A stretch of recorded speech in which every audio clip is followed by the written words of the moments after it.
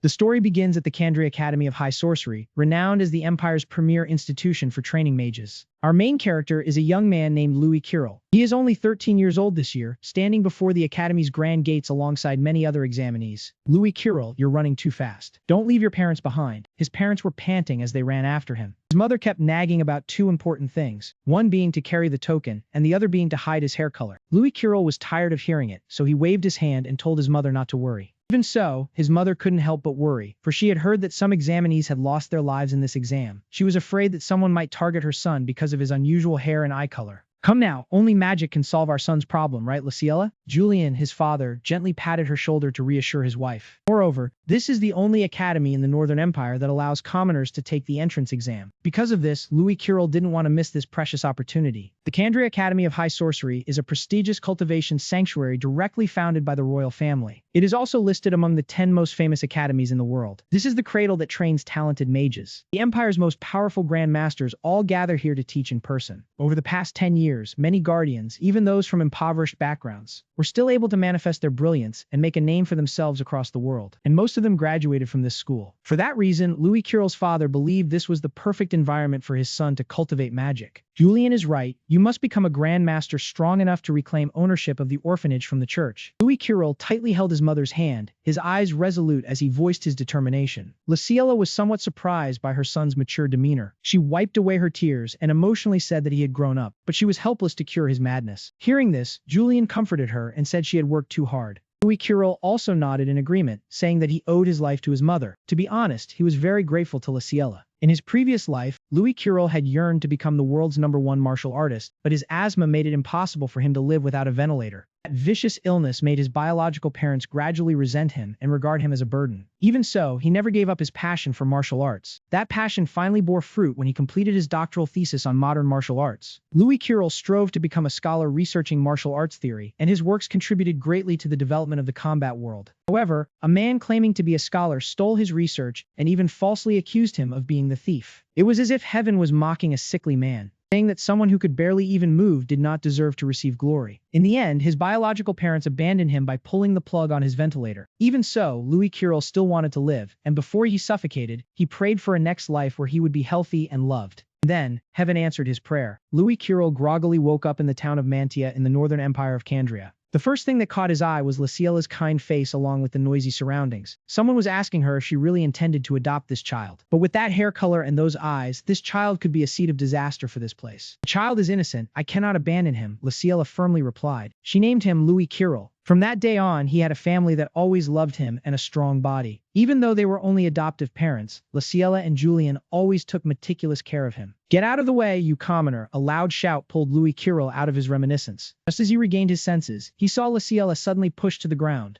A strong force from behind caused her to fall face first onto the ground. The one who pushed Luciella felt no guilt, but instead contemptuously assessed their family of 3. He mocked them, asking if commoners could really become Grand Masters. Why dream of such impossible things? Louis Kirill glanced at the 2 bastards who had just pushed his mother down. Sarcastic smiles were evident on their faces, and they even pretended to lament that they had accidentally touched filthy commoners, hoping their luck wouldn't run out. That attitude made Louis Kirill tremble with anger, and he stood up, wanting to fight these 2. But before he could act, he was pulled back by Julian. He reminded his son to focus on the exam, and moreover, he had promised not to cause trouble at the academy. Even Luciella advised Louis Kirill to be patient, so he had to swallow his anger, seeing that he didn't resist. The 2 spoiled rich kids also felt bored. They then brushed off their pants and left to get their registration numbers. Make way, Lord Kenaranka is coming. Suddenly, someone shouted, and the examinees immediately moved aside to make way. Lord Kenaranka was a youth around Louis Kirill's age, the heir of the prestigious Aranka family. He exuded a very prominent aura of nobility. However, Louis Kirill felt uncomfortable with him. In his eyes, Kenaranka was no different from the 2 noble bastards who had just pushed his mother. Just you wait, Louis Kirill thought to himself. Seeing the hatred-filled gaze of her son, Luciella grew a little worried and called his name. Louis Kirill immediately restored his usual gentle expression, then held his mother's hand tightly to reassure her. Don't worry, I will pass the exam and become the strongest Grand Master. Louis Kirill's bold declaration attracted the attention of many other children, including Kenaranka and those 2 annoying rich brats. Most of the noble children looked down on his commoner background, but Louis Kirill didn't care much. In this life, he swore he would become the strongest to protect what he held dear. Watching her son's back, Luciella could not help but worry. This year, there were 20,000 candidates, yet only about 2 or 3 dozen would be admitted. She only wished for his safety. Julian also followed him with his gaze, but his eyes held an unusual faith. He knew Louis Kirill had been stubborn since childhood. Once he set his mind, he would push forward with all his might, heedless of the gazes around him. Their part was simply to quietly support Louis Kirill from behind. By now, he had stepped through the main gate and entered the examination area, where candidates swarmed like ants, and everyone looked older than Louis Kirill. On the stage, a man in a robe was hovering in midair. He announced that the 160th entrance examination of the Kandria Supreme Sorcerer Academy had officially begun. That man was Aronian Smith, the Academy's principal and the supervisor of this examination. Every child below knew of the great Grandmaster Aronian, so they were even more astonished to see him personally overseeing the contest. Louis Kirill, amid the crowd, also stared intently at this man. This world held martial artists, those who cultivated martial arts and seal techniques, and there were 6 realms that defined one's rank. The lowest was initiate, then advancing to warrior, and then to master. Grandmaster, sage, and the highest was saint. Grandmaster was the 3rd highest rank from the top. In other words, it was among the most exalted classes in the world. The examination quickly began. Aronian announced that the candidate's first trial was to cross the stairs. The staircase before them was guarded by senior students from the upper classes. Pass tokens for the first round were all placed behind these seniors. There were a total of 1,000 pass tokens, and only those who seized them would be qualified for the next round. Once the tokens were all taken, the first round would end. Under Aronian's signal, the children immediately surged forward. Every one of them believed they would be the first to clear the first round. Seniors guarding the stairs had initially worn expressionless faces, but now they suddenly broke into hair-raising smiles. Candidates, welcome to hell, and from them radiated an immense pressure. Those inexperienced brats collided with this wave of pressure. Countless of them were instantly blasted backward. Elimination announcements accompanied by their registration numbers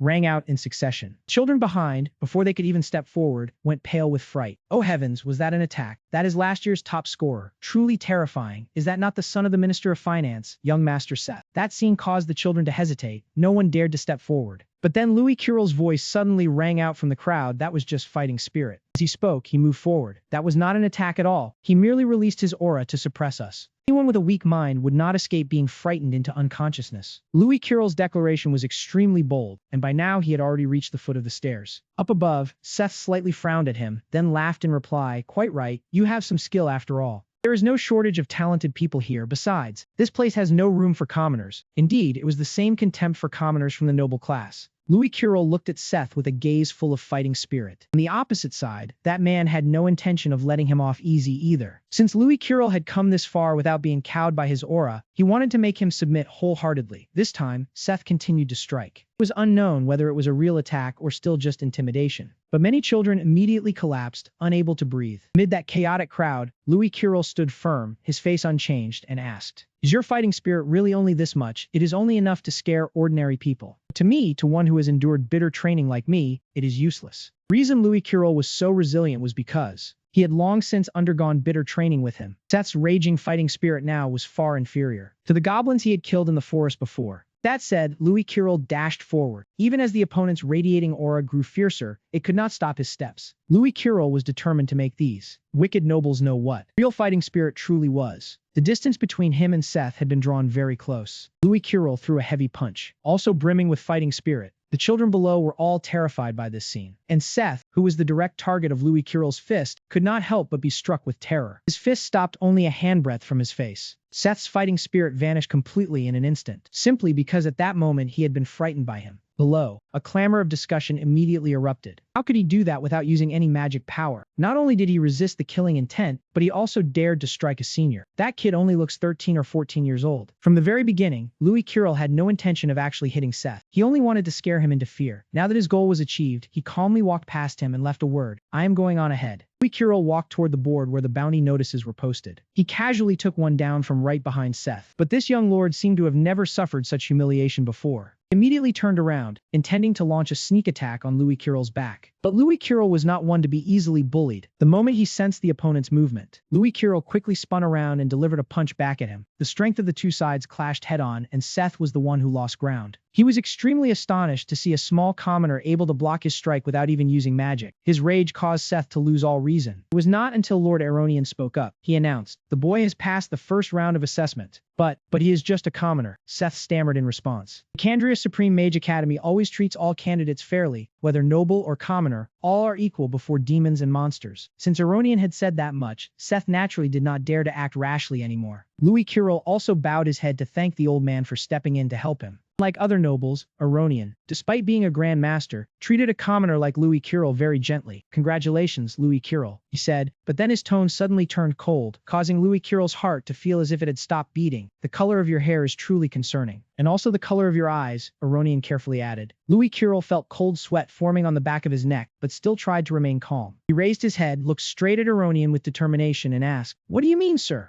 One of Aronian's hands was placed on Louis Kirill's shoulder, and then he continued to speak. "If you are admitted, I will prepare a special spiritual medicine to help you conceal these unnatural traits." It sounded as if it was meant to help Louis Kirill, but he still did not dare to let down his guard. It was unclear what the principal was plotting, but for now the most important thing was to pass this assessment. He replied, "Yes, I shall go prepare for the second test." After saying that, Louis Kirill slowly walked away from that place. In the eyes of others, typically like Seth, his conversation with the principal earlier seemed too intimate, which could not help but anger him. He knew clearly that this was the first time the principal had personally intervened in an assessment and even cared that much about a commoner. The feeling of jealousy and resentment had caused Seth to swear he would remember the name Louis Kirill very well. A short while later, at the second training ground of the Kandria Supreme Mage Academy, the second round of assessment was about to begin. All the candidates who had passed the first round were present. From the initial number of 20,000 people, only exactly 1,000 elites remained. Most were children of prestigious families, and those of humble origins like Louis Kirill had been almost completely eliminated. Because of this, Louis Kirill became extremely conspicuous in the eyes of the noble children. At that moment, the two troublemakers who had bullied him at the school gate walked past, deliberately bumped their shoulders into him painfully, and then said through gritted teeth, "Let's see who will come to protect you this time, you wretch." Louis Kirill did not reply, instead only answering with a cold, sharp gaze. The other one rudely pointed his finger at his face and continued, "That's right. If not for the principal getting involved, scum like you would have been eliminated long ago." He had already promised his mother not to cause trouble, but these people were truly stupid beyond words, causing Louis Kirill to let out a sneer. "You are truly a fool." Being called a fool by a lowly person, of course, infuriated them greatly. But before they could do anything, Louis Kirill continued, "The Grand Master has far sharper judgment than the likes of you." Louis Kirill's contemptuous gaze and words directly provoked those two nobles. They rolled up their sleeves to intimidate him. He was not only unafraid, a sneer also curled at the corner of his mouth. That mocking attitude made them unable to hold back any longer. They directly threw punches at him. Louis Kirill's expression did not change in the slightest. He chose the perfect timing with precision. He extended two of his fingers and struck their acupoints right as they lunged at him. The body of that one instantly became unable to move. After immobilizing the opponent, Louis Kirill directly launched a strike. That punch sent the brat flying in astonishment. Of the other two, the pampered young master was sent flying very far. His fall caused everyone, as well as the candidates standing nearby, to take notice. He struggled to get up, clutching his chest tightly, seeming to have difficulty breathing. But what horrified him even more was that his two arms had completely lost all sensation, to the point he could not even lift them. Immediately, he turned to look at Louis Kirill with a furious gaze. "You bastard, you dare use poison? Damn it, I am going to report this right now." Louis Kirill calmly walked up to him and said, "It is not poison, it is martial arts. I have always been enduring things as my mother instructed, but even endurance must have its limits. Only those who are prepared to be struck back are qualified to lay a hand on others." As he spoke, he raised his hand. The people around him all thought Louis Kirill was about to deliver another blow. However, his wrist was suddenly grabbed by someone else. It turned out to be the young lord. He spoke up. "We are in the middle of the assessment. Are you not afraid of being disqualified?" Louis Kirill frowned, looking toward the other party. Kanaranka was about the same age as him and had a similar build, with an unusually calm expression on his face. Recognizing that his words made sense, Louis Kirill withdrew his hand and walked away, but the three young nobles refused to let it go, shouting demands to deal with Louis immediately. This irritated the young lord greatly. He straightened his face, glared, and asked, "You know who I am, right? It is you who should back off." The immense pressure from Kanaranka left the three kids furious but unable to argue back. In the end, they had to leave with their anger pent up. Although Kanaranka had just helped Louis Kirill out of a bind. But in his eyes, all nobles were the same, always abusing their power. After driving the three away, Kanaranka suddenly approached him. "Louis Kirill, right? You are indeed strong and brave. If you do not mind, let us form a team," Ken said while extending his hand for a handshake. Before Louis could even respond, the young lord was quickly surrounded by the noble children. They asked in unison if he was looking for teammates. "I come from the Maternoth family. Please choose me. I am a genius. Let us team up." Crowd quickly separated Kanaranka from Louis Kirill, even though he was only 13 years old. He was not exceptionally powerful, but he was the heir of the renowned Aranka family, and just being on a team with Ken would guarantee passing the exam, so everyone coveted the title of his teammate. Only Louis Kirill remained indifferent, even feeling a bit of disgust. As the crowd was bustling, Aronian appeared once more. He hovered above them and announced that the second round of the exam was about to begin. This time, the content was a test of spiritual power. Instantly, a symbol appeared on the chest of each examinee. It was the mark of the earth element. Its effect was quickly revealed as The bodies of the examinees grew heavier by the moment. Many people, unable to bear the weight, collapsed immediately. Only then did Aronian calmly descend and continue speaking. For this second round of the exam, you will be under the influence of earth magic and fight right here on this arena. The children were even more surprised. This was the first time they had to endure earth magic created by a grand master. Just standing was difficult. How could they possibly fight in this state? Nearly everyone had fallen. Some were even lying flat on the ground. However, the young Lord Kanaranka still stood firm. His body only trembled slightly. There was someone who performed even better than him. That was Louis Kirill. He was walking, each step leaving deep imprints on the ground. Louis Kirill carried his heavy body all the way to the arena stage and stood before Aronian. He smiled with satisfaction as he looked at this child of humble origins. You take the lead again. The crowd was extremely agitated. He was the one who passed the first test the fastest, and it was him again. Kanaranka could not hide his surprise either. If once was luck, then the second time was pure skill. He himself had undergone 3 years of training from a master and could only barely stand.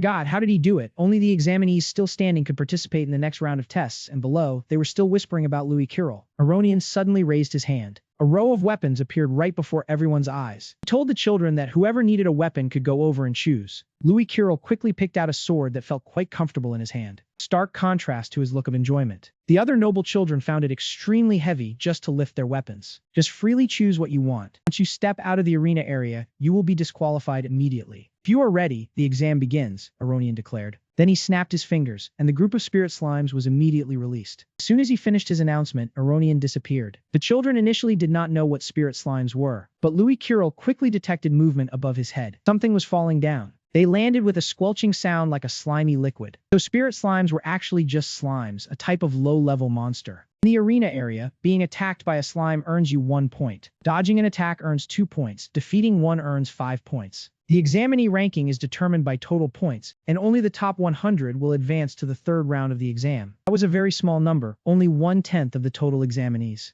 The slimes looked quite stupid. After falling, they did not attack anyone. Instead, some were even hopping around. Some were lazily yawning. Therefore, the noble children thought defeating them would be as easy as turning their hands. Getting 5 points at once was a piece of cake. They were wrong. The moment the slimes sensed the killing intent from the examinees who wanted to slaughter them, they suddenly changed their attitude from naive to full of fighting spirit. Their movement speed also became noticeably faster, and when caught by this strange slime, few broken teeth were no longer a big deal. Under the effect of the earth spell, the contestants' movement was greatly hindered. Meanwhile, the slimes went insane and attacked them at full speed. In the blink of an eye, several people were hit and had to leave the competition. The arena quickly descended into true chaos. Hey, watch out, they're still falling. A shout caused the crowd to panic even more. Aronian and the judges were still standing outside, watching the situation. At the same time, they were recording the contestants' scores. Suddenly, the woman standing to Aronian's left spoke up. Headmaster, this year's exam has the young masters of the sage families. Along with the 2 houses of Aranka and Durahan, will they set a new record? Hearing her words, Aronian looked down and saw Kenaranka and the young lady of the Durahan house fighting the spirit slime skillfully. Also, this year there are quite a few outstanding commoners. The man on the right added, the boy you helped earlier is also a commoner. That boy is quite interesting. Perhaps he will bring something worth expecting, he replied.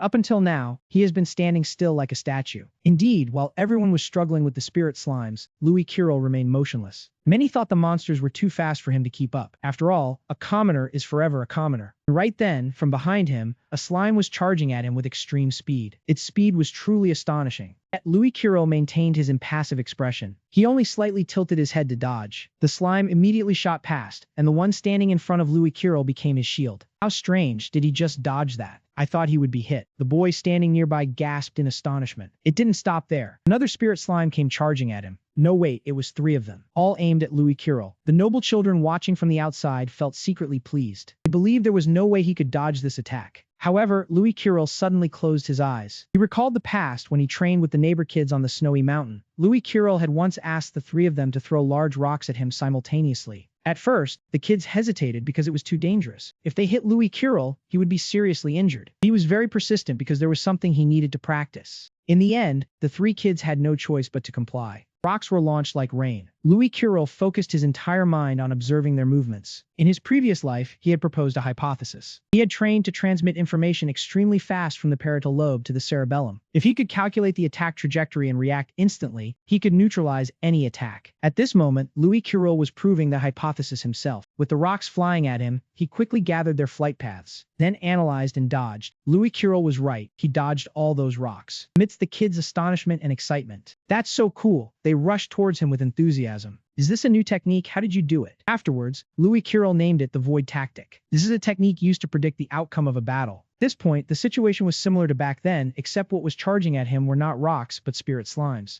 Louis Kirill applied the same method as on the snowy mountain, his mind continuously calculating at an incredible speed. These spirit slimes had both speed and power, but they only knew how to charge straight in one direction. In that moment, Louis Kirill calculated the angle, the rebound speed, and accurately predicted their attack trajectory. Therefore, in the end, he dodged them with ease. In just one breath, Louis Kirill dodged a total of 4, scoring 8 points, but he still had no intention of stopping. Gripping his sword tightly, Louis Kirill immediately launched a counterattack. He unleashed a close combat skill known as the slash. Immediately, his movements drew the attention of many. Among them were Lord Kanaranka and the judges who were watching. He whispered in astonishment, wondering if he could predict the movements of the slims. Indeed, his judgment was no less than that of a true warrior. Kanaranka looked at Louis Kirill with an admiring gaze, thinking to himself, a person with such exceptional combat skills must be recruited to his side. But Louis Kirill paid no attention to anyone's gaze, because at that moment, another slim was charging straight at him. However, in his eyes, it was simply 5 points walking right into the tiger's mouth. He used the piercing thrust swordplay again to finish off the opponent. Before his sword could touch the slim, it was pierced through by another slender blade. Louis Kirill immediately shot a razor-sharp glare at the owner of that sword, silently asking, "Hey, are you trying to steal my kill?" Kanaranka replied calmly, "That may be so, but what I take is not from you, but from them." As soon as he finished speaking, he skillfully flicked the slim, which was still impaled on his sword tip, toward a group of people. It was the group of young nobles standing not too far away. Then he turned his gaze back to Louis Kirill. With a serious expression, he reintroduced himself and made an offer. "I am Kanaranka. Would you like to gather points together?" The smile on his lips was full of goodwill. However, Louis Kirill maintained his cold expression. Seeing that, the other did not hesitate to continue. "To be frank, I just want to climb higher in the rankings. By the way, let us have a contest to see who earns more points, so I can witness your true strength. You seem very confident in your abilities, huh?" Louis Kirill began to feel intrigued. "Very well, since you are so insistent, I will show you my strength. I propose this. The loser must obey any request from the winner. Do you dare accept?" Kanaranka laughed. "You are the first person to dare make a condition with me." At that moment, the two children of the same age formally shook hands to form a temporary alliance. Despite the relentless advance of the slims, both maintained an astonishing calm. Meanwhile, the two nobles who had been humiliated by Louis Kirill were furious. They had received orders from Seth, wanting to take advantage of the chaos to teach him a lesson. One of them spoke up. "He has allied with Kanaranka, but is it fine for us to strike now?" The other nodded eagerly, agreed. "Let's finish them off." Finally, the noble who had been knocked down earlier flashed a dangerous smile and slowly replied, "Fine, do it." Just then, a slim rushed past them, heading straight for Kanaranka and Louis Kirill. Seizing the opportunity, all three drew their weapons and all chose bows and arrows. They planned to pretend to aim at the slim and fire arrows that would pierce through, heading straight for Louis Kirill. At this moment, he had also detected the monster charging at him. A single sword slash cleaved the slim in two. But in the very next moment, 3 arrows flew right past Louis Kirill's face.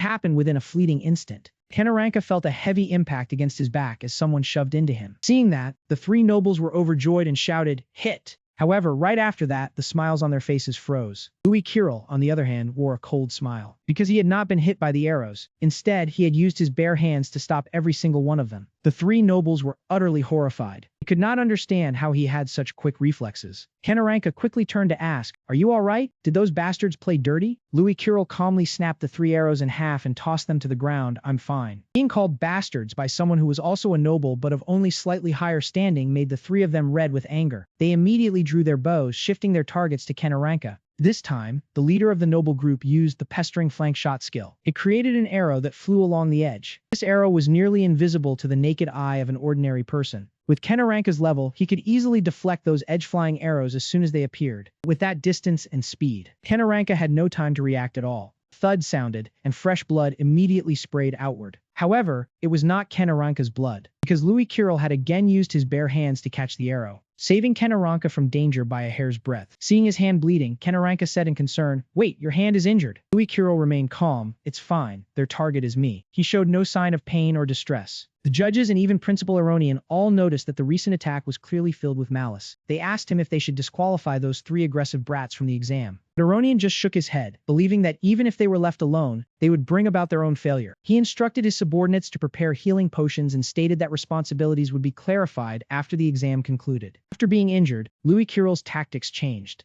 No longer solely relying on sword slashes, he suddenly gripped the hilt with both hands and asked Kanaranka, "Have you ever heard of baseball?" This was a redundant question, for Louis Kirill was someone reborn from the modern world and understood baseball well. Kanaranka, on the other hand, had likely never heard of it before. Therefore, right after that he demonstrated it for him. At that moment, two Lin slimes charged from the same direction, but because of their extreme speed, they collided with each other, and one was sent bouncing right toward the two of them. Louis Kirill gripped the hilt of his sword, slightly turning his body for momentum. Then, he precisely timed the moment and swung his sword out. But it was not meant to slash, instead, it was meant to bat the slime in the opposite direction. Because it had not been struck by the sharp blade, that slime remained completely intact. The direction it was knocked back toward was precisely where those three wicked bastards stood. They were the ones caught completely off guard. The leader of them was immediately struck. He collapsed flat on the ground. Contestant number 438, eliminated. A clear announcement rang out. It was then that Kanaranka let out a chuckle. Baseball, a commoner's game is it now, looks fun enough. After taking down one of them, Louis Kirill quickly changed his position. That moment, the other two bastards were still busy focusing on their companion. When they turned back, they no longer saw Louis Kirill standing in that spot. "Huh, where did he go?" the ponytailed one asked. "Right here," Louis Kirill immediately answered him, following the direction of the sound. He looked up and spotted Louis Kirill, who had just taken off with a powerful leap. He was now hovering right above his head. A slime was flying in beside him. Louis Kirill had calculated the trajectory with absolute precision. This time, he used his foot to kick it straight down. The Lin slime landed squarely on that ponytailed bastard's face. It sent nearly a dozen of his teeth flying, and he also received the fate of being eliminated from the competition.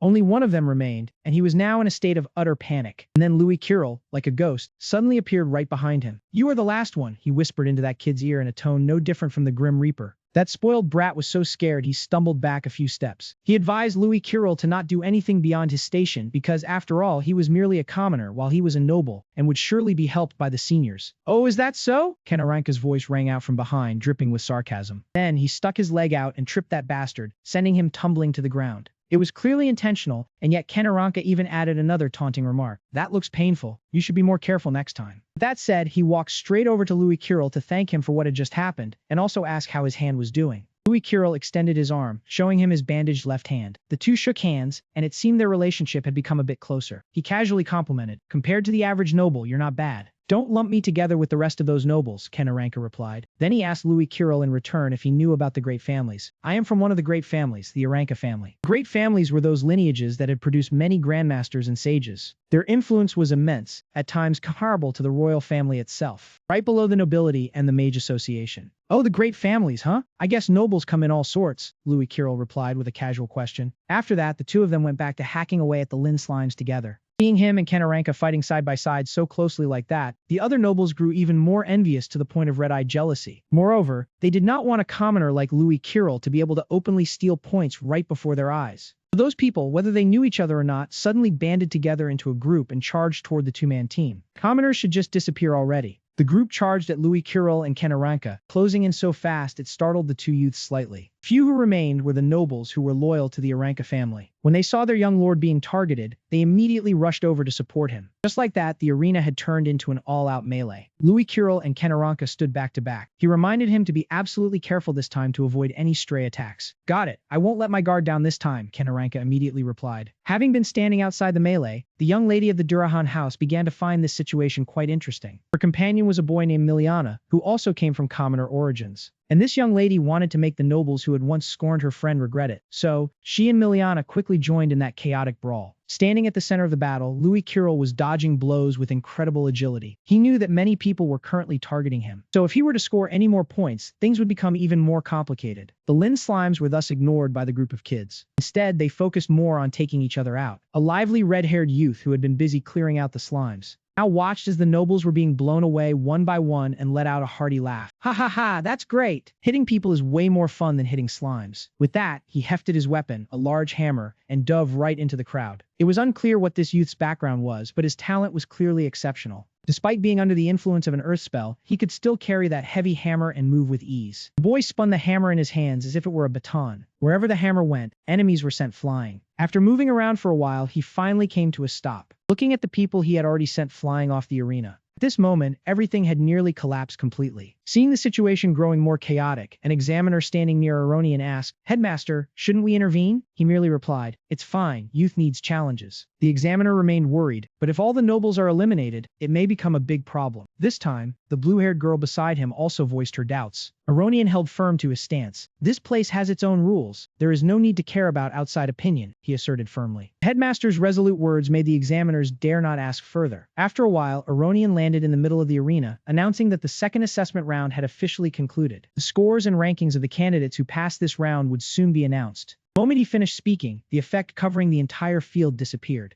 Many exhausted candidates immediately dropped their weapons and collapsed to the ground. The injured were also cared for and given healing potions immediately. Louis Curel used magical healing water for the first time and was quite amazed by its effectiveness. He couldn't help but mutter a few words. "Even a basic potion costs 3 silver coins, that's too expensive." At this moment, Kanaranka walked over, patted his shoulder, and continued the conversation. "Even if I win, I won't bully you, rest assured." Louis Curel laughed at the confidence of his new friend. This was a relaxed smile, completely different from the sarcastic look he had given Kanaranka on the first day. Shortly after, the rankings for the second test were announced. The board only listed the names of those who passed the second round and only went up to 6th place. A few young nobles saw this and mocked, "Haha, that commoner isn't even on the rankings." But they didn't expect the top 5 to be held back by Aronian for a separate announcement. The person ranked 5th was Miliana Royce. 4th place was Kenaranka, and 3rd place belonged to Lady Phi Durahan of the Durahan family. Hearing this, Kenaranka began to worry so much he squirmed. "Hey, don't tell me you got disqualified for attacking those bastards?" Louis Curel didn't answer, but his expression at this moment was already extremely bad. However, immediately after, the second place was announced as Louis Curel with a score of 887. His expression immediately relaxed. Kenaranka was slightly shocked by the high score, then also breathed a sigh of relief. The name Louis Curel rang out, causing a stir among the nobles behind. "Huh, who is that?" It wasn't surprising they didn't know him, because whenever they opened their mouths, they called him with contemptuous words. No one bothered to care about his real name. Kanaranka heard the chatter, walked up to pat Louis Curel on the shoulder, and whispered mischievously, "Who else could it be but that commoner from earlier?" "Hey, keep it a secret for me," Louis Curel replied. Kanaranka shrugged. "Alright, if you don't want to say it yet, that's fine. Anyway, you won, so what do you want me to do now?" Louis Curel wasn't in a hurry, saying he would think about it after the exam ended. Kanaranka happily agreed. First place was still unrevealed, and all candidates were extremely curious. Finally, Aronian announced the name. And it was a strange name, Noongun, with a score of 880, exactly 1 point higher than Louis Curel. That was the big guy with fiery red hair and an oversized hammer, the one who had knocked away quite a few people in the battle. The noble scions had another chance to stir up a commotion. "Oh my, is it that big guy? Impossible, 1st and 2nd place are both commoners? They're ranked even above Phi Durahan. That's too strong." Amid the chatter, Noongun only smiled smugly, slowly standing up. Contrary to that satisfaction, Phi Durahan was not happy at all. Her arm trembled violently as Miliana turned to look. "I want to fight him," she said, the anger stemming from her number 1 position being taken away. The other nobles were extremely frustrated at losing to those they had always looked down upon. Seth looked at his underlings with a cold gaze and began to scold. "Listen up, all of you are a bunch of good-for-nothings. You are the disgrace of the nobility." Noongun and Louis Curel taking 1st and 2nd place shocked the examiners immensely. This was unprecedented since the Academy's founding, let alone the fact that both of them came from orphanages. Aronian, however, showed no surprise. He asked back, "Do you know why the Mage Association runs the orphanages?" "It's because true strength has nothing to do with social status." At this moment, Noongun and Louis Curel stood facing each other, their gazes meeting. There was no hatred in them, only respect between the strong. They were like a lion and a wolf. Before the two children could spar or brawl, the headmaster quickly spoke up. Those who passed the second round moved to the next location. They filed out one after another. Kenaranka was curious about the match between Louis Curel and Noongun because their scores were so close. He wondered who was stronger. Louis Curel just opened his water flask and chugged it down before responding indifferently. Who knows? Their destination was the 3rd training ground within the grounds of the Kandri Academy of High Mages, where the final test would take place. It was a survival test and also a battle. The battle for badges. As soon as Aronian finished speaking, countless badges fell from the sky. They were distributed to all candidates, and then the senior students used teleportation magic to send them to different locations within the forest. Candidates' goal was to collect as many badges as possible. All methods were permitted, meaning that stealing was inevitable. Any candidate who lost their badge would be disqualified immediately. Only the top 10 based on total badges would have the chance to become new students of the Kandri Academy of High Mages. "Looks like we'll have to act alone. The top-ranked ones will definitely be targeted. Be extremely careful," Kenaranka warned. Louis Curel nodded. "I'll do my best to hold on." He understood that the release of the second round rankings was meant to create this chaotic situation. "Alright, now show all your strength and survive until the very end," Aronian declared, and the transmission of the candidates quickly began.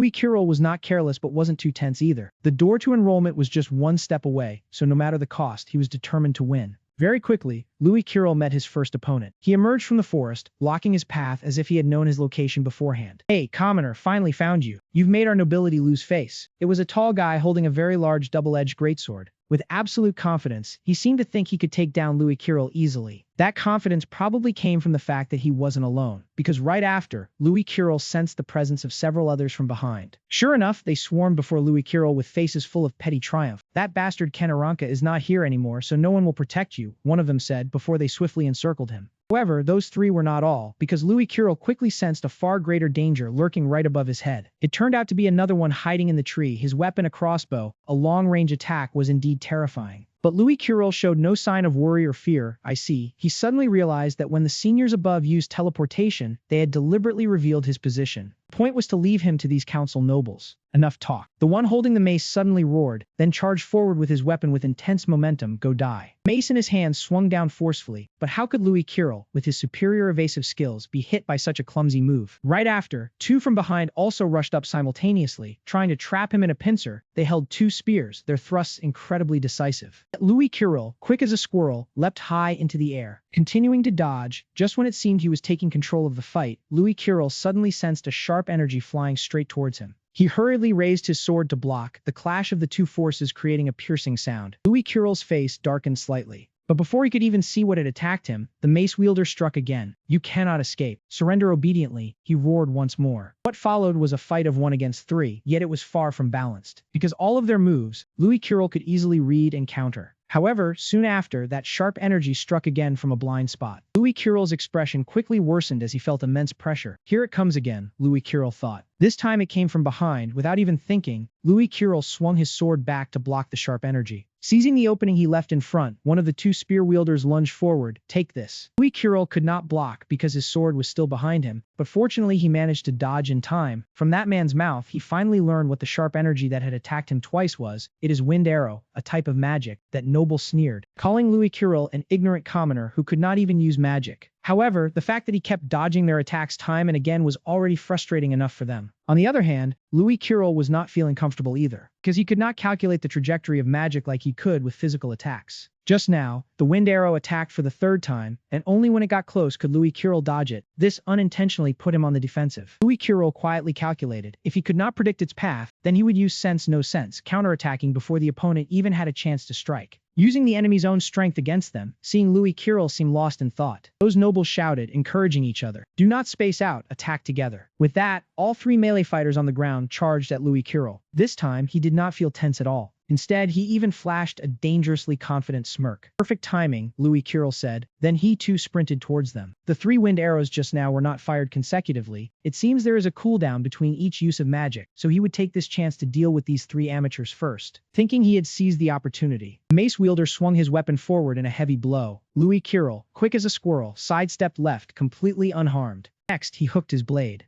onto the opponent's mace and flung it upwards. Louis Kirill's strength was clearly superior. It sent the big man stumbling into the air. He howled in pain. No longer able to hold his weapon, he let go. Due to momentum, his mace flew on and embedded itself deep into the chest of one of the 2 spear wielders. He himself was also impaled in the eye by his comrade's spear, his combat ability quickly dropping to 0. The remaining spear wielder saw the dire situation and hurried to attack Louis Kirill, but if their 3-on-1 failed earlier, what use was his solo charge now? Louis Kirill grabbed hold of his arm. At the same moment, the one hiding in the tree fired the next wind arrow. Sensing that energy racing toward him, he immediately pulled the spear wielder in front of him as a human shield. He was hit by the wind arrow, piercing through his left shoulder. He also collapsed to the ground, the pain making him unable to stop writhing. Louis Kirill's series of actions did not stop there, because next he grabbed the spear of the fallen enemy and threw it straight towards the tree where he had sensed the energy being fired from. A frantic scream rang out from the tree. It seemed Louis Kirill had hit his mark. Finally, he used his fastest speed to completely take down the 3 writhing on the ground so quickly they had no chance to fight back. At the same time, he seized their 3 badges. "Your badges have been taken by me." Louis Kirill held the badges in his hand. He proudly declared, "Do not be so arrogant, attack with all your magic." The one hiding in the tree suddenly roared, as if wanting to unleash a final blow, but his voice quickly died out. Right after, Louis Kirill heard a very familiar voice. "Do you know who you are talking to?"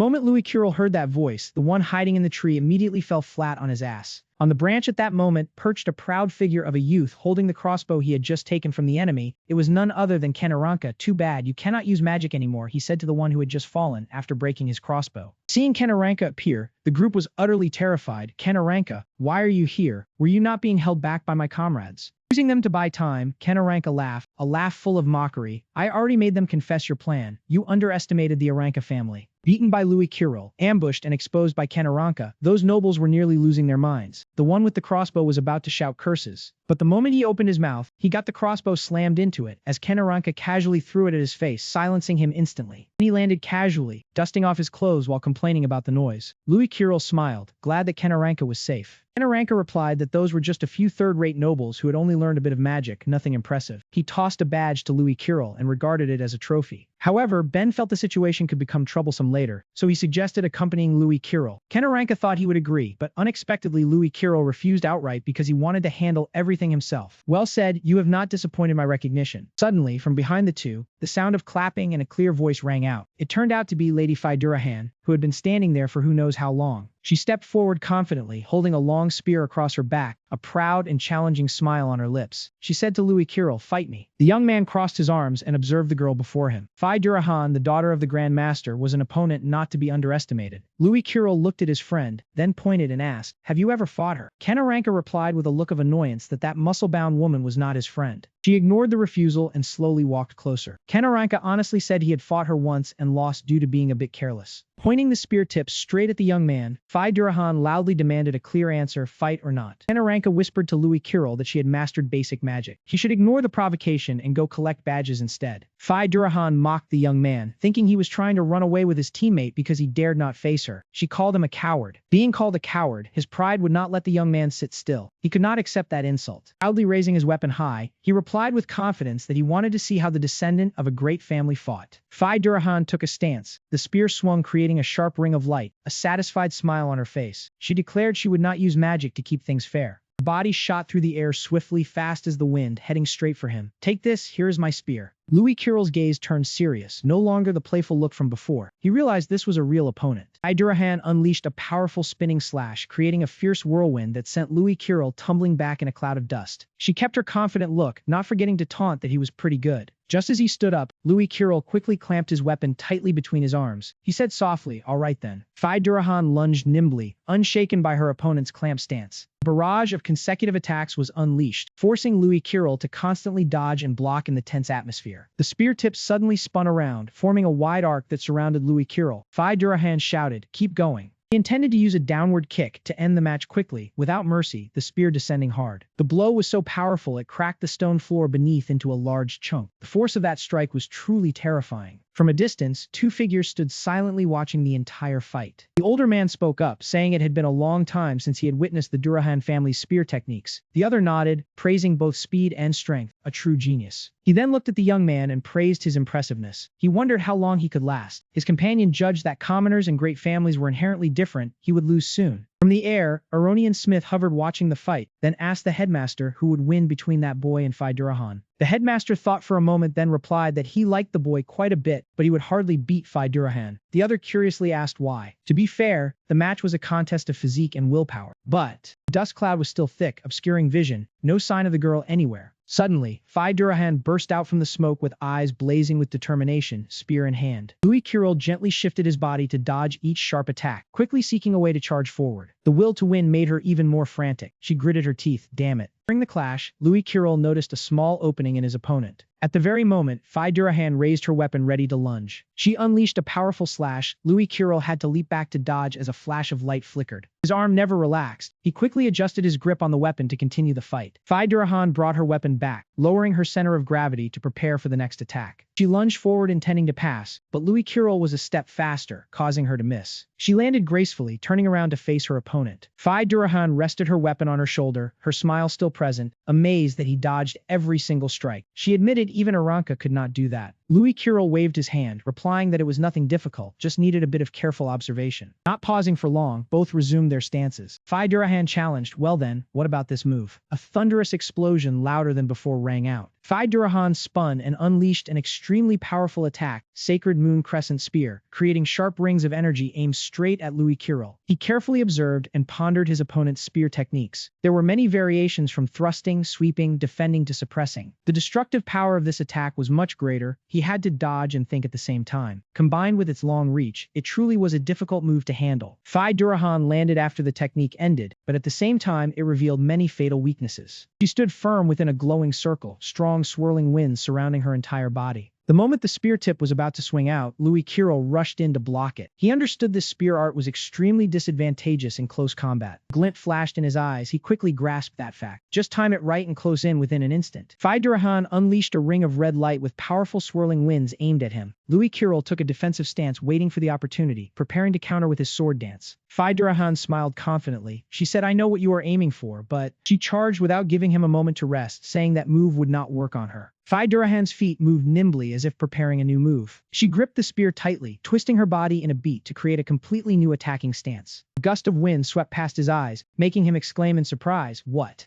Gliding past his face, she did not forget to flash a confident smile. She affirmed that the sacred spear of the Durahan family had no weaknesses and told him to prepare himself, Louis Kirill. The fierce whirlwind surged upward, carrying the intense desire for victory of the one who unleashed it. The middle-aged man adjusted his glasses, acknowledging that this was indeed a genius. He said that even the head of the Durahan family had to reach the age of 56 before comprehending this technique. Combining magic with spear arts, Phi had far surpassed his peers. That brat had tried his best, but it was a pity. On the other side, Louis Kirill was straining to defend himself with his sword. The sword flickered into a solid shield of slashes, known as a sword net. While dodging, he calculated his strategy. The weakness of spear arts was the great drain on stamina. If he kept a tight defense, his opponent would certainly reveal an opening. The sword, used too much, showed signs of cracking. He was advancing when she suddenly stopped. Louis Kirill's eyes widened, seizing the opportunity. Quickly aimed the tip of his sword straight at the girl. At that very moment, the sword snapped in two. The broken piece fell to the ground before her astonished gaze. Louis Kirill looked down, silent. The girl also turned her head to look. Watching him pick up the sword, she said, impressive. If the sword hadn't broken, you would have likely planned a counterattack. He picked up the broken piece, replying, it seems my luck isn't good. Phi Durahan pointed at him in frustration, asking if he was still holding back. Louis replied, sorry, I have a habit of observing before going all out. Quickly regained his composure, but this time, I'll be serious. I wondered that since his weapon was broken, what did he plan to fight with? He raised his hand, entering a new defensive stance. Actually, I'm better at fighting barehanded. Phi gripped his weapon firmly, observing that his opponent had no openings. He looked at her with confidence, ready for the challenge. Phi squinted at him, as if waiting for the right moment. She changed her footwork, creating a new stance more suited for the match. Phi rushed forward with a new technique, not giving his opponent time to notice any openings. Louis, on this side, had already prepared his defensive stance, waiting for the moment his opponent charged. Suddenly, a man appeared from nowhere, loudly calling out a warning, that's the spiral thrust, blocking it head-on will cause severe injury.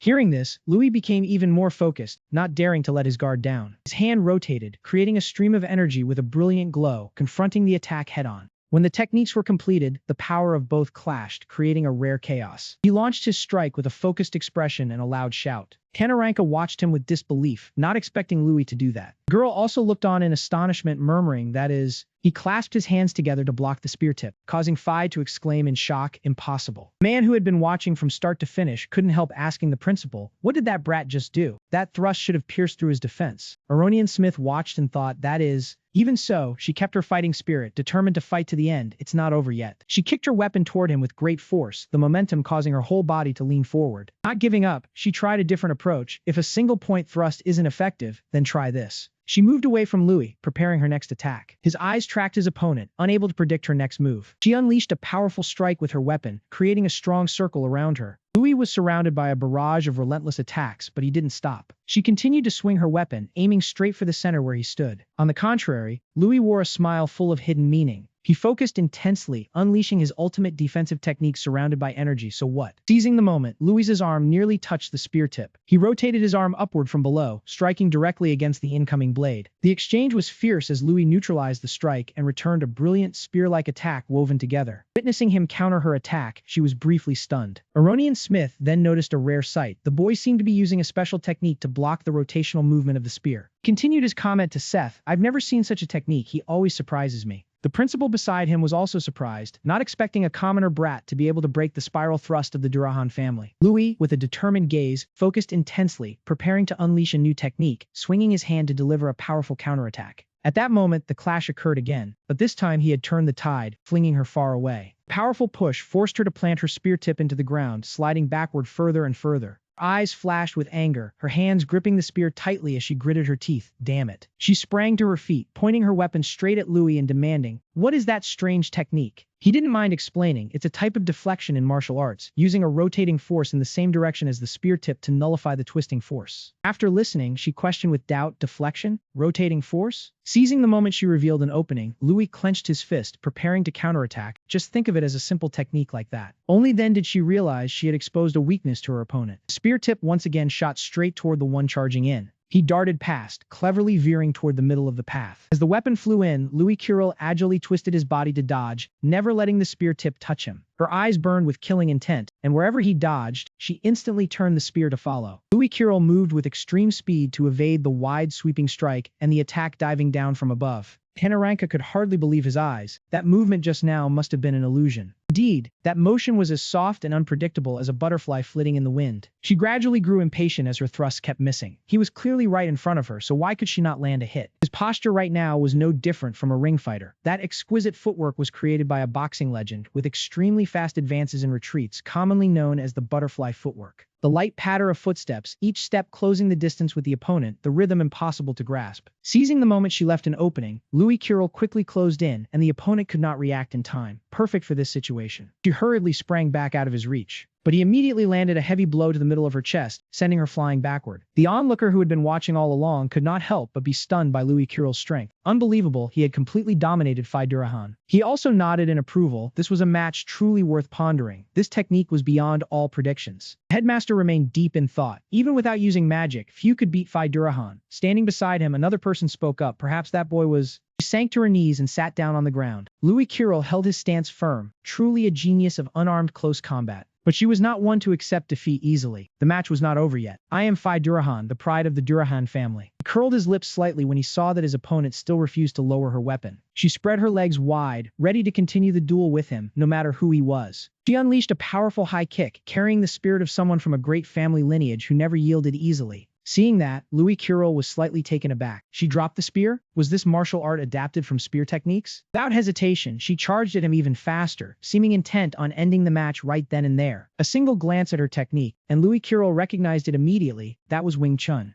As she lunged close, he did not hesitate and used the same technique from before to meet the attack. She quickly countered, shouting loudly as she unleashed her move, first form of the Ice Fist. The two forces clashed, the battle turning into a stalemate with no telling which side the result would favor. Impact was so intense it seemed to emit smoke, making one think of inch force. Louis Curel lightly dusted off his hands, his gaze full of admiration. Her technique was excellent. Hearing that, she immediately replied. The Durahan family was not skilled only in spear play. As if to prove it to him, she shouted, "Third form of the Ice Fist." Louis Curel calmly received the blow. No matter what technique his opponent unleashed, he countered with boxing. The battle grew more intense as powerful techniques were unleashed one after another in search of a decisive advantage. His eyes blazed with fire, his face radiating fierce confidence. To face such a strong opponent truly made my blood boil. But right after those positive thoughts, a negative emotion crept through his body. Not enough, this was still not enough. His eyes widened once again, as if preparing for a new plan. He used his strength to leap high into the air, secretly intending to unleash a completely new technique. Let this battle go on even longer. Louis Curel's figure loomed over her, causing his opponent to gasp in shock. What in the world is this? His face at this moment was no different from a battle-hungry monster roaring. She stared wide-eyed in astonishment, her entire body seemingly unable to move anymore. Fist came flying, and she could only use all her strength to raise both arms to block. The terrifying force of the blow sent her staggering backward in shock. Ronnie and Smith vaguely noticed something from that last strike. Dawn earlier was... The next kick came so fast she had no time to defend, her whole body being flung far away. Her body slammed hard into a large tree trunk and then fell to the ground. She struggled to push herself up with her hands. He and Jess stood not far away, witnessing Phi Durahan fall in such an unbelievable manner. He could not help but mutter a curse under his breath. Damn it, never expected a commoner could push Phi Durahan into such a corner. Brian, standing nearby, suddenly felt something was wrong in his body. Seeing Brian acting strangely, he quickly asked, "Brian, what is wrong with you?" Brian trembled, having to brace himself against the tree trunk to stand steady. "I do not know either, I just feel extremely uncomfortable. Something just passed by, this feeling, could it be..."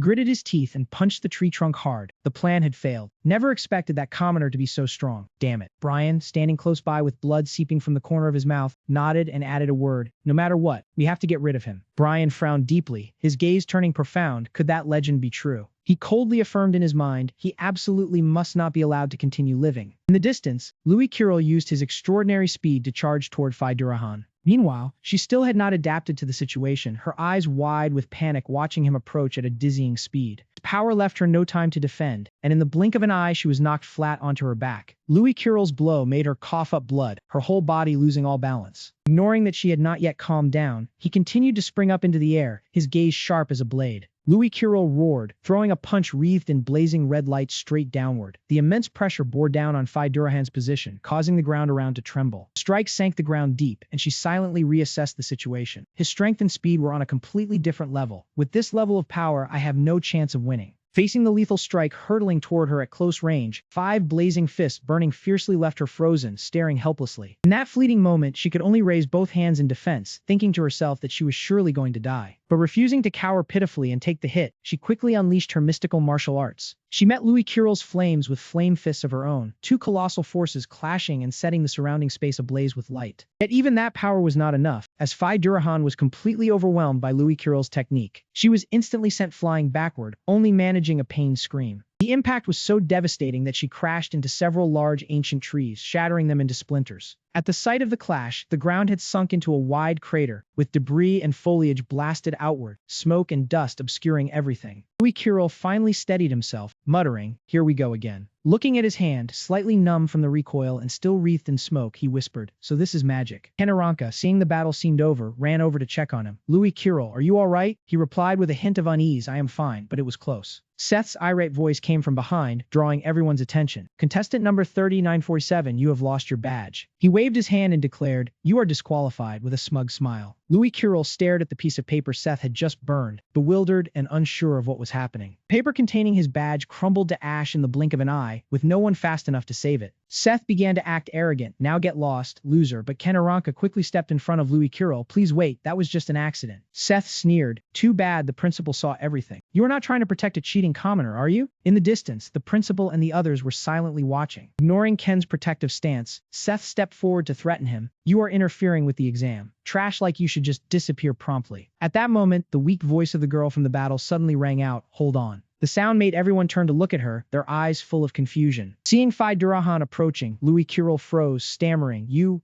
are still alive?" Durahan, cradling an injured arm, continued walking toward him as if to confirm something. Seeing this, Seth was extremely surprised. "Are you trying to protect contestant number 3947? Are you willing to be disqualified for breaking the rules?" Facing Seth's provocation, she responded loudly, "Shut up, I know Louis Kirill's badge was burned." Then she turned to Louis Kirill and apologized, "I accidentally used magic." Kanaranka was quite taken aback. Durahan actually apologizes? He quickly explained, "No, I was the one who lost control." Durahan crossed her arms, turned away sharply, and added, "No matter, since you forced me to use magic, you win. We can have a rematch once classes start." Hearing this, Seth sneered, "Classes? With just 4 badges?" Without hesitation, she pulled a large piece of cloth from her person and handed it to Louis Kirill. "Here, take it. This is the reward for defeating me," leaving him utterly stunned. Inside were 10 gleaming badges. Durahan explained, "Now you have 14 badges." She then turned to Seth, her voice full of challenge. "Louis Kirill's badge was burned after he defeated me, so that should count as valid, right?" Seth ground his teeth, spitting out each word through clenched jaws. "You." Ignoring his anger, Durahan turned to Kanaranka and patted his shoulder, teasing him, "Hey, handsome, caught you off guard, huh?" She looked at everyone in turn before speaking loudly, "What is the problem? The weak get through, while the deserving fail." She walked over to her weapon and kicked it, sending it spinning high into the air. Catching it with effortless confidence, she declared proudly, "I absolutely will not accept that. Only 10 people are supposed to advance in total." Seeing her confidence, Ken quickly replied, "What a coincidence, I was just thinking the same thing." The two of them immediately dashed forward. He teased, "So you can think about things other than fighting." She retorted, "Not everyone is as stupid as you, hurry up." Seeing everyone's spirits lift, Louis Kirill felt invigorated too, but the examiner's figure had already begun to emerge behind him.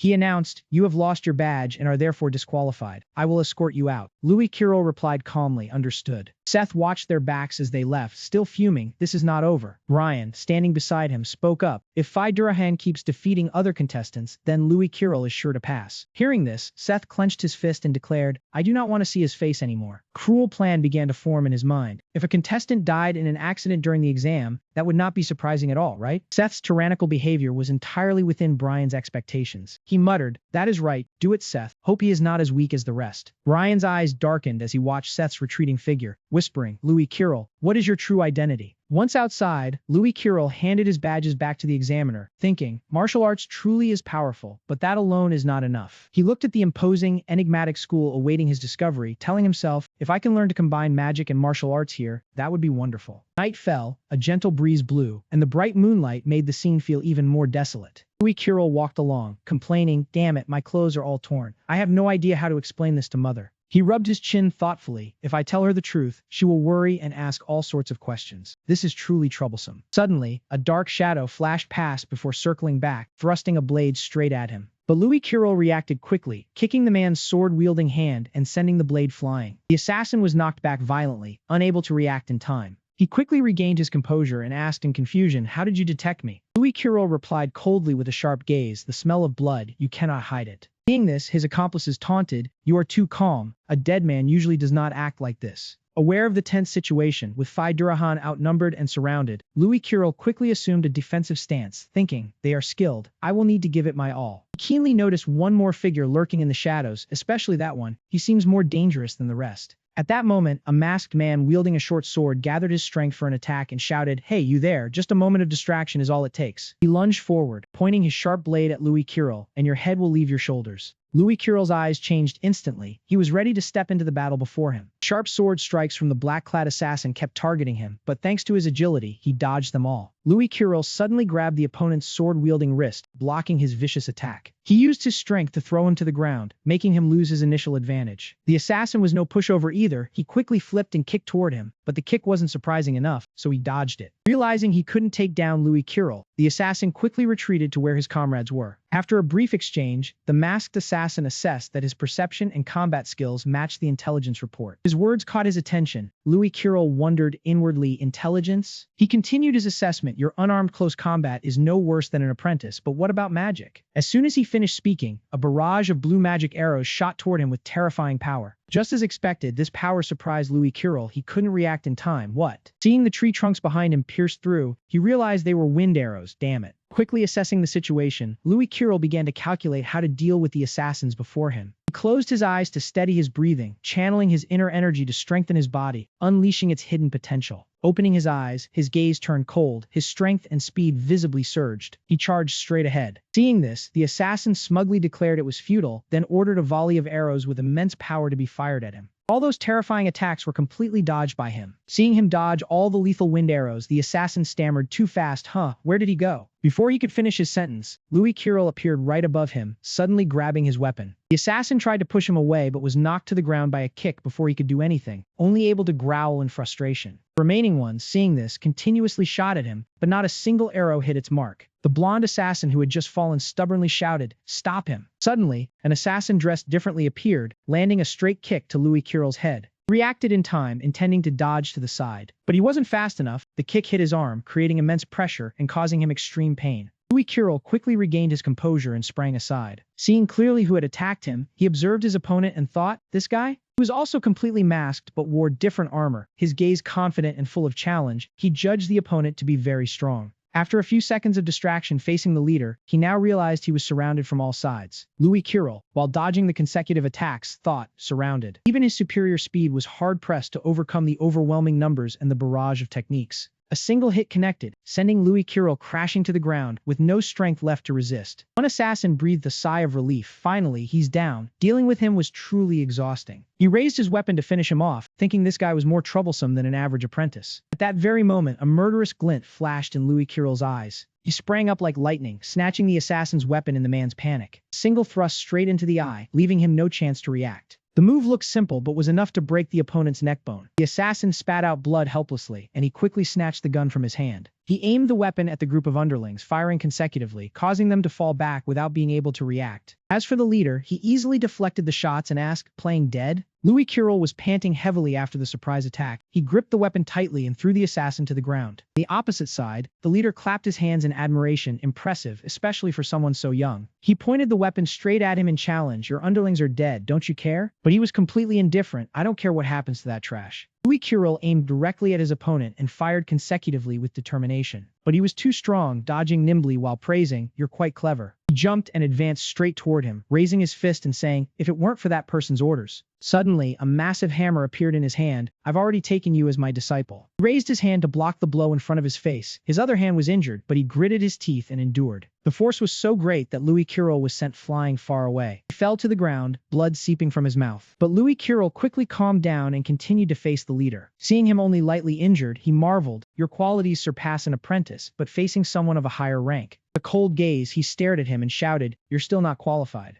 Louis Kirill looked ahead. The giant hammer suddenly appeared again. Before he could react, he was hit with a heavy blow, falling straight down from that height. The assassin still wasn't done. He continued to dive down. He unleashed a series of fierce attacks targeting the spot where Louis Kirill had just fallen. Those attacks shook the ground violently, dust and smoke enveloping everything in a thick haze. However, his eyes narrowed slightly as he noticed that familiar figure was still there. Thought, "This one is still not dead?" Louis Kirill lay deep in a massive crater, his arms crossed over his chest like a fragile white leaf. Even though his body was torn apart, he still tried to speak to him with all his remaining strength. "I cannot die here." Seeing Louis Kirill still able to struggle back up, he decided to unleash a finishing blow, accompanied by a sigh of regret for a life about to end. A colossal magic was gradually forming, covering the entire sky. He warned that now, even the gods could not save him. He clenched his teeth, his eyes full of terror, staring at that destructive power heading straight for him. He let out a booming roar. Dark martial art, Heaven's Hammer. An immense pressure immediately bore down on Louis Kirill's position. In that critical moment, he thought to himself, "I absolutely must not die. I must master magic to protect my beloved family." The image of his loved ones flashed through his mind, as if granting him an extraordinary source of strength and willpower. "I want to change my own fate, no matter the cost." Louis Kirill raised his fist to the sky, as if casting some kind of spell, and roared with determination, "I will survive." Two forces collided, creating a blinding flash of light that illuminated the vast sky. The assassin was utterly astonished by Louis Kirill's move, unable to hold back a cry. "What?" A terrifying explosion rang out, shattering the silent space, creating a giant pit, everything seemingly reduced to pieces. The force from the impact created a great fire blazing in the middle of the forest, visible from afar. Louis Kirill was still alive after that lethal attack, lying flat on the ground, coughing violently in fits. Even so, his ability to survive such a powerful blow made the assassin feel utterly confused and strange. He approached while speaking in a dubious tone. "It feels like I'm fighting someone on my own level." His eyes were sharp as a blade, staring intently at him. "That power, now I understand why that person targeted you." He raised the massive hammer again, this time at extremely close range, slamming it straight down at his position and shouting, "Die, you monster!" Suddenly, a calm but commanding voice rang out from the void, drawing the attention of both. "Enough." A massive surge of magic swirled straight toward the assassin, preventing him from completing his attack on Louis Kirill. He was forced to abandon his target, hurriedly leaping aside to dodge the unexpected attack. Even though he quickly avoided it, that stream of power seemed stubbornly persistent, refusing to let go. The overwhelming force was too great for him to adapt. His eyes grew frantic, stammering, What is this?" Green whirlwinds wrapped tightly around him, leaving him unable to escape, forcing him to lie still and take it. The massive surges of power made him scream in pain. Though not the one directly attacked, Louis Kirill was still affected by that aura. He instinctively raised a hand to shield himself and thought, "This is..." The imposing headmaster stood tall in midair, appearing so suddenly that he couldn't help but be amazed. "He's appearing in a situation like this again?" Louis Kirill couldn't help but call out, "Headmaster." He looked at him with kind eyes, smiling as he offered a small vial of medicine. "You've managed to control your rampage. Drink this magic potion first." While Louis Kirill obediently drank the medicine, Aronian Smith turned to look at the assassin with eyes sharp as bullets. Just that single gaze was enough to knock the assassin flat on his back, unable to resist anything. Aronian Smith spoke coldly in warning, "Daring to attack a student of my academy, who ordered you?"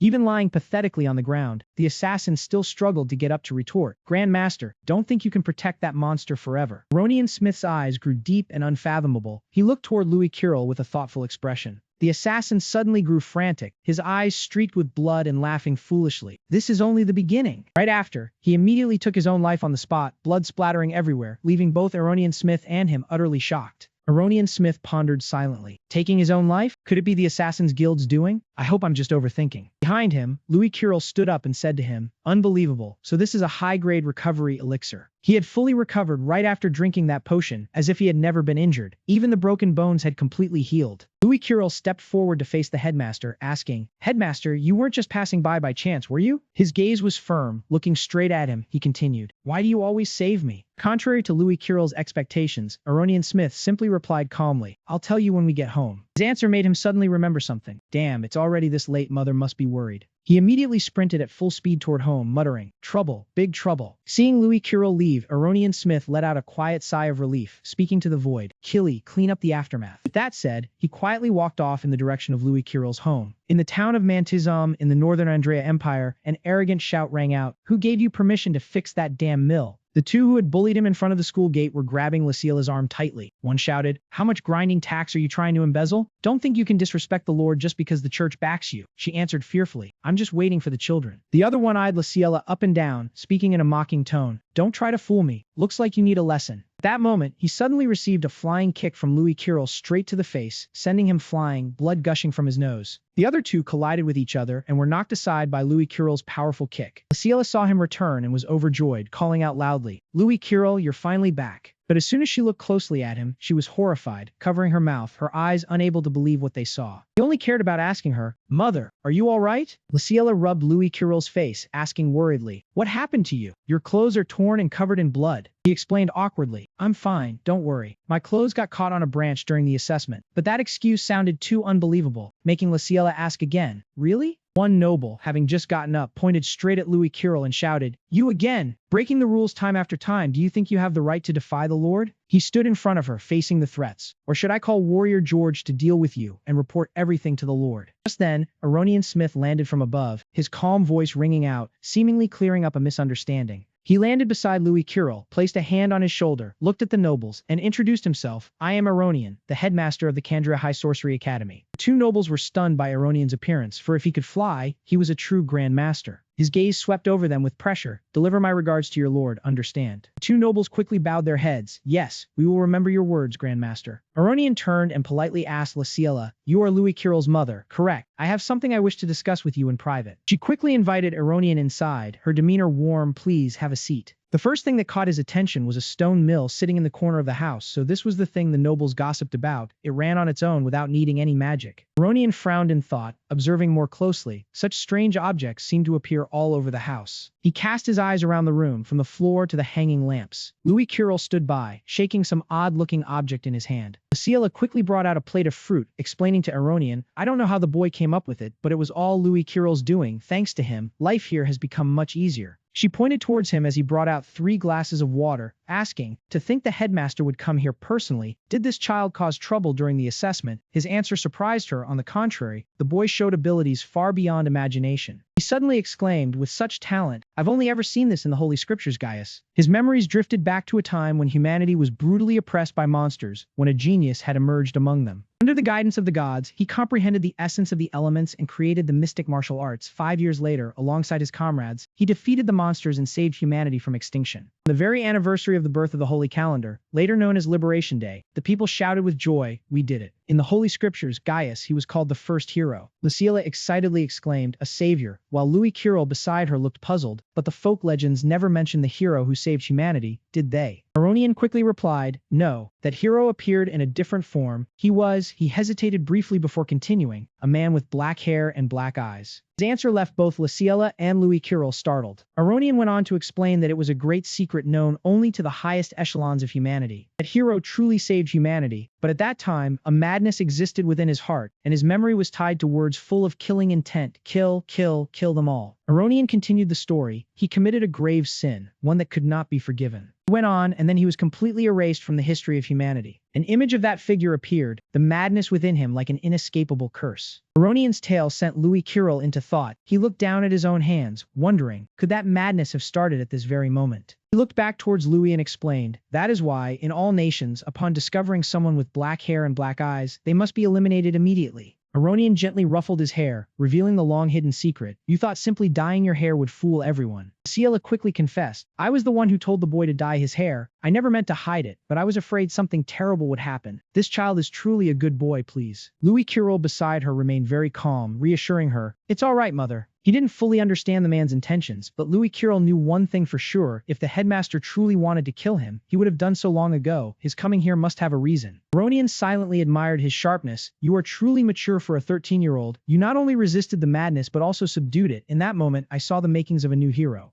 Aronian's words made Louis immediately ask, a new hero? He nodded in confirmation, that's right. Aronian, while causing an apple to float gently into his palm, looked outward and said, this world appears peaceful, but deep within. But darkness always lurks deep within. Aronian continued with his thoughts. Looking at you today, I was reminded. Legends that were once thought to be mere myths. He spoke while looking out the window, his gaze full of contemplation. Aronian turned back to look at him, proposing, I want to guide you down the right path for the future of humanity. Aronian suddenly tossed the apple towards Louis Kirill, who caught it with ease. Continued to explain to him and Ciela, thanks to the efforts of Phi Durahan and Ken Aranka, most of the candidates failed the final test. In other words, you have been accepted. He extended a hand forward, his gaze soft upon Louis, at the Kandria High Sorcery Academy. Would you like to receive my direct tutelage? He calmly asked back, you're placing a bet on me. What if one day I go mad? Aronian's gaze instantly turned sharp. The apple in Louis's hand suddenly burst apart. He stated coldly, when that happens, I will kill you. At that moment, his friend tossed a wrench to Louis and asked, you received a letter personally from Headmaster Aronian. He quickly recounted, but that wasn't the only reason he came. Recalling yesterday's events, Louis couldn't help but feel tense. It was like a warning. While his friend still looked on in admiration, what a great honor. Let's see, tuition, uniform costs, and also the dormitory fees. The more he thought, the more confused Louis became, wondering,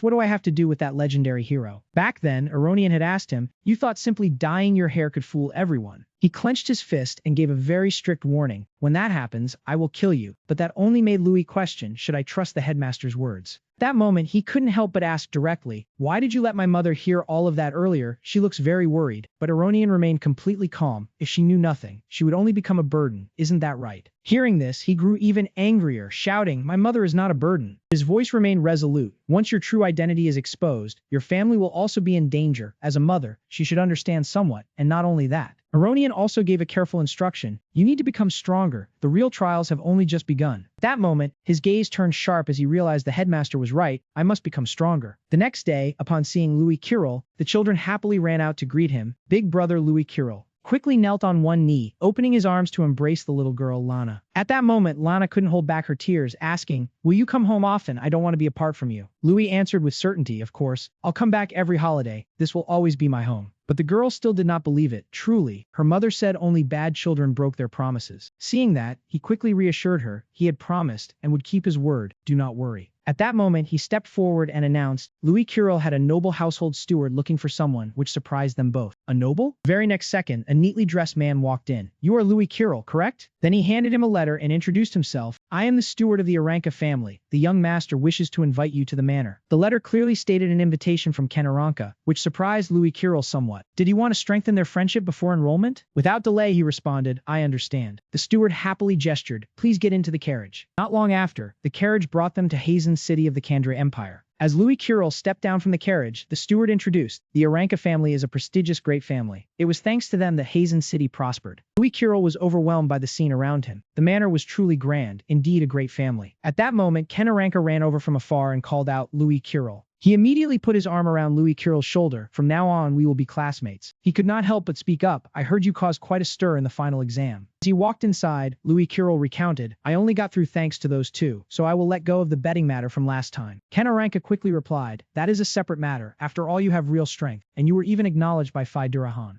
Saying that, Ken Aranka's voice was full of excitement. During the exam, we had no chance to spar, so before enrollment, I will fight you to my heart's content. Next second, he asked again, you want to learn about the academy and magic first, right? Which made Louis Kirill sigh helplessly, honestly. At that moment, a cold voice rang out from above, Ken Aranka, what is all this noise about, my child? He looked down at the two children with sharp eyes and asked loudly, who is that person? Ken Aranka quickly stepped in front of him and tried to explain, Mother, this person is my friend, actually. She suddenly shouted, silence. And Aranka could only obey, not daring to say anything for a moment. As she stepped down, she kept criticizing, I told you to choose your friends carefully, do you not remember? Since when was the Aranka Gate a place where anyone could casually walk in? Her voice was full of contempt. Someone like that is unworthy to be your friend. Associating with him would only waste time. These words made both Louis Kirill and Kanaranka hold themselves back. She continued, you just need to focus on your training as your father instructed. Aiming to become a sage is enough. She walked up to him and shouted, what is your purpose in approaching my son? Money or power? As she pulled out the ring, she spoke with contempt. This ring is worth dozens of gold coins. With it alone, you can live comfortably for a lifetime. If you understand, then leave quietly. Having said that, she threw the ring straight down at his feet like an act of charity. She even looked at Louis Kirill with a cold gaze. Take it and leave this place immediately. Seeing that, Kanaranka quickly shouted, Mother, how could you do that? As he looked at Louis Kirill and spoke, I apologize, Louis Kirill. He had already bent down to pick up the ring and gently replied, I befriended Kanaranka because I saw his potential. Do not tell me. Louis Kirill even looked straight at her without any fear. Do you think Kanaranka's words are only worthy of being looked down upon? This scene made Kanaranka momentarily hold him back, Louis Kirill. As for her, she was completely enraged by his words. The moment she finished speaking, a series of soldiers rushed in quickly. Drag this commoner out for me. Kanaranka quickly blocked them. Wait, Louis Kirill has talent far surpassing mine. He broke the record in the exam and even defeated Durahan.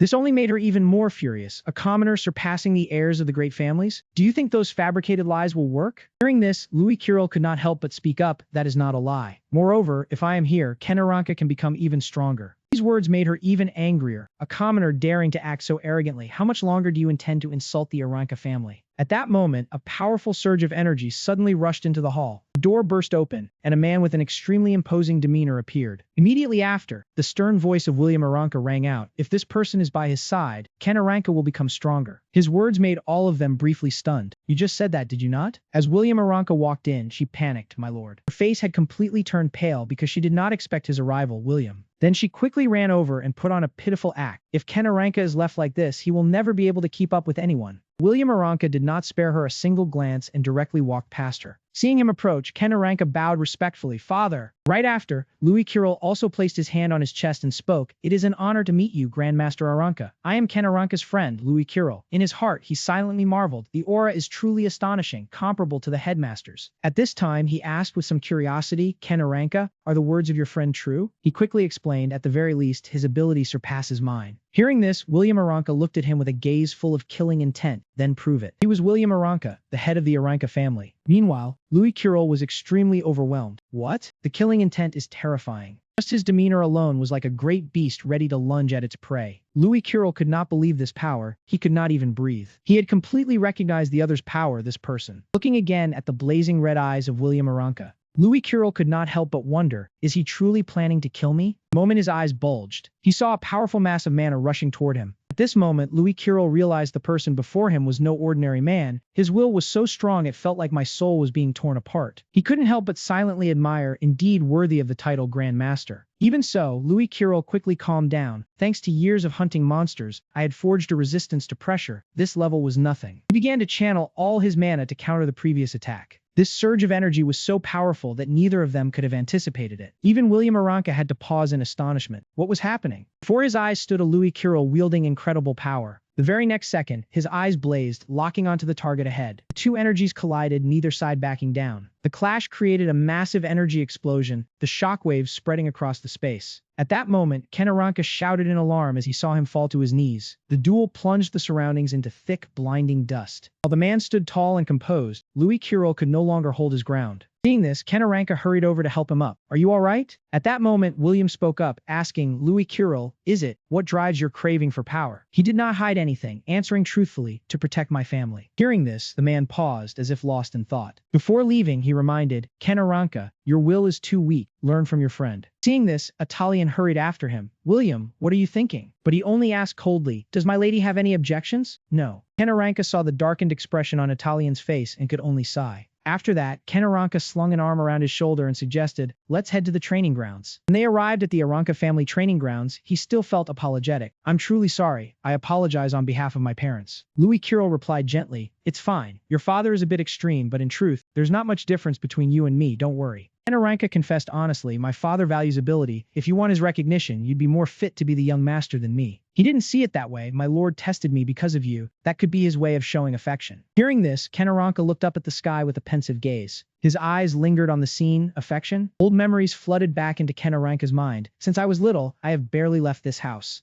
My head was filled with nothing but eating, sleeping, and training. He understood that his father wanted to raise me into a great mystic like my grandfather. But Kenaranka had a knot in his heart. I just kept swinging my sword, doing what I was taught. Gradually made him develop a thought. Perhaps all I want is my father's approval. Looking back, Kenaranka lamented, "This place is nothing but a prison. Even breathing requires permission." Thinking about it, Kenaranka felt even more despair. The tighter they bound me, the more I craved the outside world. For a long time, he had yearned to sing freely like a bard, roaming across the continent. Returning to the present, his voice was filled with dejection. But unfortunately, this is a world where only power matters, and I am too weak. Hearing this, Louis Kirill had to hold himself back. As he stepped forward, Kenaranka recounted, "It's not that I want to be strong, but swinging the sword is the only way to break the chains." After that, he quickly picked a sword. Pointing it to the sky, Kenaranka declared, "My father graduated from the academy. I will enter the academy to become stronger. I want permission." This was what he had yearned for all along, permission to live freely after all. Kenaranka's eyes were full of trust. "I'm counting on you." Understanding the sentiment, Louis Kirill also showed clear determination. The very next second, he quickly assumed a combat stance. The two immediately threw themselves into relentless training. This moment, William Aranka asked how the investigation turned out. He picked up the report and stated, "The boy is certainly not ordinary. According to intel, he used a mysterious combat technique no one has ever seen. He had investigated thoroughly. The boy not only broke records but also defeated Phi Durahan, a magic user." At this moment, he remarked, "He is also highly regarded by Grandmaster Eronian, who even confronted an assassin to protect him." Hearing this, William's gaze turned complex. "It seems the boy." Looking at Louis Kirill, he commented, "Truly a troublemaker." Hearing this, the other person asked curiously, "If so, why did you allow the boy to get close to the young master?" William Aranka had his own plans. A troublemaker will attract danger. When facing and overcoming it, people grow. Over on this side, Louis Kirill and Kenaranka showed no signs of stopping. This made William realize perhaps he truly could help Ken become stronger. At this moment, he decided to use a stronger move, dodge this one. Seeing that, Louis Kirill's eyes gleamed with interest. "All right then, use your full strength." William Aranka was satisfied. "It seems my son judges people better than I do." Over here, he charged forward and used the Gale Mystic technique. Louis Kirill's pupils blazed with a fierce light. This very moment, Kenaranka also had to pause in astonishment. He not only evaded the attack but also seemed ready to deliver another punch. Louis Kirill merely poked his cheek and remarked that his magic speed was steady, though his movements were a bit too obvious. Hearing that, he realized that even with magic, it could be completely countered, and now he understood why Phi Durahan was also helpless. Seeing him still staring at him, Kenaranka asked if there was something on his face. Louis Kirill stepped closer and asked whether he had noticed what was wrong with his fighting style. Question left him puzzled, because the Aranka family techniques passed down from his father and grandfather were all powerful. Suddenly his voice turned serious, saying he meant that there was still another path. Kenaranka was extremely surprised. Another path different from his father and grandfather. He only saw Louis Kirill approach and pick up another sword. He excitedly turned to ask Kenaranka if he wanted to surprise his father. At this moment, William Aranka was watching the two children from afar. Their demeanor made him feel puzzled and suspicious. Immediately after, he saw both of them holding swords and charging toward him. Louis Kirill held a blade, smiling confidently as he said speed was the ultimate weapon in martial arts. Looking at the entire arena, he added that it was not just about moving fast, but also about reflexes and instant decision-making. Kenaranka moves like lightning thanks to his innate speed. He steps closer, holding the two blades and guiding their use along with wind magic, making the difficult thrusting techniques easier to master. He tries holding the two blades. Louis Kirill adds that if his father could master them, then he could too. Perhaps that is the reason his father only stopped at the Grandmaster realm. Kenaranka calmly teaches step by step, but to fully unleash his talent, he needs to shift to a specialized combat style. Louis Kirill assumes an arrogant combat stance, raising his voice in challenge. "Are you ready?" Kenaranka immediately gets into a ready stance, his gaze firm as he replies, "Do not lump me in with those spoiled nobles. I will do whatever it takes to win my freedom." Two stand side by side whispering tactics. Well said. The key to victory is to keep moving and know when to retreat. The two share a sly grin, their eyes gleaming with determination. Show your father your ability and will. The two charge down from above simultaneously, raising their twin short blades aimed straight at the opponent below. They dive at wind-tearing speed. Kenaranka shouts, "Wind magic, accelerate." Both are enveloped in a streak of green magical light, speeding down toward the two men standing below. The Aranka butler blurts out in worry, but William Aranka calmly raises a hand to signal him to stop.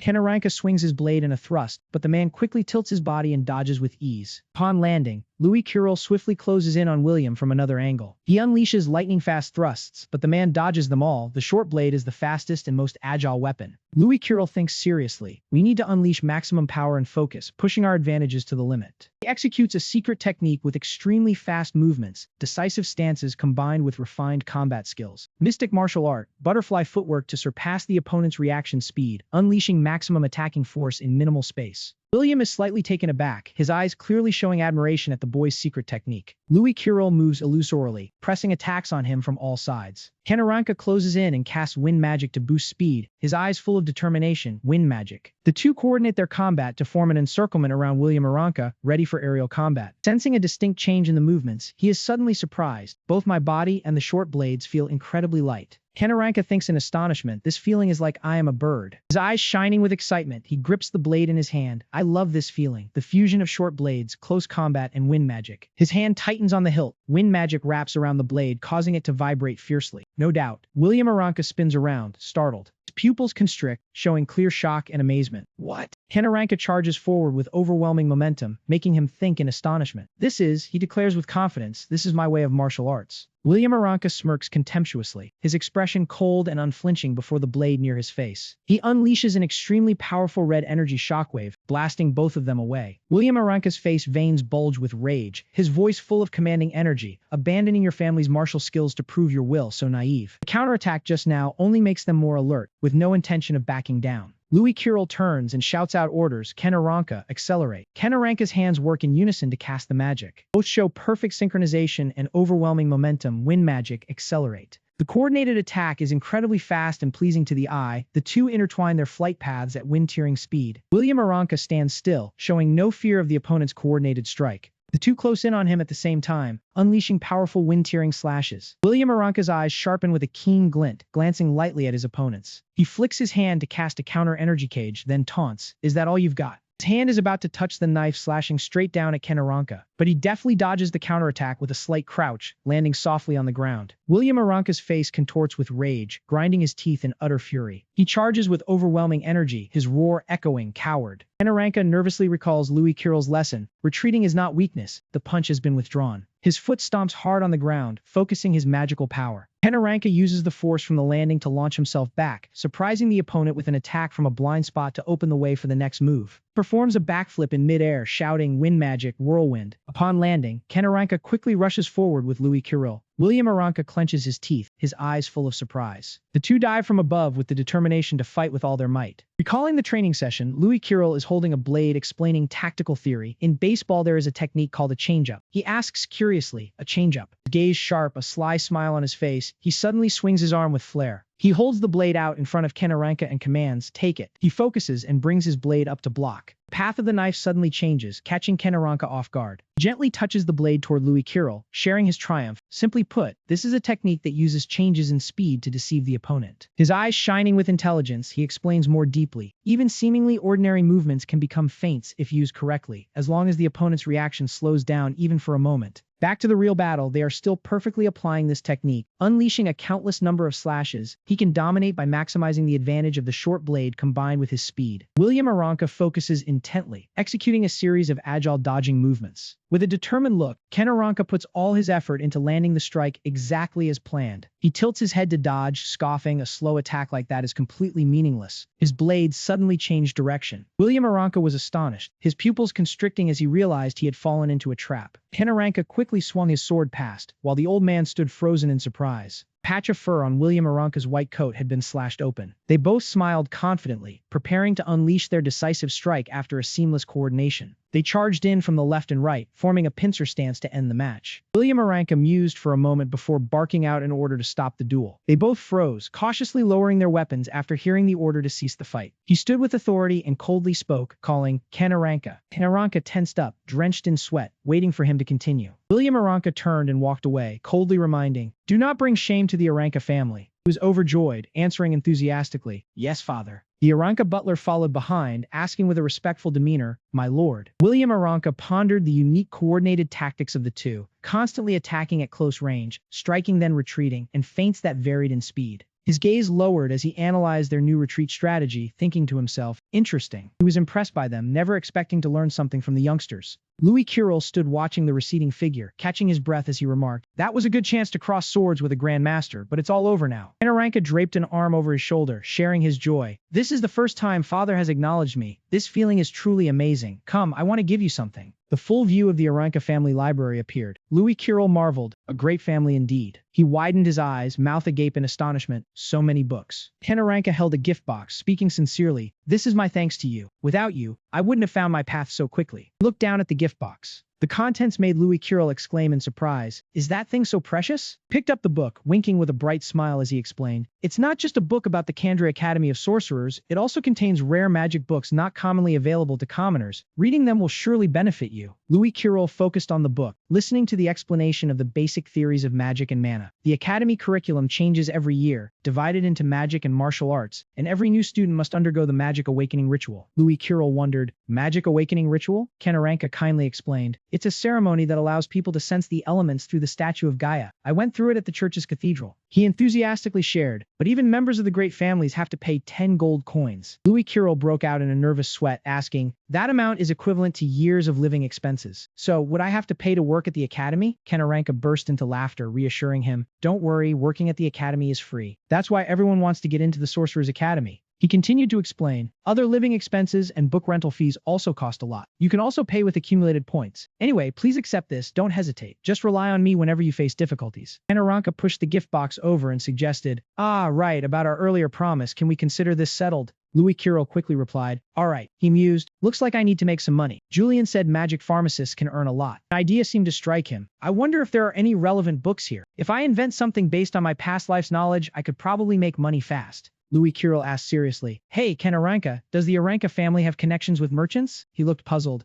Why ask so suddenly? Louis Kirill smiled mysteriously. It's a secret. You'll find out soon enough. A week later, at the enrollment ceremony of the Kandra Supreme Academy of Sorcerers, Louis Kirill stepped forward with confidence, reflecting, so this day has come. Rose brushed past him, dreamily catching a scent. This smell. She stopped dead, turning back to appraise Louis Kirill. Is it the latest popular brand? Someone with a scent like that must at least be a descendant of a count. With that thought, she immediately brightened and walked over to introduce herself. Hello, I'm Rose, a student from class 15 from class 150. Congratulations on your official enrollment. Would this new student like me to show you around the academy? Louis Kirill politely placed his hand on his chest and accepted. That would be great. I'm Louis Kirill. Rose winked cheerfully. Follow me. A flicker of suspicion rose in her mind. Kirill? Never heard of it. Could he be some noble's illegitimate son? Rose quickly led Louis Kirill away, speaking slowly. You probably already know, but for the past 2 years, ever since the king grew old and frail, she continued in a somber tone, the princes and grand princes have been constantly struggling against the nobles and the great families within this very academy. Rose stated plainly, stressing, thanks to the suppression by Headmaster Aronian, the outside of the academy remains peaceful as a flat lake. Her voice suddenly rose, but behind that curtain is a fierce struggle for training resources. Regular students usually just need to complete their courses to advance, but if you get targeted or lack enough credits, you'll be expelled. With that, Rose turned and gently lifted Louis Kirill's chin. She looked directly into his eyes, warning, you're someone being watched, you know. Do your best. Louis Kirill blushed and stammered. Rose immediately cut him off. Oh, right, your family. Rose leaned close to his face, slowly asking, which side are they on? That sudden action left Louis Kirill frozen, unable to speak for a while. Suddenly, a young boy appeared, brushing her hand away and asking suspiciously, you're the commoner who broke the entrance exam record, Louis Kirill, right? The boy extended his hand politely to introduce himself. Honored to meet you. I'm Brian. Hearing those words, Rose suddenly became flustered. A commoner? She raised an eyebrow in protest, but clearly I smelled. With that, Rose huffed and turned away, lamenting, what a waste of time. Nevertheless, Louis Kirill quickly turned back to the boy and replied courteously, an honor. Brian raised an eyebrow at him, advising, don't mind her. The boy shook Louis Kirill's hand and explained, this academy, simply put, is a miniature empire. People like her aren't rare. As a commoner, the road ahead won't be easy for you. From a distance, Kanaranka ran over cheerfully, calling out, Louis Kirill. Seeing there was someone, Brian quickly waved his hand and turned to leave. I'm going to ask the other new students. Find me if you need anything. That move from the boy left Louis Kirill puzzled.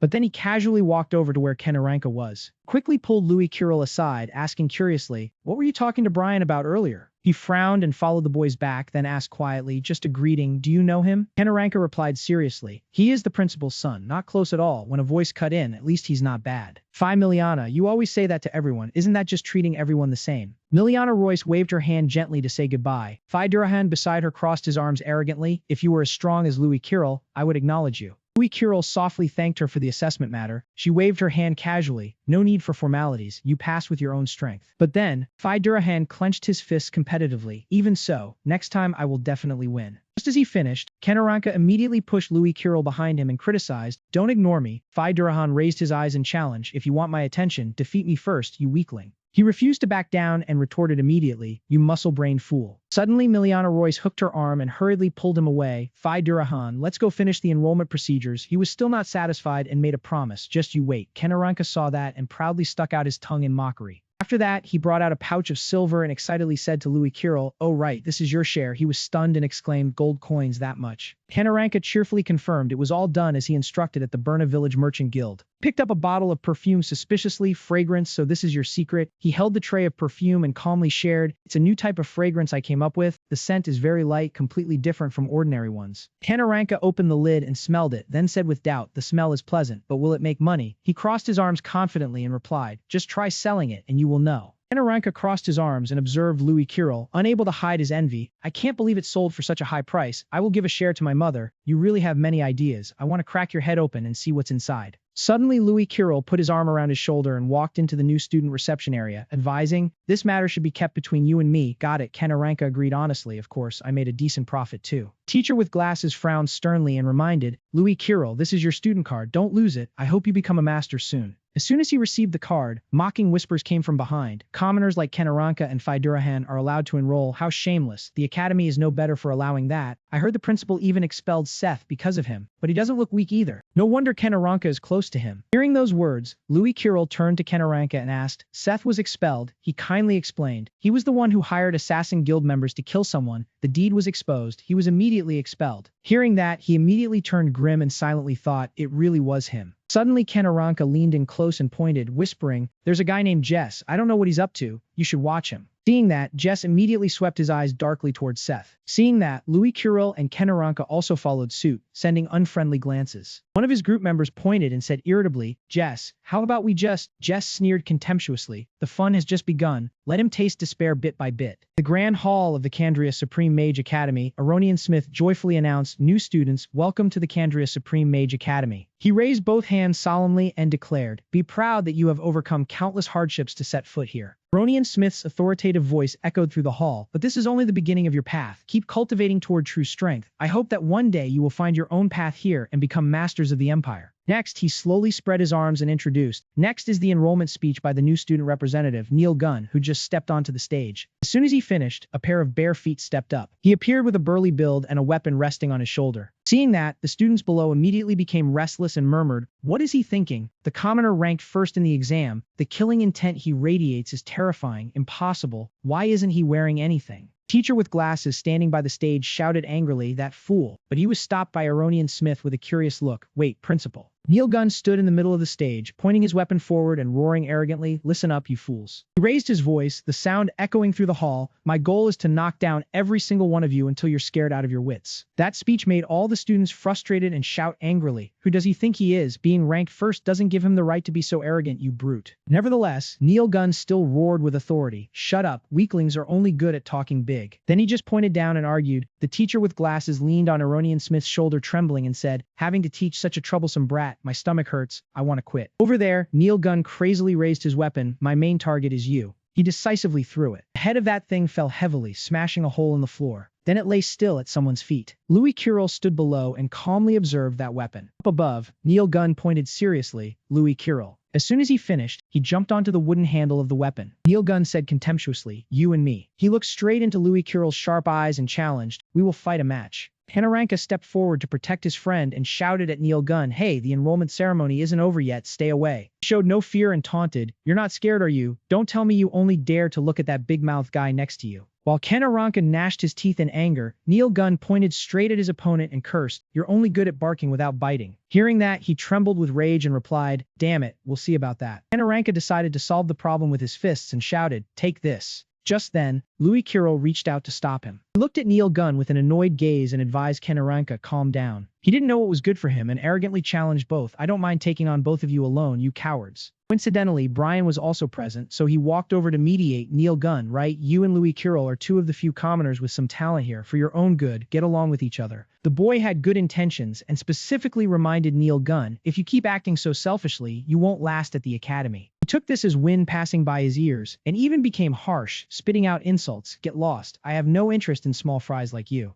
Kenaranka turned to look at Brian's angry expression with amusement while Louis Kirill looked tense as he watched the boy. Then Brian heard the comments from the onlookers and felt even more embarrassed. First, he whispered to the friend standing beside him, daring to talk to Senior Brian like that. Commoners really have no manners. I can't stand it. He clenched his fists and followed up. Why did the academy even let people like that enroll? On the other hand, Kenaranka added another remark. You brought humiliation on yourself by meddling in other people's business. Some people just won't learn until they get hit. Neil Gunn heard this and replied with a voice full of arrogance. Whatever, I'll beat you first then. Just as the fun was about to begin, he suddenly appeared, placed a hand on his shoulder, and reminded him that the academy strictly prohibited fighting. The rules were clearly written, had he not read them. He sternly lectured Neil Gunn that combat was only permitted during class, examination periods, or official tournaments, and even then, a professor had to be present to supervise. Anyone who disobeyed would be immediately expelled. He was somewhat intimidated by him and didn't dare to act. Meanwhile, the other man asked in a low voice, understood. Neil Gunn didn't dare to defy him, so he laughed loudly and scratched his head, replying that getting expelled would indeed be a real hassle. Quickly left but still seemed reluctant. It looked like this fight would have to be postponed for now. After walking a short distance, Neil Gunn turned back and threatened him. Just you wait, Louis Kirill. He answered that threat with a profoundly unwavering gaze. Next, he ordered the crowd to disperse. The initiation ceremony was now over. They were free today, but classes started tomorrow. Anyone who was late would be on their own. After everyone left, Louis Kirill scratched his head and asked Kenaranka why he had suddenly started a fight with him. She sighed and speculated that it was probably because of that girl's muscle-brained head. The moment she finished speaking, Kenaranka was hit and scolded by Phi Durahan. You idiot. You two almost got expelled from the academy. A second later, she also embarrassingly admitted her fault out loud. This is partly my fault too. I did actually fight with him during the final examination. Phi Durahan explained the reason why Neil Gunn wanted to fight Louis Kirill. The examination ended in a draw because time ran out, but he heard a rumor that I lost to you, so he's been itching to fight you ever since. She said happily that thankfully it didn't turn into an actual brawl. If you got expelled because of me, I would feel terrible. And he also didn't blame Phi Durahan. I wouldn't blame you no matter what. Kenaranka heard this and pulled Louis Kirill away from her, saying, let's keep going, never mind that. With no other choice, he had to follow. She grumbled as she walked, saying it looks like we've made quite a few enemies already. Scene change, the Academy's store. Louis Kirill browsed the prices of some items and exclaimed that everything was too expensive. She gently replied with a warm voice, no, it's not expensive. Furthermore, she enthusiastically introduced the price of a pillow to him. This soft feather pillow is only 30 silver coins. That's a bit much, isn't it? As she casually hugged the pillow and chattered on, Louis Kirill just silently held his head, which was aching from the high prices, and this herbal pillow stuffed with spirit herbs to help you sleep well and nourish the mind. 5 gold coins and it's yours. Kenaranka read his thoughts and walked over to whisper in his ear, there's still plenty of time to complain. From now on, you'll be buying supplies here every day. Now you see how important money and credit points are. Louis Kirill bravely admitted his mistake and replied that he felt it to the bone. He finally picked out an item. I'll take the cheapest beginner set for newcomers, 100 silver coins, she replied with a bright smile. All right then. Louis Kirill thought to himself while waiting for his items, good thing I earned a decent amount from the herbs earlier. I'll send the surplus back to the orphanage. He regretfully glanced at the potion display case and lamented in his heart, magical potions are essential for training. I need to find more ways to make money. Second later, Louis Kirill heard Phi Durahan's voice and turned to look. Let's go to the dormitory first. Your magical awakening ceremony is tomorrow, right? See you there. Miliana Royce, who was with her, also agreed with a simple yeah. He saw them carrying 2 wooden chests and immediately thought of money, screaming internally, time to grind for more income.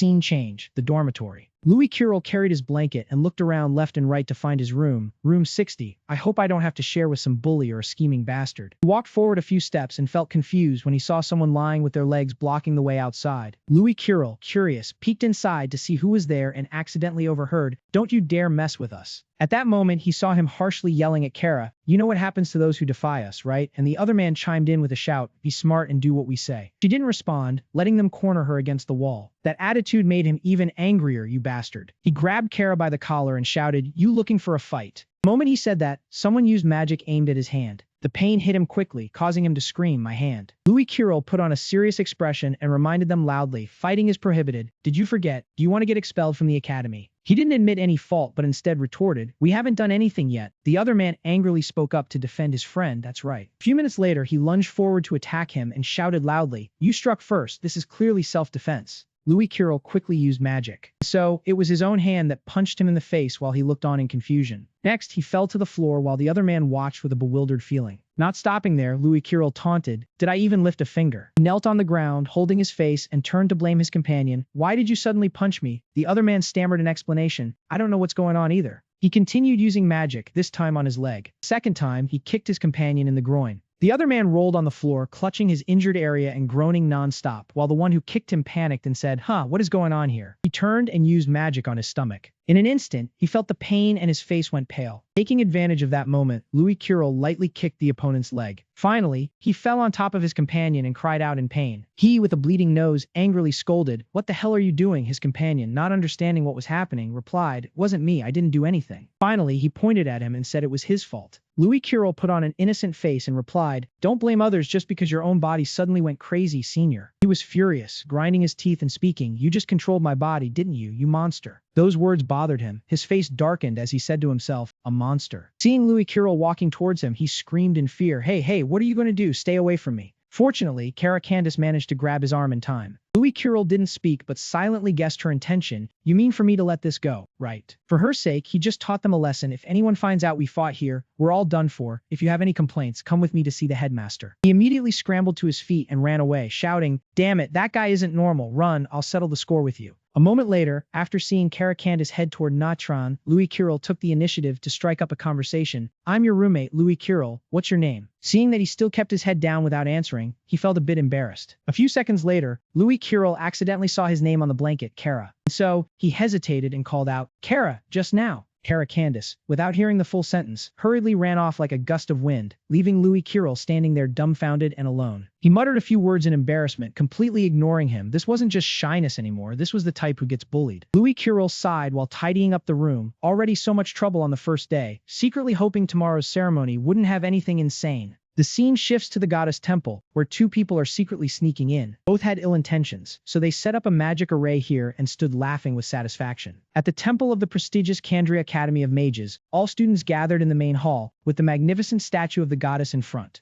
Louis Curel stood next to Cara Candace, marveling at the grand architecture, quietly saying, "So this is the goddess of this world." Standing beneath the goddess statue, Sid was lecturing, "Students, behold the great progenitor, the goddess Gaia. Long ago, the goddess Gaia created a world where humans and monsters could coexist. But over time, the monsters began to use their overwhelming natural power to dominate the skies. Behemoth ruled the land, could be called the ancient primordial titan with extraordinary strength. As for the Kraken, it was a giant sea monster with immense destructive power. They ruled the oceans, and the brutal power struggle among these mighty monsters dyed the skies red with the stench of blood. Countless humans perished in the chaos, with thousands of corpses lying scattered under the frenzied attacks of the monsters. Therefore, the goddess Gaia, enraged, bestowed her blessings upon humanity, those without magical power, and from then on, mankind began to comprehend the four elements of water, earth, wind, and fire. From that, mystical martial arts were created, and after fierce battles, they escaped extinction and became the new rulers of the world. Back in the Academy Hall, Sid was lecturing with a confident and rousing voice. "Now you, like your ancestors, will receive the blessings and awaken to the true nature of the world." Louis Curel, upon hearing this, grasped the core point, magical power. He thought to himself, so there's still no record about the first hero. Cara Candace looked over, noticing that Louis Curel's expression didn't look good. She looked down at the two of them and said, "You two, over there." Then he turned and continued, "You all, over there, follow me." Sheik led the both of them to the power appraisal area, pointed at two stone slabs and said, "Sit here. If you have magical talent, you will be able to sense the elements." Suddenly, Sid's expression turned stern and cold. "But if you're the kind of trash who can't sense anything." Louis Curel, seeing this, looked over, seemingly also sensing the lack of goodwill in the words. Then, facing him, Sid said coldly, "This academy has no use for you."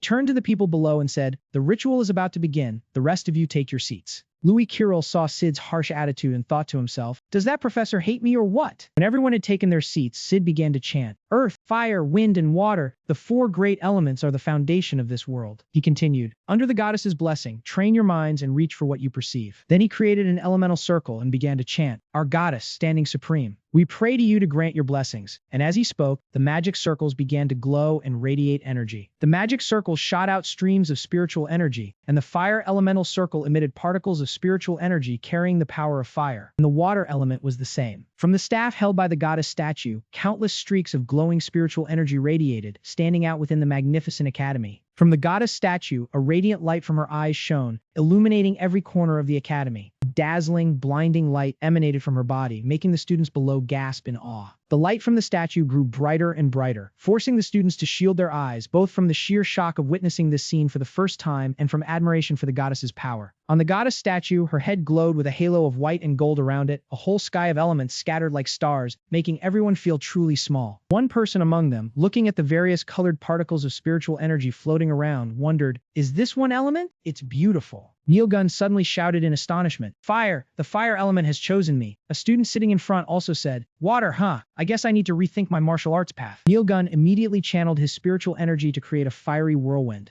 This astonished everyone around him. Two attributes. Does that commoner have both earth and fire? Another person, seeing this, marveled. How does he control magic so easily? The student next to him was equally shocked. Could he really be a genius? Neilgun's expression was frenzied but extremely smug as he received such great power. He yelled, "That's right. This is what I'm talking about." He then channeled his power, causing those nearby to retreat due to the heat, fearing him. Neilgun shouted excitedly, "Elements or whatever, you will all submit to me." Then Neilgun glanced towards Louis Kiril and Kara Candace, who were sitting not far away. He said arrogantly, "Those who cannot awaken are never worthy to be my opponent. Don't disappoint me, Louis Kiril." Another student hearing this wondered, "Wait, don't tell me he's also." Another student added, "There's no such thing as an element." They're gathering around him. Louis Kiril felt a stir in his heart. Why can't I sense anything at all? He didn't know that a dark power was blocking him. Louis Kiril thought, maybe it's because I never belonged to this world. But then he immediately denied it. No, earlier during the sparring match with Ken Aranka, I vaguely sensed a strange source of power. Louis Kiril grew even more tense. Now my mind is being shrouded by something hazy. Louis Kiril gritted his teeth and braced himself. First of all, my will. Then, as if returning to his form before the transmigration, he shouted, "It won't be so easily broken." With his superior mental strength, he shouted, "Disperse!" And the dark energy was completely defeated by him. Under the force of his spiritual power, the dark screen separating him from the spiritual energy shattered into pieces. The considerable commotion drew everyone's attention to Louis Kiril. As if sensing something, he opened his eyes wide, his expression one of utter astonishment.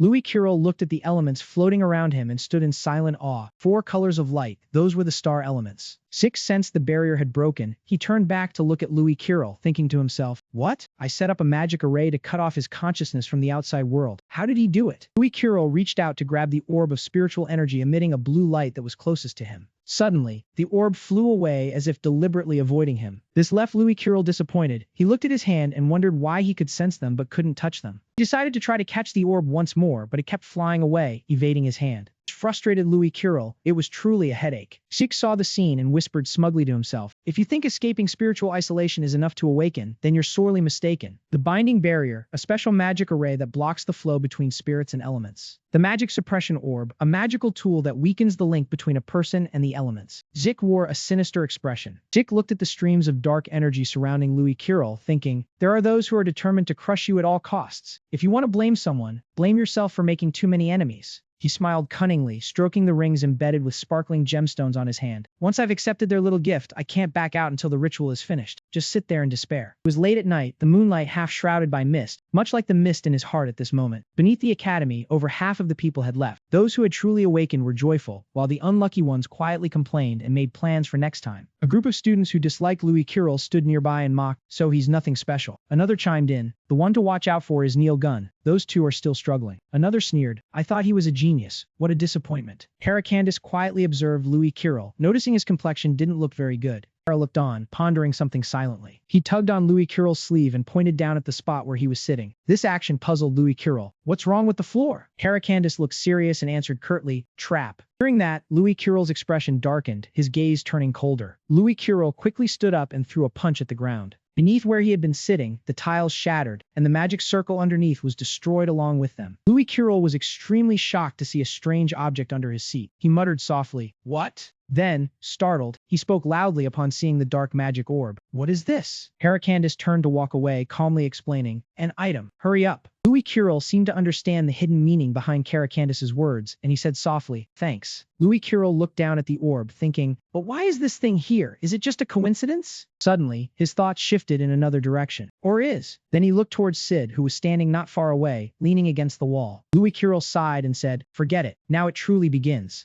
At this moment, Louis Kiril's perception of the elements became clearer. The elemental clusters all flew towards him at once. They formed a brilliant vortex of golden light around Louis Kiril. Remaining students who saw this spectacle felt a mix of fear and amazement, unable to avert their gaze from him. A few murmured in admiration, "What are those commoners doing? That weird vortex looks just like Neil's." It seemed that at this point, the elements had been absorbed into his body. Zik saw this and looked horrified. How did he awaken? Even a grandmaster couldn't break that seal circle and the magic-suppressing orb. Suddenly, from behind, a hand grabbed his shoulder, catching his attention. After seeing who it was, Sid said, "Principal, step back." Sid quickly stepped back to make way for the principal and replied, "Yes." The other students, seeing the principal pass by, wondered why he was here. One guessed, probably here to check on that commoner, but he seems to be struggling a bit and still hasn't awakened. Another interjected, "Is there some secret between the principal and him? Who knows?" Sik lowered his head to look at the principal, thinking, "Damn it, why does the principal have to show up right now? My plan was almost exposed." He then walked out to the front hall, which was now empty, devoid of any students. Zik walked towards the lake where it seemed someone had been waiting for him. It was Jess. Sid said to him, "It failed. I don't want any trouble, so stay away from me for now." Jess heard this and crossed his arms, saying, "Fine, I'll handle the rest." He wore a cunning yet angry expression, thinking, "You got lucky, you worthless commoner." The principal seemed to know something. He said to his subordinate, "Keely, keep an eye on Sid's every move for now. We can't let outsiders cause trouble at the academy." Then the principal looked towards Louis Kirill and said, "I've removed the obstacles. Now then." The principal's support, the elements gradually formed a vortex and gathered around Louis Kirill. This vortex was multicolored and even more intense than Neil Gunn's. Louis Kirill calmed his mind to sense each stream of spiritual energy from the elements flooding into his body. He stood within the galaxy, observing the multicolored particles of light and marveled, so this is what Ken Aranka was talking about, the star elements. Louis Kirill recalled his conversation with Ken Aranka. He looked at the book and asked, "What are the elements?" Ken Aranka explained, "Simply put, they are the foundation of this world, created by the goddess." Louis Kirill listened and questioned skeptically, "Monsters can use magic from birth, so why do humans need to awaken first?" Ken Aranka, while pulling something from his pant pocket, explained to Louis Kirill, "Inside a monster's body." He brought the object out in front of Louis Kirill and continued, "There are magic crystals. Magic crystals contain various elemental powers. That's why monsters have a very high compatibility with elements from birth. And they can use magic through their magic crystals. Humans, on the other hand, must undergo the awakening ritual. After being acknowledged by an element, we cannot use magic if we can't manipulate the surrounding elements." Ken Aranka tossed the object to Louis Kirill and said, "During the awakening ritual, elements with high compatibility will seek you out. Once you've been acknowledged by the elements, all that's left is to train your mind and body." Louis Kirill examined the object in his hand, then asked whether this magic crystal was the very essence of the elements. Ken Aranka spoke in a low voice, saying that was not the case. Everything in this world was composed of the elements. Returning to reality, Louis Kirill looked at the water elemental orb floating beside him, wondering if the water attribute suited him. He brought his finger closer and gently touched the water elemental orb. Suddenly, he felt the flow of the ocean, the deep coldness of the water, and the mystique of the mermaid. At the same time, he also felt the terror emanating from the immense power of the octopus water monster. Under its oppressive gaze, Louis Kirill could sense the tremendous pressure the octopus monster was radiating. With such immense power to absorb, Louis Kirill struggled greatly, his face becoming contorted, his eyes bloodshot, gritting his teeth and trembling from the strain. A chaotic surge of spiritual energy erupted around him. Facing this overwhelming power, Louis Kirill was slowly losing control. Flames consuming the orb of light gradually faded, and the true nature of the world began to reveal itself. A new orb appeared, containing the elements, yet it caused no strange phenomena, as if it were following the goddess's will. Louis Kirill's eyes widened, his gaze turning frantic, losing focus. The principal noticed the immense power erupting from Louis Kirill and thought to himself that this was not good. Louis Kirill was straining against that great power, as if it wanted to consume him entirely. The principal quickly created elemental circles and chanted the incantation, the goddess's barrier. With the final words of the chant, the seal, the goddess power manifested, creating a barrier that enveloped Louis Kirill. From the water elements, a flow of spiritual energy began to pour out. The metal elemental circle also began to show a flow of spiritual energy radiating a brilliant golden light. The elemental circles surrounded Louis Kirill, forming a sturdy barrier around him. Louis Kirill was still struggling against the immense source of power that seemed to want to devour him. The trainees in the hall were utterly astonished, not knowing what had just happened, wondering why the principal had sealed him. Seeing the unstable situation, the principal yelled out, "Calm down, Louis Kirill, don't let the surrounding environment affect you." During this, Louis Kirill gradually regained his composure. His eyes slowly regained focus, and his mind became clearer than before. The elemental whirlwind dissipated, leaving Louis Kirill standing dazed before the immense power that had just caused him to lose control. Louis Kirill wiped the sweat from his brow and let out a sigh of relief. He had almost lost control of his reason. He looked at the orb containing the elements and said, observing closely, "They resemble fundamental particles." Louis Kirill cradled the special elemental orb. If the elements are like fundamental particles, one only needs to control their frequency. From the orb, a light emanated, revealing the basic elements of the world within. Suddenly, the elements within the orb collided violently with each other. Then the orb blazed brightly, radiating a dazzling multicolored glow. Louis Curel absorbed the attributes, unable to help but marvel: earth, water, fire, wind. The principal, standing outside, also felt the immense power surging within the barrier. He inwardly lamented, "Oh goddess, it seems quite difficult to keep the barrier stable." Once again, an immense power overwhelmed the barrier, surging forth more violently than ever. Seeing this, the trainees were not only astonished but also terrified, having never seen anything like it. What had this commoner done? Seeing this, the principal proudly thought to himself, "Indeed, my child, beyond imagination." As Louis Curel looked at the elements, he gradually came to a realization. The essence of magic is like fundamental particles. Thinking scientifically, humans could use magic as easily as monsters. The elements all transformed into streams of energy radiating brilliant light, entering his hands. Then they seeped into every blood vessel and muscle fiber, like fundamental particles always in motion. If harmonized with breathing, the circulation would be better. He guided the spiritual energy to the top of his head, thinking that he could create a magic core within his body and use magic like internal energy. At this moment, the sources of spiritual energy seemed to have grown accustomed to his body. When fully integrated, Louis Curel opened his eyes wide, a six-pointed snowflake pattern appearing in his gaze. Beneath where he sat, countless cold ice crystals began to sprout. The ice crystals grew one after another, becoming larger and larger, nearly overwhelming the water barrier. The principal was stunned by the sight, so shocked he could not react in time. The seal shattered, and from Louis Curel's body radiated countless wondrous lights. Whirlwinds of ice and wind elements lifted him high into the air. The principal looked up, his eyes showing clear satisfaction and anticipation towards Louis Curel. Louis Curel, at this moment, was still immersed in the flow of spiritual energy brought by the ice element. The other trainees, seeing the ice crystals spreading towards them, ran and screamed for help. They ran too slowly and were frozen solid. The entire great hall was covered in a freezing chill, ice crystals competing to encroach. Aronian Smith looked ahead, frowning nervously. "This is not good. We must quickly suppress this power." He took out a strange, glittering object and began to chant, "Our goddess, please hear our prayer." Immediately, the object emitted a fierce light illuminating the entire space. Aronian Smith's voice boomed, "Grant Kandra the power of flame." His hands formed a seal, then he boldly called out the technique's name, Barrier of Flames. A goddess immediately manifested, hovering in the air and looking down at the scene below. Two kids who were rushing to run away were halted by that power, unable to move, while another fell flat on the ground. In contrast, Louis Curel alone faced the power of Aronian Smith without a trace of fear. He spread his arms wide to embrace the energy of the flames.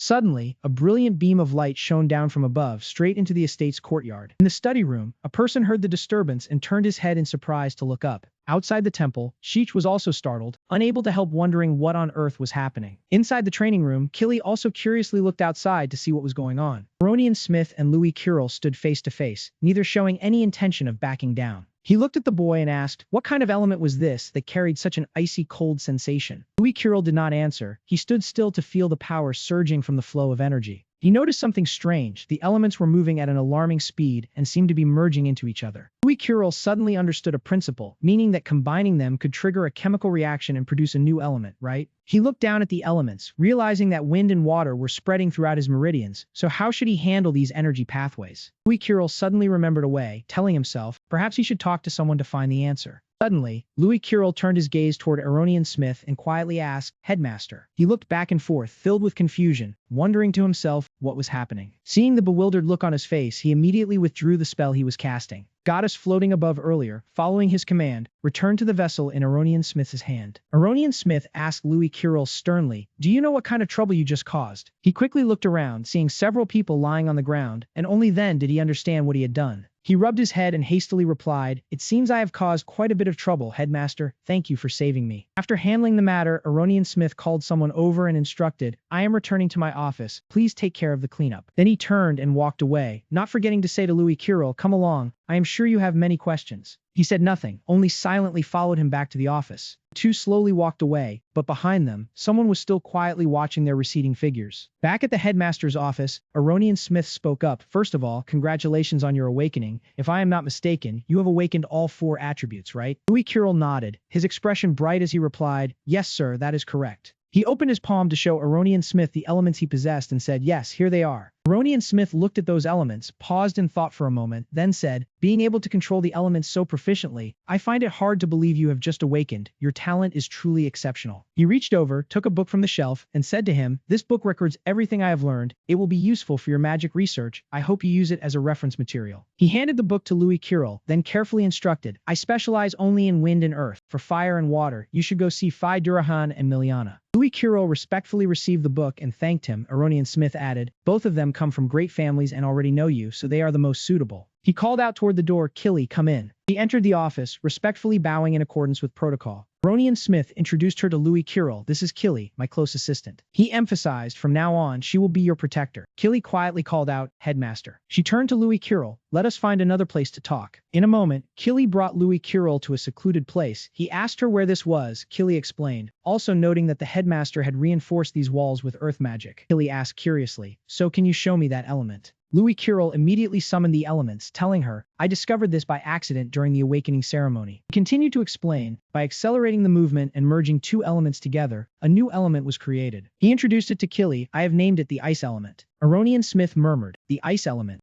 This is truly the first time I have heard of merging elements." Killy softly repeated the name, then said, "Goddess, as the headmaster said, this is indeed an element that radiates coldness." She suddenly flashed a smile full of hidden meaning. Suddenly, Killy lunged forward with lightning speed, shouting as she charged, "Let me see what you are made of." Without any hesitation, Killy immediately launched an attack toward Louis Kirill. Killy reacted quickly, easily blocking his surprise attack. Louis Kirill remained unfazed, continuing to throw a powerful punch aimed at her. Killy was almost unable to defend. It seemed she was about to take the hit. But thanks to her sharp reflexes, she managed to step back in time to avoid the blow. Killy quickly noticed the change in Louis Kirill's movements. He is faster than before, or have I slowed down? This must be the power of the ice element. Killy turned to ask Aronian Smith, "Has anyone ever merged two elements before?" He immediately replied, "Never." Aronian Smith added to her, "Ever since magic appeared, humans have continuously researched and explored its hidden power." He recounted that countless geniuses in history had devoted their entire lives to studying magic, but no one had ever succeeded in merging different elements. Aronian Smith emphasized, "Most people can only control a single attribute. Very few awaken multiple attributes, even the strongest female warrior of the empire." Aronian Smith mentioned the name Kiko Miliana, a once-in-a-century genius from the East, but even she could only control 3 attributes. He said with admiration, "She once tried to merge 2 attributes together and failed." He stressed to Killy, her mind and body could not withstand that power. Louis Kirill heard this and asked, "So does that mean ordinary people cannot endure the merging of attributes?" Aronian Smith nodded in confirmation. "That is correct. To use magic, one must bear the power of the elements with both body and spirit. When you accelerate the movement of the elements as you just did, your will must also be strong enough to guide and release them from your body. If you try to control multiple elements at the same time, they will clash inside your body and take your life." He analyzed in a deep voice, conveying it in a different way. Killy also seriously observed Louis Kirill's expression and listened to Aronian Smith. The potential of this child could rival that of a sage. Killy's entire body suddenly emitted a faint red glow. She was wreathed in flames, speaking through gritted teeth, "One more time." So Louis Kirill and Killy clashed again, continuing their sparring match. Aronian Smith quietly observed from afar, recalling Quiko's hypothesis that handling multiple attributes at once required a special body. Aronian Smith emphasized, "A body like a dragon's could withstand the clash of elements, or one could use magic through magic crystals as those monsters did." Louis Kirill asked while blocking the attack, "And what about the research results?" Aronian Smith heard the question and held his head in anguish, replying, "Disastrous. All the experiments in the Empire failed. In the end, the entire concept was deemed forbidden." He patiently explained, "I never thought anyone could break that taboo. I never even imagined it." Louis Kirill understood his meaning, thinking to himself, "I understand, therefore, by circulating multiple elements through separate pathways, I avoided them clashing." In a moment of carelessness, Killy took advantage to launch an attack. She reminded Louis Kirill, "Do not be complacent. Do you know what this means?" He quickly blocked the blow, saying, "I understand. This could become a problem." Killy replied, "Exactly. If your secret were exposed, no one knows what would happen to you." She lowered her foot, warning Louis Kirill, "The headmaster told me to protect you. But I do not like trouble, so do not cause any." He had no intention of resisting, so he complied with her words. "Understood. I will say that I awakened the water attribute and that the ice element is just an application of it." Aronian Smith was extremely surprised to hear that. He wondered, an application? Louis Kirill explained to them, My will is stronger than most people's. He made a request. Miss Killy, attack me one more time. Killy followed his words, immediately lunging again. Louis Curel still used the water element, demonstrating it for her. He said, water, you see. Louis Curel swung his hand. The element was released accordingly, he explained under extreme pressure. Then he used it as a shield, blocking her attack. Killy was extremely surprised by Louis Curel's demonstration. She said in astonishment, what?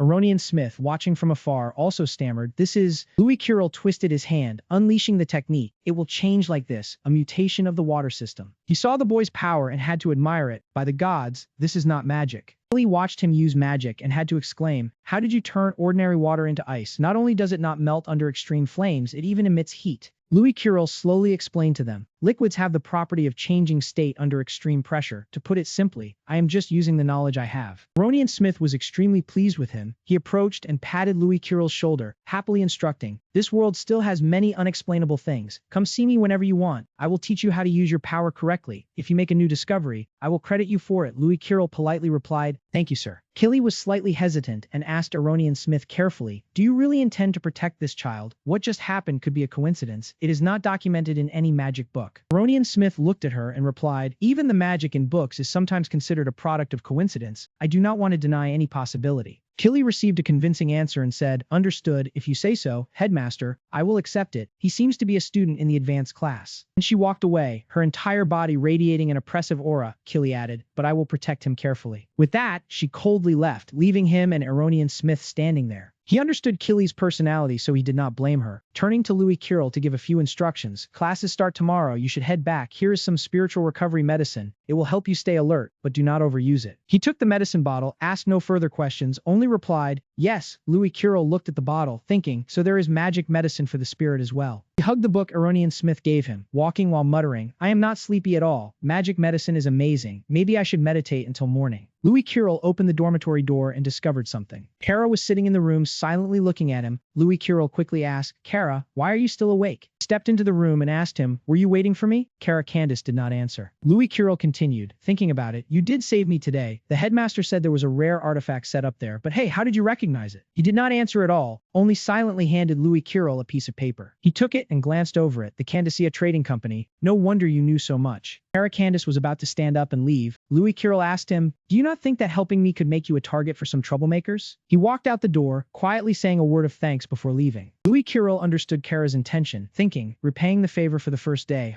but if you are the son of a merchant, I might need your help later. Turning to the new day, right at the Candria High Mage Academy training hall, Derek cheerfully twisted his whole body to show off his physique, his voice high-pitched, hello, adorable new students, I am Professor Derek, your physical training instructor. I will teach you the fundamentals of mystical martial arts under my guidance. He said with great pride, you will all have perfect bodies. The students were frightened, whispering to each other, is this professor insane? He is really scary. Hey Louis Curel, that professor, is he a bit weird? Louis Curel thought the opposite of the other students' expressions. He said with excitement, even so, what he said is not wrong. After all, the body and spirit are still the foundation of mystical martial arts. Derek heard those words and became extremely interested in him. The teacher blinked behind him. Louis Curel marveled. Fast. Kanaranka could not react, only able to say, huh? Derek whispered to him, perfect. Suddenly, the teacher touched Louis Curel's body in a strange way, also marveling, every part from head to toe has been meticulously trained, truly a masterpiece created by a goddess. His voice made Louis Curel sweat. I like trainees who practice diligently. Contrast to him, Derek's attitude towards Kanaranka was not pleasant, saying, not a single muscle, completely different from those useless descendants of the great families. The mockery made him stammer, what?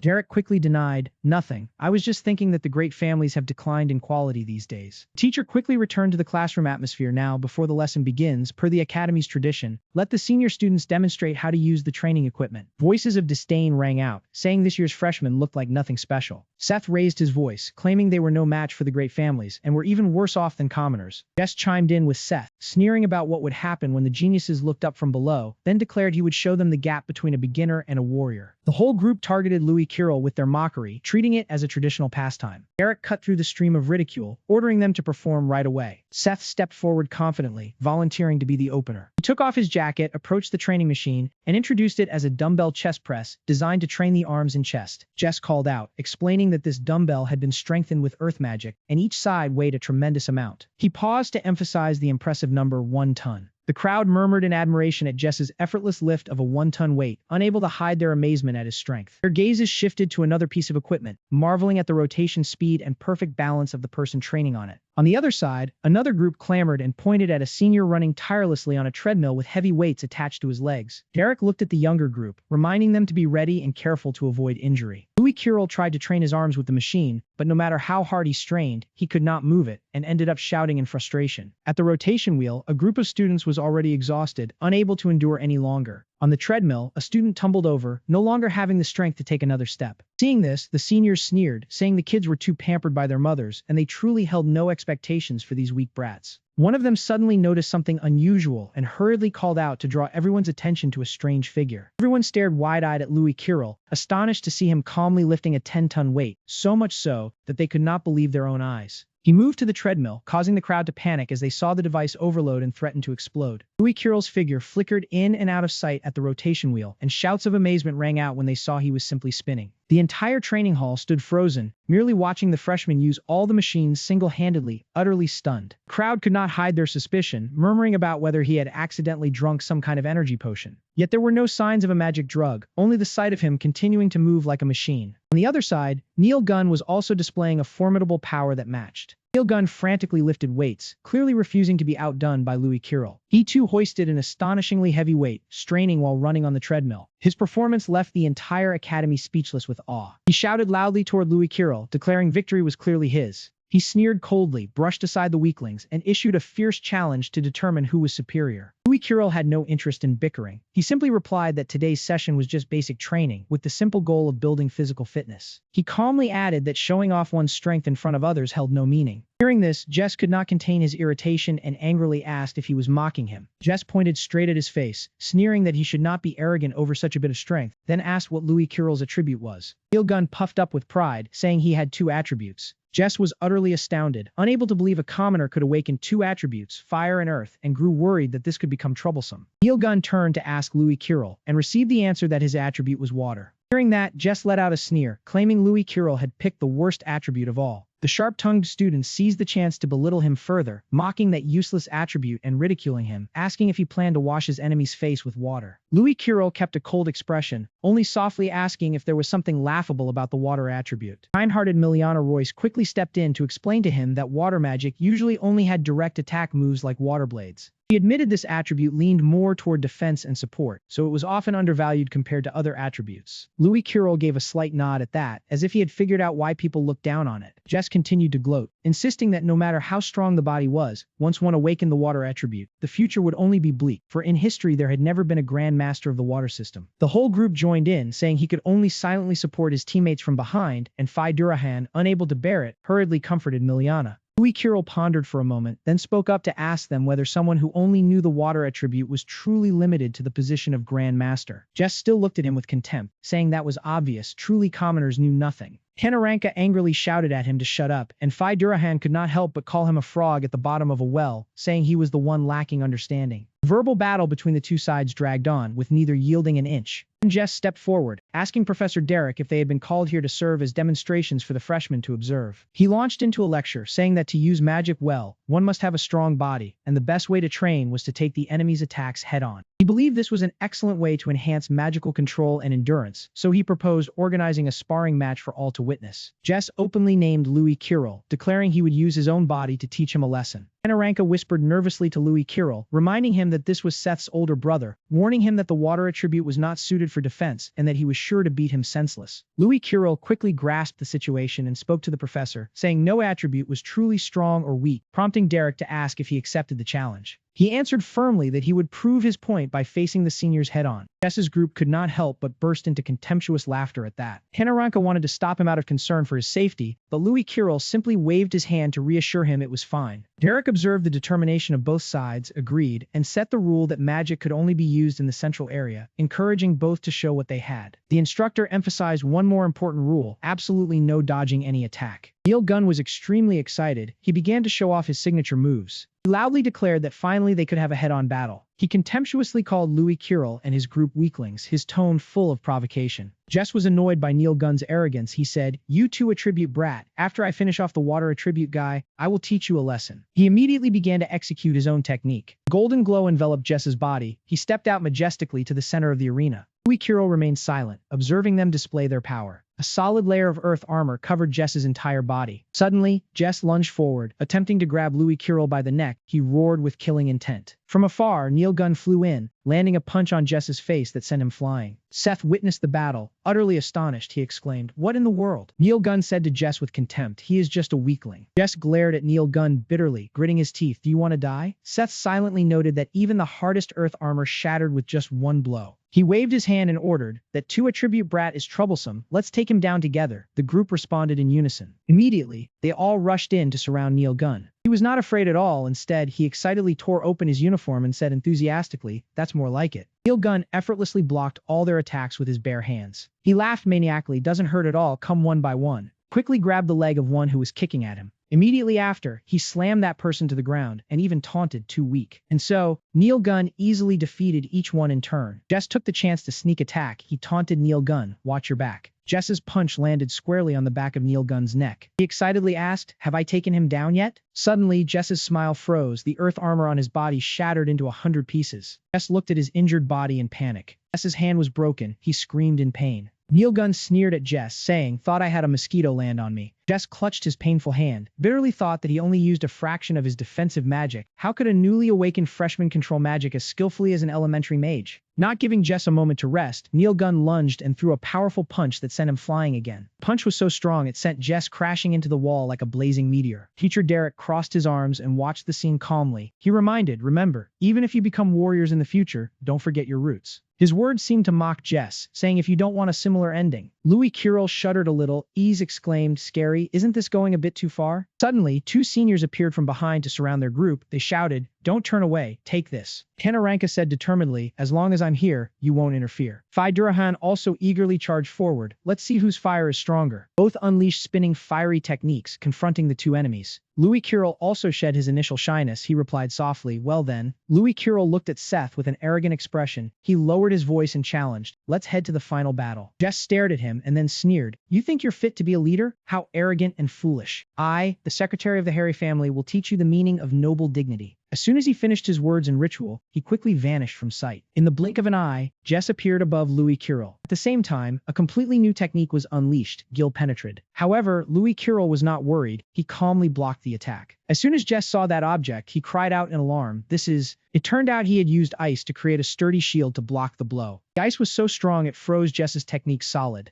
Witnessed the scene, his eyes bulging in disbelief. Jess had no choice but to hastily retreat to take the opportunity to recover his strength. Looking at his frozen hands, his body trembled. "Is this water magic?" Louis Kirill nodded and answered succinctly, "That's right, you could consider this a new level of water magic usage." Miliana Royce heard this and curiously turned her head to look at him more closely. She hesitated for a long time before daring to think the name Louis Kirill in her mind. The surrounding crowd was also in an uproar. What kind of ice shield is that? Never heard of such water magic. And Jess, hit by the move, was humiliated into anger, he thought. Being proud of some fancy tricks, huh? Just as Brian said, this year's freshmen are all troublemakers. More than anyone, Jess understood his current situation. If he kept the fight going, I'm afraid. On the other side, Neil Gunn was still engrossed in his battle. He yelled, "Die, you trash." At that moment, a sinister plan flashed through Jess's mind. He quickly ran to stand in front of Neil Gunn, startling him. But Neil Gunn paid him no mind. He said casually, "Are you the next punching bag?" Just as he finished speaking, he threw a punch, but Jess dodged it quickly. He was deliberately provoking them, testing if they could take a hit from him. That action inadvertently enraged the opponent. In the blink of an eye, Neil Gunn blew up an entire area of land. Ryan witnessed the scene and shouted in shock, "Hey, calm down." But he kept attacking and cursing, "You piece of trash." Finally, Neil Gunn jumped up to unleash a gun attack but fell into Jess's trap. "Stop running around, fight me properly." Fortunately, he reacted in time and dodged. At that moment, Jess appeared behind him with a murderous aura soaring to the sky. Louis Kirill blocked the attack while speaking coldly. "The one who talks so much about honor goes and attacks from behind. Truly a useless noble." He remained stubborn. I am only making the right decision to secure victory. Down below, Neil Gunn was still raging. This is madness. He did not hesitate to unleash a lethal attack. Take this. Knowing he was at a disadvantage, Louis Curl immediately dodged to the side. Fighting 2 against 1 is truly difficult. Jess on the other side remained relaxed now. He quickly launched an attack aimed directly at the opponent's head. Fortunately, Neil Gunn managed to rush over and push Jess aside. Do not interfere. Hit by the attack, he spat out blood from the pain. You madman, why do you not understand that cooperation is for the best? Moments later, he smiled happily. Alright, now the troublesome thing is gone. Neil Gunn rushed forward, continuously attacking. Let us end this right now. Derek watched from the outside, feeling happy as well. A fighting style with quick movements within a small range. Truly a genius, capable of surpassing even William. Inside, Louis Curl was gradually grasping the rhythm of the fight. I see it now. With that said, he landed a blow on the neck. That is a person's weak point. Seeing Neil Gunn's reaction, Louis Curl knew that Donai would surely be able to block this attack. At that exact moment, Phi Durahan pointed ahead and shouted, watch out. At some point, Neil Gunn had seized the opportunity to grip his hand tightly. His glaring eyes blazed with anger. Finally got you. He used his iron headbutt to strike Louis Curl's head. Taste the pain. Even so, he did not stop. So how is it? Having fun. This is only the beginning. Louis Curl grew angry. According to the Academy rules, you are not allowed to intentionally harm others. You have crossed the line. He immediately used Ice Element to suppress Neil Gunn.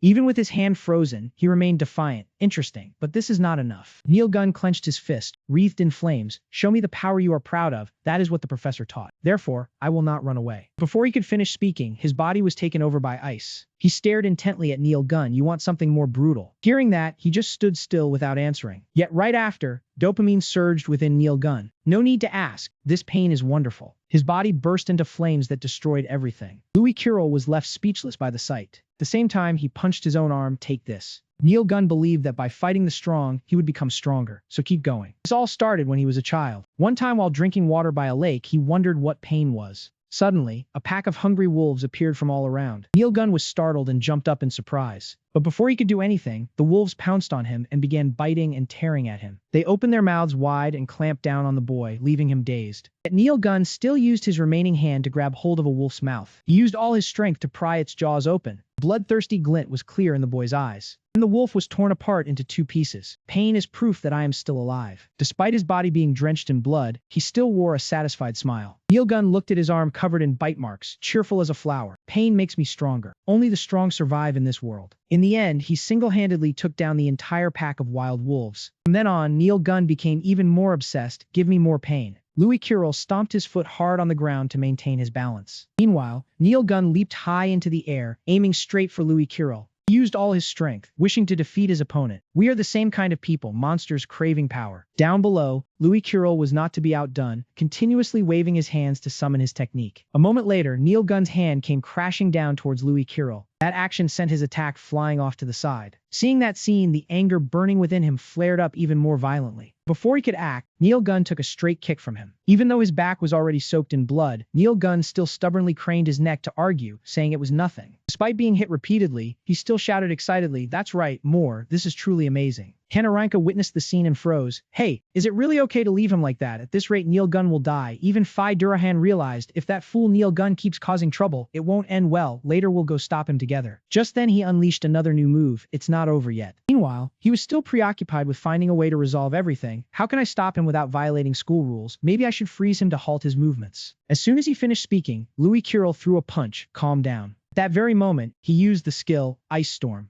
Right after that, Neil Gunn continued to say, "Where is it?" But instead of giving up, he once again ignited the flames. The flame on his fist gradually disappeared. All the muscles on Neil Gunn's body also swelled rapidly. Eric saw this and grew a bit interested. That's getting interesting. On the other side, Neil Gunn had jumped to the ground and declared, "I won't go down easily. This is still not enough." Then he let out a loud roar. "Come on, keep going." Yet just a second later, he was struck down by Killy. Seeing that familiar figure, Louis Curl couldn't help but exclaim, "Miss Killy." She simply left one line in response, "You've gone too far." Killy rubbed her wrist and said mockingly, "You muscle-brained fool." Meanwhile, Derek took the opportunity to approach. "So it's Killy. Since the last time I saw you, you've become even more beautiful." He was about to step forward, but was immediately stopped by her. The power radiating from that body is truly irresistible. Then Killy spoke up in a threatening tone. "If someone dies on the very first day of class, what do you plan to do? Have you forgotten the headmaster's orders? Step aside, you pervert." Being rejected so coldly made Derek a bit annoyed. "That hurts. I'm not an idiot. I'm just trying to draw out the kid's potential through combat." Yet she didn't care at all and even said, "I truly hope you're not just a fool. I've been tasked with protecting Louis Kirill. Do you understand what that means?" Just as she was about to leave, Killy added, "The headmaster said, after class, report to the headmaster's office." Seeming to foresee his own fate, he could only let out a weary sigh. "Looks like I'll have to endure another lecture." But deep down, Derek was actually very pleased. Still, this year's freshman class, how strong will they become? Seeing him happy with his friends, he also felt his heart ease. Then he turned to Neil Gunn and said, "Hey, go put some clothes on. I'm telling you, I'll only let this slide once. If you act out again, your credits will be deducted." But in his head, he was actually thinking, "I still can't withstand a master's attack right now. At this rate, I'll go broke just buying clothes. In that case, I'll have to go hunt monsters to earn some money." A moment later, the bell rang cheerfully. Eric looked at the students and said, "All right, today's lesson is over. Upperclassmen can go. Freshmen rest for a bit and take recovery potions. From now on, it's going to get much harder. Prepare yourselves mentally. Don't cry."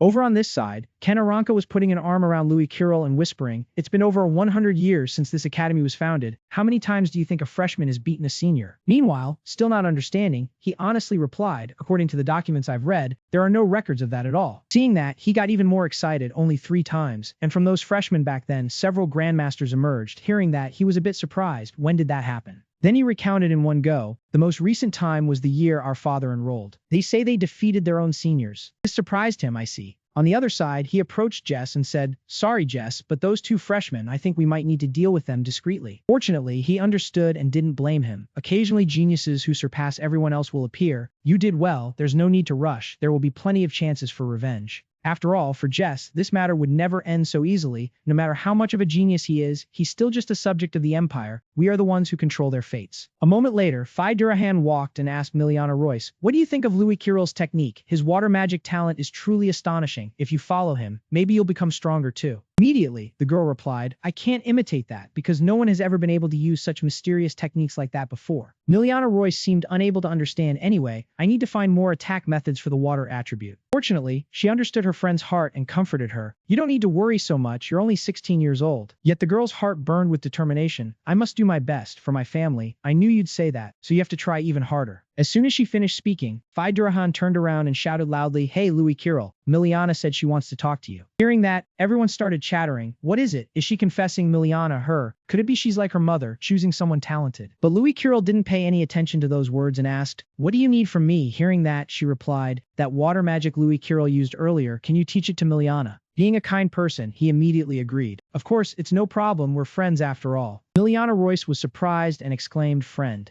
Startled by the voice, he was taken aback. Because at some point, the girl had clasped her hands in a pleading gesture. "One day I might cause trouble for you. Even so, you won't regret it, will you?" He confidently asserted, "Of course, I would never betray a friend." Even so, Miliana Royce was still quite hesitant. "But I don't want to drag you into this matter." As soon as she said that, the girl ran off, making Phi Durahan extremely worried. She had to chase after her, but didn't forget to tell Louis Kirill, "Sorry, Louis Kirill, I'll go talk to Miliana for a bit." Though his conversation was cut short, he was still very sympathetic, thinking we all have our own circumstances. Maybe I'm the one causing trouble for everyone. Then Louis Kirill turned and asked, "Ken Aranka, do you know anything about Miliana?" Ken Aranka slowly spoke up. She was the only daughter of the Royce family, the granddaughter of a renowned grandmaster. When her grandmother was still alive, the Royce family was extremely prosperous, but since her passing, their power seemed to have gradually faded with her. After finishing, the young man humbly added that he only knew that much, and if they wanted to know more, they would have to ask someone else. Louis Kirill then turned to ask Kara Candace if she knew anything more. She coldly replied that she had heard they once had a conflict with the council. Hearing that, he immediately wondered if the trouble Miliana mentioned was related to the Mage Council, and asked her if she knew anything else. Unfortunately, Kara Candace also only knew that much, so she could only shake her head as an answer. Louis Kirill fell into thought, muttering that with only this much information, they might have to ask Phi Durahan or directly find Miliana to get the whole story. Meanwhile, at the #1 magic training ground of the Kandria Supreme Mage Academy, a commanding voice rang out, demanding everyone be quiet and listen carefully. Magic was the goddess's blessing and the core essence of this world. After the trainees had settled down, Sid continued to introduce that in this class, he would teach them how to control magic and use mystic martial arts, and they could call him Instructor Sid. Ken Aranka saw that Louis Kirill seemed tense and asked him about it because he had been looking forward to the class. Louis sighed dejectedly, saying he was still looking forward to it, but it seemed Instructor Sid did not have a good impression of him. Right at that moment, Sid appeared and reminded them that talking during a professor's lecture was forbidden, especially since he hated noise disturbing his class. With that, he coldly announced deducting 1 point from Louis Kirill, Kenaranka, and Arenta. Sid continued, saying he was not like those who focused on brute strength and warned that if they continued to break the rules, their advancement points would soon reach 0. Turning away, he still did not forget to condemn Louis Kirill as rude and insolent, deducting 1 advancement point, and advised him to learn etiquette, noble culture, and behavior befitting a trainee, which made Louis extremely frustrated. After a few steps, Sid gently cast a spell. Even though it was just a gentle motion, the power he unleashed was still formidable. Louis Kirill exclaimed in surprise that it was Earth attribute magic, and Kenaranka beside him could not help but marvel at its might. On the opposite side, Sid had begun his lecture, saying that to use mystic martial arts in real combat, they had to master both magic and combat techniques. He continued that to become a true novice, they first had to learn to manifest mana and create weapons, then reach the level of covering their entire body with mana armor. Finally, Sid concluded that once they mastered all of that, they would become true warriors. Right after, he cast a spell while explaining about connecting mana with the mind, controlling it with the body, and guiding it through each specific movement. With just a wave of his hand, an immense force was unleashed. All the trainees standing there were extremely impressed and admired this perfect demonstration. After the demonstration, Sid turned back to introduce that this was mystic martial arts, and said that later they would attack the stone statue in a similar way, and the trainee who dealt the most damage would receive 1 advancement point from Karakandis.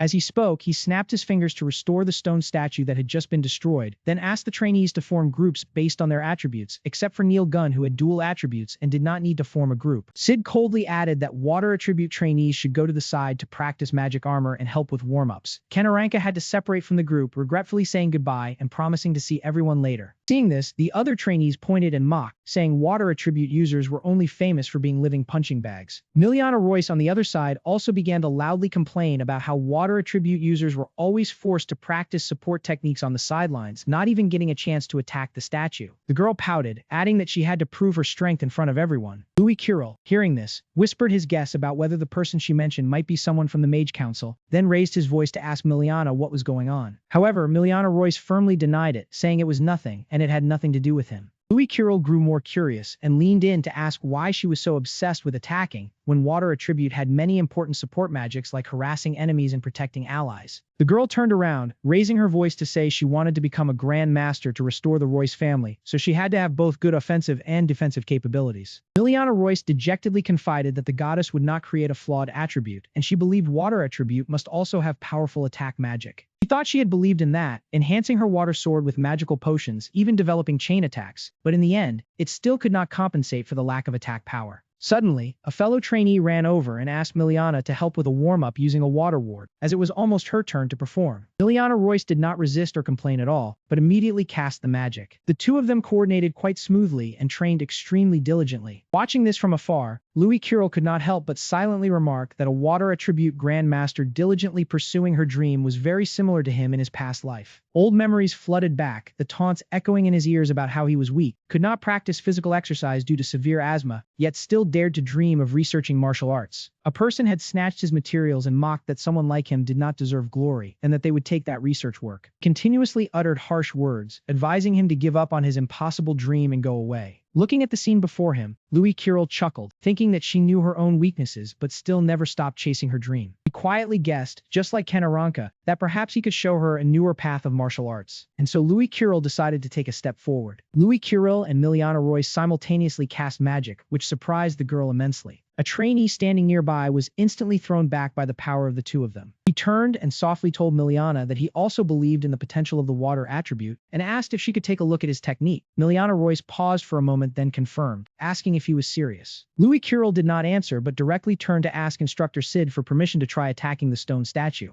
Sid, hearing this, raised an eyebrow and warned that if he did not deal any damage, he would deduct points. He even mocked that he should obediently practice controlling his mana instead, and sarcastically asked if he planned to use his ice magic. He calmly denied it and expressed that he had just thought of a good method, a way to increase the attack power of water magic. The other trainees, hearing this, began to sneer, saying he dared to claim he would use water magic to attack. Ice magic would have been somewhat believable. Only Miliana Royce was truly worried for him, reminding him that the statue had a special structure, reinforced with rare magic constructs and earth magic, making it hard for ordinary water magic to even scratch it. Hearing this, Louis Kirill reassured the girl that he was fine and that he had an idea. With that, he walked straight to the front of the massive statue. As he was preparing, Louis Kirill thought that perhaps people in this world did not know, but in his world, there was a very good saying. paused for a beat, then softly affirmed that, saying in his heart, softness overcomes hardness.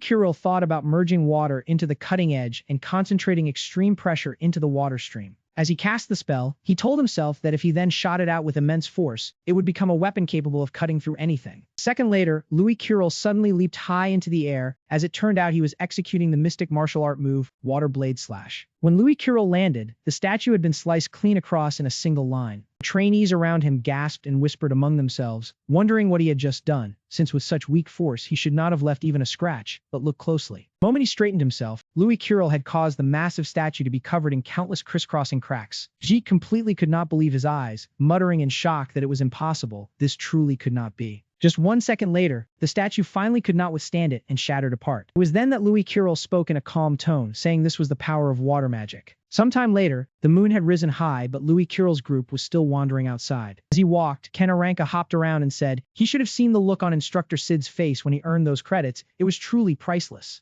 He chuckled gleefully, saying that when he saw his outstanding attack, the instructor's face went pale as if he had just swallowed moldy bread, and the moment class ended he disappeared right away. Kirill replied with a hint of regret, saying at that time he was so focused on water magic that he did not notice the instructor's expression, which was a shame. Anirecap then changed the subject, saying they should follow Phi Durahan's suggestion, as she was trying to find a new path for Miliana. He continued, saying she even bought several very expensive spiritual recovery potions and planned to rent a training room for special practice. Was that not very good for him? Just as he finished speaking, Kara coldly added, the training room fee was 30 gold coins and the spiritual recovery potions were 300 gold coins. Hearing that, Kirill, who had been nodding along, jolted and exclaimed, that was expensive. Turning to Kara, he politely asked, hey, could he ask her for a favor? Seeing her remain silent, Kirill understood and continued, in a few days there would be a training mission, right? And at that time, the scene suddenly shifted, and Derek's steady voice rang out, saying they were improving very quickly, their bodies were being trained better day by day, and he was very pleased. He continued enthusiastically, saying the Kandria Supreme Spellcaster Academy connected to the Mondo Great Forest at the western border, a place that was originally the territory of extremely powerful monsters. Derek introduced with great vigor, saying that place now served as a boundary between several powerful nations, and the monsters living in the forest got stronger the deeper one went. He emphasized again, in other words, the monsters at the outer edge were not too strong. Eric said in a steady tone, the academy was built there in part to protect the empire from the monsters in the forest, which was why this mission was called a training mission. Calmly explained, the mana crystals obtained from monsters could be exchanged for study points or rewards when brought back, and the trainee who collected the most trophies would receive additional rewards. Then Derek instructed, if they recklessly challenged an enemy that was too strong and had to be rescued by an instructor, they would lose a point. Understood. Neil Gunn was extremely excited after hearing this, saying monster hunting, finally he could contribute with full strength. Idurahan then discussed, asking if he planned to use real combat to train Miliana, and he quickly confirmed, saying yes, people only revealed their true ability when facing a real enemy. As he walked, Kirill suggested, saying they should form a team of 5, and with them together both their strength and coordination would be very good. He continued, saying training together would be much more effective than spending money to rent a training room, and Phi Durahan turned to ask Miliana what did she think, and the girl answered briefly she agreed. At that moment, Derek clapped his hands to signal, alright? He said seriously, right now they would be going with the senior trainees to accept their first training mission. This was a good opportunity, so they should learn a lot from them. Seeing him approach, Jess sneered, saying they met again. Training missions always came with danger, so he should be careful to keep his life safe. Kirill was not angry at all and calmly retorted, there was no need for him to worry about them, people only grew by overcoming danger, right? Seeing he could not achieve his goal, he left while sneering, calling him a cheeky brat. Jess instructed the person beside him, saying they said it themselves, so even if a fight broke out, do not help them, and the other person immediately replied, understood. Anirecap whispered to him, saying the instructors would always be watching throughout the mission, they might not directly intervene but they could lead them deeper in. Kirill heard this and replied, that was great then, the stronger the monster the more valuable the mana crystal, and Anirecap could only sigh, saying honestly. After that, the groups officially began carrying out the mission. The trainees at the back of the group seemed a bit nervous. Meanwhile, the team leader was extremely confident, striding straight ahead. As he walked, Kirill said, this area used to be the territory of the behemoth beasts, right? And he happily replied, the saints of that era had wiped them all out. Kirill continued, now there were none left, and the monsters at the outer edge were at most warrior level, so did he want to try fighting one later? Just as he finished speaking, a beast suddenly appeared. Because it appeared so suddenly, the whole group was a bit flustered. He shouted in fear, saying this was a warrior level bear beast. Right after that, that trainee jumped up a tree and made an excuse, saying this was great, this level should be easy for them, and he would just stand there and watch. He thought to himself, this monster was quite strong for the area, with very high defense and endurance, so they would have to fight a hard battle. Kirill paid him no attention at all, only focusing and speaking up, saying everyone prepare for battle. Seeing that, the bear beast immediately let out a thunderous roar. It quickly seized the opportunity and advanced to attack. However, with just a single swing of its arm, it knocked them all far away. Even so, Kanaranka did not give up and chose to strike from behind. Executed a basic strike at its back, which looked very promising. However, that did not hurt the bear beast at all, and instead made it even angrier, forcing Kanaranka to exclaim, "It was tough." Right after that, it struck back and sent him flying far away. Not stopping there, it flew into a rage and looked for another target. Before the bear beast could do anything, it was hit by another surprise attack. Louis Kirill witnessed this scene and praised, "Well done, Kara." However, it seemed this strike still did not affect it at all. Emiliana Royce also charged in to try her strength, shouting loudly, "Take this." Her spell enveloped the beast all around. 1 second later, the bear beast was tightly bound. But at that moment, Miliana Royce unleashed another mystic martial art technique. A second later, she swiftly deployed her water stream reversal. The monster couldn't react in time, so it had to take the hit and was sent flying. Louis Kirill watched and curiously asked what kind of technique that was. Phi Durahan explained that it was a combination of water magic and soft combat techniques, a masterpiece created by Miliana herself. Hearing that, he praised her, creating his own moves. That sounds interesting. As soon as he finished speaking, Louis Kirill gained momentum and charged forward at the speed of light. He ran and shouted, "I can't afford to fall behind." Louis Kirill decided to strike the bear beast with a direct blow to its belly. It hadn't even landed from Miliana's attack when it was kicked high into the air. Not stopping there, Louis Kirill below kept his defensive stance. He waited until the monster was about to fall back to its original spot before preparing his move. This time, the power of the attack was far more devastating than before. Bear Beast took the full brunt of Louis Kirill's attack with no chance to resist. Intense pain shot straight into its brain, causing it to let out agonizing howls. After a violent struggle, it finally crashed to the ground. Miliana Royce was astonished and wondered why just water magic could deal such massive damage to the bear beast, when even other attributes had difficulty affecting it. Ben explained that it was due to the water vapor. Louis Kirill continued, "Water vapor is produced when a mass of water is compressed at high heat and explodes, which can burn the enemy and impede their breathing. No matter how tough their hide is, internal damage cannot be endured." But she was still doubtful. "Internal damage, can I do that too?" So he decided to hand an item to Miliana Royce and said, "Here, take it." She stared at the item in her hand and asked, "What is this?" Louis Kirill proudly replied, "I asked Kara to commission this magic ring from the Candace Trading Guild. With it, you can use earth, fire, and wind magic." He thought to himself, after seeing teacher Sidio wearing many rings, this idea came to me. Now I can openly use multiple attributes. Then he added, "I prepared one for you too. Go ahead and use it." Miliana Royce put the ring on and quietly thanked him. But the moment the ring was worn, a surge of power erupted from her, taking everyone by surprise. Even she herself was astonished by the power welling up inside her. Power grew more and more fierce by the moment. It formed a long stream of immense power. Miliana Royce witnessed the sight and was so shocked her eyes widened and her mouth hung open. After a few seconds, she reacted. "This power is truly unbelievable." He saw this and was even more astonished. The body of a warrior-rank bear beast blown away so easily. Then Louis Kirill suddenly warned, "Something is approaching." Suspicious rustling sounds came from the bushes. He saw this and his face turned pale. That is, as soon as that thing appeared, he shouted, "Fire monkeys." The fire monkey roared a few times as a greeting. Kanaranka, hiding in the bushes, lamented, "This is bad." Meanwhile, he asked, "What kind of monster is a fire monkey?" He quickly explained, "They are monsters that should not appear near the academy." As soon as he said that, Phi Durahan sighed again, and in a pack too, "This is unbelievable." Then he guessed, maybe the other students are also in danger. Elsewhere, why are fire monkeys appearing in a place like this? Go call the professors. Eric was also very confused. What in the world is going on here? Yet Neil Gunn showed no fear. "You want to fight me?" He even cracked his knuckles and happily exclaimed, "Interesting." Elsewhere, a group of students was running in panic. "Run." Louis Kirill muttered grimly, "If monsters that shouldn't be here are appearing, that means..." On the other side, a student unfortunately caught the eye of a fire monkey. Even though he immediately cast a spell, Earth Armor. However, when faced with its brutal attack, he was still crushed and couldn't resist as usual. Not stopping there, the fire monkey intended to raise its leg and stomp again. Seeing that, the student screamed in terror. At that moment, Louis Kirill appeared from behind and kicked it. The fire monkey was instantly flung away by momentum, saving his life. Immediately after, Louis Kirill ordered Kara and Miliana to take the senior and run. Miliana Royce couldn't help but remind them, "Everyone, be careful." Phi Durahan reassured her, "It's fine, I'll follow behind." On the opposite side, the fire monkey was now officially enraged. Just as it was about to unleash its move, Louis Kirill shouted a warning, "Dodge." A second later, it fired a deadly attack at them. Fortunately, no one in the group was hit, and Miliana Royce's team had just managed to leave. Phi Durahan immediately assessed the situation. They are truly riled up. Kanaranka said, "We have to work together to take them down." While the monster was busy attacking, they managed to unleash their technique, a wind spell that increased their speed. Kanaranka did not stop. He continued to unleash another wind spell. The fire ape saw him charging in, so it swung its fist intending to counterattack. The moment Kanaranka swept past, the fire ape was struck by his concussive wind. Phi Durahan saw her teacher clutching his arm in pain, so she stepped forward and said, "That attack is ineffective against me, pretty boy." She coldly swung her sharp sword and shouted, "Watch this move." The decisive blow landed directly on the fire ape's form, crushing it flat against the ground. Seeing this, Kanaranka mocked, truly a meathead, only knowing how to use brute force.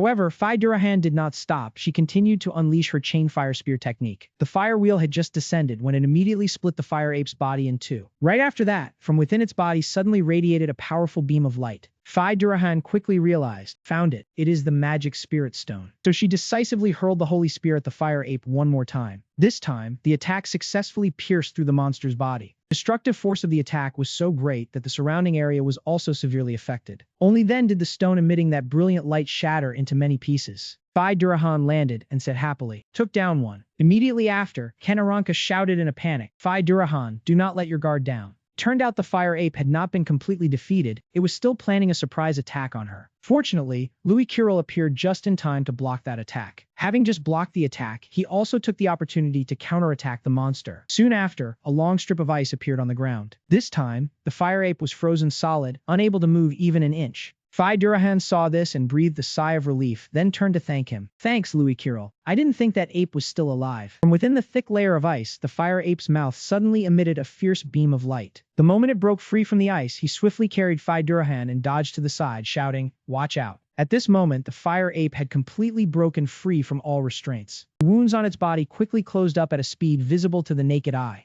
Kanaranka was extremely surprised. "What? I heard they were ferocious, but I never heard their wounds healed this fast." Louis Kirill observed this scene, thinking to himself, this feeling. He felt it was exactly like what Neil Gunn had displayed earlier. On the other side, Neil Gunn was still laughing smugly. "It's not your turn yet." Meanwhile, another fire ape was enduring relentless iron-fisted blows. Eric watched and lamented. "This is going to be a real problem." He muttered worriedly, "Their wounds keep closing up. There is something wrong with these creatures. At this rate, the students will." On Louis Kirill's side, the whole group remained ready to attack at any moment. However, he had secretly realized the situation was not looking good. This is bad. The three of them were now surrounded by a total of 5 fire apes. As for Miliana Royce's group, they had been completely knocked down by them. Suddenly, the one who had been knocked unconscious opened his eyes wide and woke up. He smiled triumphantly. "Preparations are complete. Now I just need to use those monsters." The person Louis Kirill called Senior laughed sinisterly and spoke, finishing him off right at that moment. On the other side, the pack of fire apes suddenly went berserk. Their already formidable strength now exploded even more violently. Kanaranka was utterly bewildered. Impossible. Why do the monsters know how to use arcane martial arts? As soon as he finished speaking, the monster charged at the group to attack. Louis Kirill quickly stepped back to dodge the fire ape's attack. But very quickly he realized, "Hey, are you targeting me?" The monster said nothing, silently preparing to unleash its attack. More and more, their attacking power became enormous and fierce. Louis Kirill stood rooted to the spot, witnessing the entire horrifying scene. All 5 fire apes were focused on the single target that needed to be eliminated, him. Phi Durahan and Kanaranka saw this and couldn't help but shout his name, Louis Kirill. The forest was silent just a second ago. But a second later, a shocking explosion erupted. He stood coldly observing the terrifying scene unfolding before his eyes. Then he spoke happily. The plan was a success. A violent explosion resounded, and blinding light spread all around. Ryan curled his lips into a smile, his gaze fixed intently on the source of the explosion. Derek, even while holding off the monster beast with one hand, had to turn his head to look by reflex. Neil Gunn also spun around, his face full of confusion, not knowing what had just happened. The explosion lit up the entire sky, and black smoke quickly spread all around. The 2 monstrous beasts stood frozen, their gazes fixed on the spot where the blast had occurred. A surge of blue light swirled violently, enveloping a vast expanse of space. Kanaranka and Phi Durahan were both utterly astonished, their attention locked on that direction. At the center of the faint blue vortex, Louis Kirill hovered in midair, his arms spread wide. His eyes blazed with fury, his pupils tinged with an unnaturally cold blue hue. The monstrous beasts stared wide-eyed, baring their fangs and growling at Louis Kirill. Kanaranka secretly realized that this level of divine power controlling magic over such a wide area could only be done by a Grand Master, so it turned out that man had been hiding his true strength all along. Louis Kirill stood there, his wrist carefully bandaged, his gaze fixed on the pack of beasts. By accelerating the flow of his mana, he temporarily reached the Grandmaster realm, but the strain on his body was mounting, and he was nearing his limit. Louis Kiryu's eyes blazed, the icy blue light growing colder than ever before, leaving no other choice. Louis Kirill clasped his hands before his chest, summoning a sphere of blue light. He shouted, demanding an end to this battle, "Breath of Frost." a torrent of intense cold shot straight toward the horde of demons. The entire bodies of the beasts were engulfed by a bone-chilling cold aura. Countless sharp ice shards flew at them with a whoosh. Louis Kirill braced one hand on the ground, sliding swiftly across the slick ice. His feet stood firm as a rock on the icy arena. Wispy blue mists, like the breath of frost, surrounded him. One beast's eyes showed utter terror. Louis Kirill, his body encased in ice, charged straight at the terrified beast. The beast was struck in the chest by thousands of ice shards. It fell backward, screaming in pain. Louis Kirill kept his fist raised in the air, continuing to charge toward it. Another beast leaped forward, its fist clenched in midair. Louis Kirill landed, steadying himself firmly on the balls of his feet against the icy floor. The beast swung its arm toward Louis Kirill, but he dodged the blow perfectly. The beast's punch only struck the sturdy wall of ice he had erected before him. Louis Kirill, once again like an arrow released from a bow, shot toward the beast. It still swung its arm at him, but could not land a hit. Louis Kirill ran around it at an untrackable speed, his form a blur, the beast's face twisted in malice. Louis Kirill pushed himself to run even faster. His figure only left a faint trail of blue light. An 8-pointed star began to appear on the ground, the Bagua formation. The beast finally realized the problem, immediately seeking an escape route. But turning right, it was blocked by razor-sharp ice shards. Turning left, the situation was no better. Only then did it discover it was completely surrounded by towering walls of ice. Louis Kirill was in the air, surrounded by a massive sphere of ice energy, facing the beast directly, Frost Spirit. He shouted, plunging fiercely down toward the panicking beast below, ending the battle. Brilliant blue lights blazed across the entire sky. The beast was quickly encased in a thick layer of ice. Remaining beasts could not escape this frozen battlefield either. Ryan clutched his head, glaring furiously at Louis Kirill, grinding his teeth, this feeling again, just as I predicted. Anirecap laughed heartily, his voice laced with admiration. Amazing, truly amazing. Phi Durahan chimed in. He took down the entire Blaze Kong pack in an instant. Louis Kirill looked down at his hands, slightly stunned.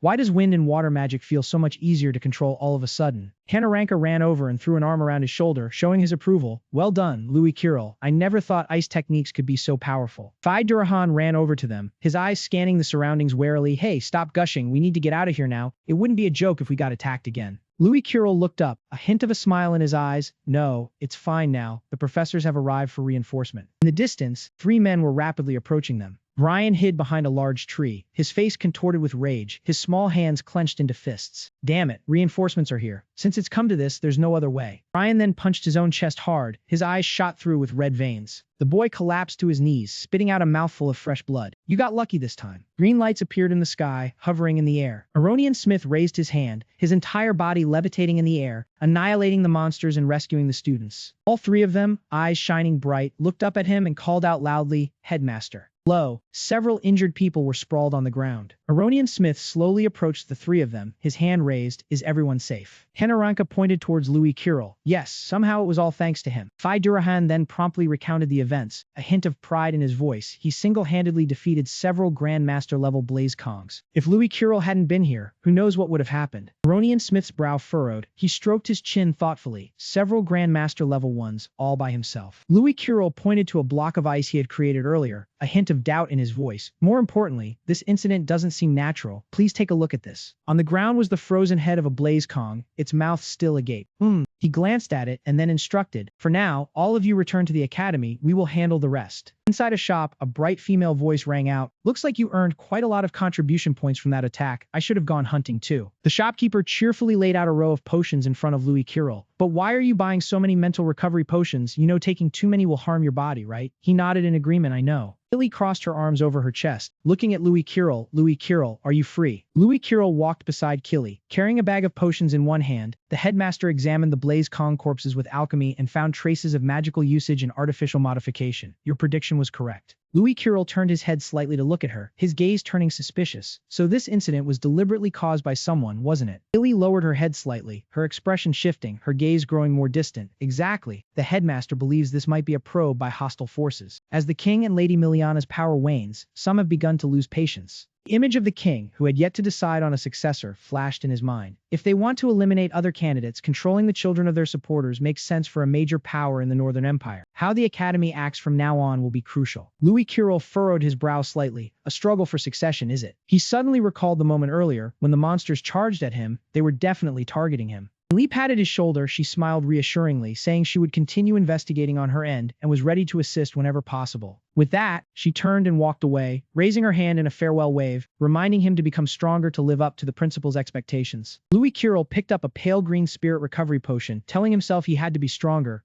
He flicked his thumb, and the wooden cap popped off, flying away. He brought the potion to his lips and drank it all in one gulp. The empty bottle was tossed to the ground. Louis Kirill strode forward quickly. Of course, that was my plan. His face seemed to brighten. His spirit lifted. Then there was no time to waste. Brian raised his hand to his chest, bowing politely. Father, regarding the mutated monsters, I have confirmed their combat abilities have increased significantly, but they are still below expectations. Few sweat drops dotted the boy's face. Most of the corpses had self-destructed, but a few remained. Vaughn rested his hand on the chair, staring at Brian with an indifferent gaze. The boy continued his report, saying a few corpses had been recovered by the academy in case Principal Aronian noticed something. Vaughn finally spoke slowly. Those test subjects were prepared by the Putin Empire. Even if he noticed, there was nothing he could do. In Vaughn's hand was a photo of Louis Kirill. He stared at it intently. The more important thing was whether this boy truly was the cursed child. Brian grew angry, his eyes turning fierce. I have suspected for a long time. That terrifying killing intent confirmed it. Perhaps the principal is hiding his identity. Even from me, after all, he will hinder our plans.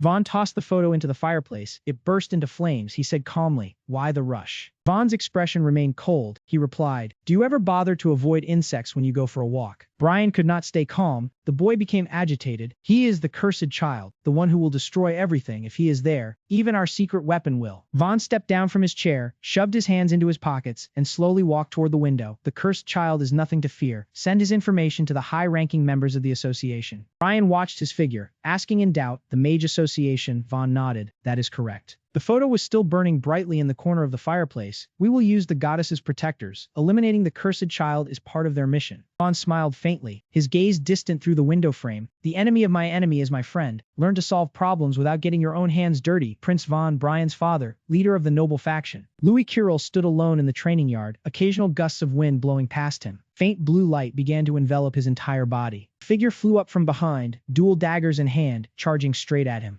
Kanaranka spun midair, but Louis Kirill had swiftly dodged to the side. Kanaranka continued his charge. Louis Kirill remained stoic. He lightly sidestepped to the right, then changed direction to the left. Then, he turned, his feet firmly planted on the stone floor. Louis Kirill kept his eyes shut, his demeanor utterly calm. Aranka swung his dagger. Louis Kirill quickly turned his head toward him. Louis Kirill shouted, swinging his arm toward Kanaranka. The opponent did not flinch, lightly sidestepping to avoid the strike. A blazing golden red light shot forward, sturdy ice barriers erected firmly. His injured hand rose high into the air. Ice shards began to form again. A loud bang echoed as the two lights collided. Ahead, dust billowed thick, darkening the corner of the room. Louis Kirill spun around, his feet still steady on the floor. Small ice blocks began to grow beneath his feet. They grew larger, covering the entire blazing golden light. Suddenly, another explosion rang out, this time even more violent, ice shards scattering everywhere. Phi Durahan, weapon in hand, asked seriously, "They have not." Kanaranka twirled his dagger, grinning. "That was a perfect combination. This time we are sure to win." Miliana Royce frowned slightly, reminding the two it was still too early to celebrate. Louis Kirill might have already figured out our plan. Louis Kirill stepped out from the smoke and dust. Well done. Louis Kirill clapped as he walked, his voice full of praise. Kanaranka had gotten faster and mastered the hit-and-run style. Phi Durahan had also strengthened his spear with unarmed hand movements. Then he looked at Miliana and said, "Above all, Miliana, using mud to hide Kara's items was a thorough calculation." Louis Kirill Curio spread his arms wide, continuing to walk toward them. Everyone's progress is astonishing. If I had not detected the anomaly with my cold sensor, I would have been blown away. Kanaranka scratched his head, his face grimacing. Failed again. Actually, you were completely unharmed. It seems I still cannot catch up to you. Phi Durahan reached out and touched the thin ice around Louis Kirill. Sensing the opponent's movements through energy is indeed a strange technique. I have never heard of anything like it. Her eyes lit up with interest. Louis Kirill looked at her and explained it was a technique using the circulation of soul and magic. I am still researching it, but I will teach everyone later. Miliana handed him a recovery potion. He took it and thanked her.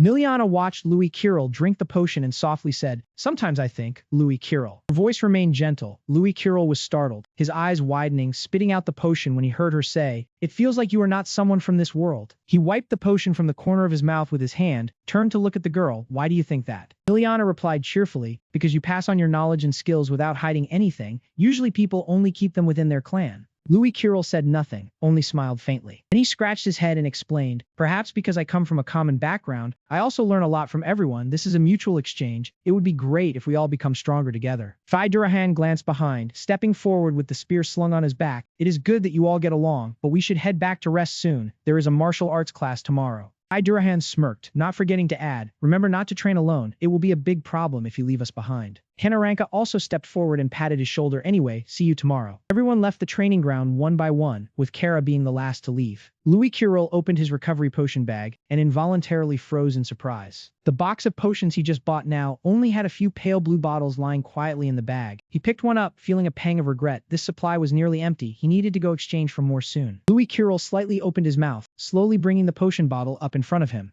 Suddenly, an arm grabbed hold of him. Killy gripped his wrist that held the potion, asking sternly, what are you doing? Didn't you just take a mental recovery potion yesterday? Her gaze was distant, staring straight at Louis Curel. As I said before, if you keep drinking like this, your brain will be severely damaged. Louis Curel looked at the potion bottle in his hand, a flicker of fear crossing his face. He recalled Lucille's admonition. You must become a grandmaster. You must grow stronger to win back the orphanage from the association. A fully cloaked figure stepped forward, speaking with an understanding tone. Now I understand why it targeted you. William Aranka, with bloodshot eyes, spoke softly. Then prove it. Louis Curel recalled the image of the monstrous beasts approaching him a few days ago, wondering if they had been targeting him. His hand holding the potion bottle unconsciously loosened. His eyes suddenly blazed with light, pupils dilated. He had things he must do, so he had to become stronger. Louis Curel smiled at Killy, reassuring her that he was always careful not to overdose. With this, he could double his training time. He couldn't afford to waste any more. Having said that, he tilted his head back and drank it all under her astonished gaze. Killy shook her head helplessly, merely glancing at him before asking, are you really okay? Louis Curel seemed full of vigor. Killy's eyes flashed a radiant gold, a look of confusion crossing her face. Suddenly she reached her hand forward, her expression suddenly turning somewhat panicked. Sweat beaded on Louis Curel's forehead. He asked in bewilderment if something was strange. He felt the magical flow within him becoming notably smoother. Killy still didn't understand what was going on, only replying dazedly, huh? That's not it. Killy suddenly glanced towards the potion box, her face gradually freezing in shock. Empty potion bottles lay scattered on the table and the floor. She cried out in dismay, are you kidding me? She pointed at the pile of empty bottles, shouting, don't tell me you drank all of these. Louis Curel raised one eyebrow, stammering an admission, that's right. Killy pointed her finger at his face, her voice rising with each word. She just checked the records. This is the 8th time this month you've come to exchange potions, which means you're drinking at least 2 bottles a day. Louis Curel looked at her seriously, asserting that it was the only way to become a grandmaster as soon as possible, and that his body didn't have any problems. Killy put her hands on her hips, still staring at him, explaining that becoming a grandmaster wasn't easy. What he needed wasn't medicine but fundamental knowledge. She believed his body was in a bad state. That strange energy from earlier worried her. She needed to talk to the principal. She grabbed Louis Curel's wrist, her lips pressing together. Killy yanked his arm, pulling him outside, her voice sharp. First, we'll run tests to see if there's anything wrong with your body. At the principal's office, all three were focused on measuring Louis Curel's mana. He dropped a drop of blood into the test reagent. His mana flow quickly surrounded the dark red drop of blood. Aronian Smith observed the undistorted blood drop suspiciously, noting there were no signs of brain erosion from the recovery potions. On the contrary, it seemed to be functioning even more vigorously than before. Killy immediately objected, arguing that he showed abnormal behavior just moments ago, clearly being absent-minded. Her voice was hoarse with lingering fear, describing how he emanated a terrifying murderous aura like a monster. But the principal calmly analyzed, your story is concerning. But looking at Louis Curel's magic, it truly has increased. Perhaps it's a form of enlightenment. A flicker of curiosity sparked in Aronian Smith's eyes as he looked at Louis Curel, or perhaps this is another trait of the cursed child. He wondered, observing him all over, but couldn't think of a reason. The price of magic is a rule set by the goddess, be it human or monster. No one can ignore it. Unable to find a solution, Aronian Smith had to set it aside. After all, this world still held many mysteries, no need to jump to conclusions.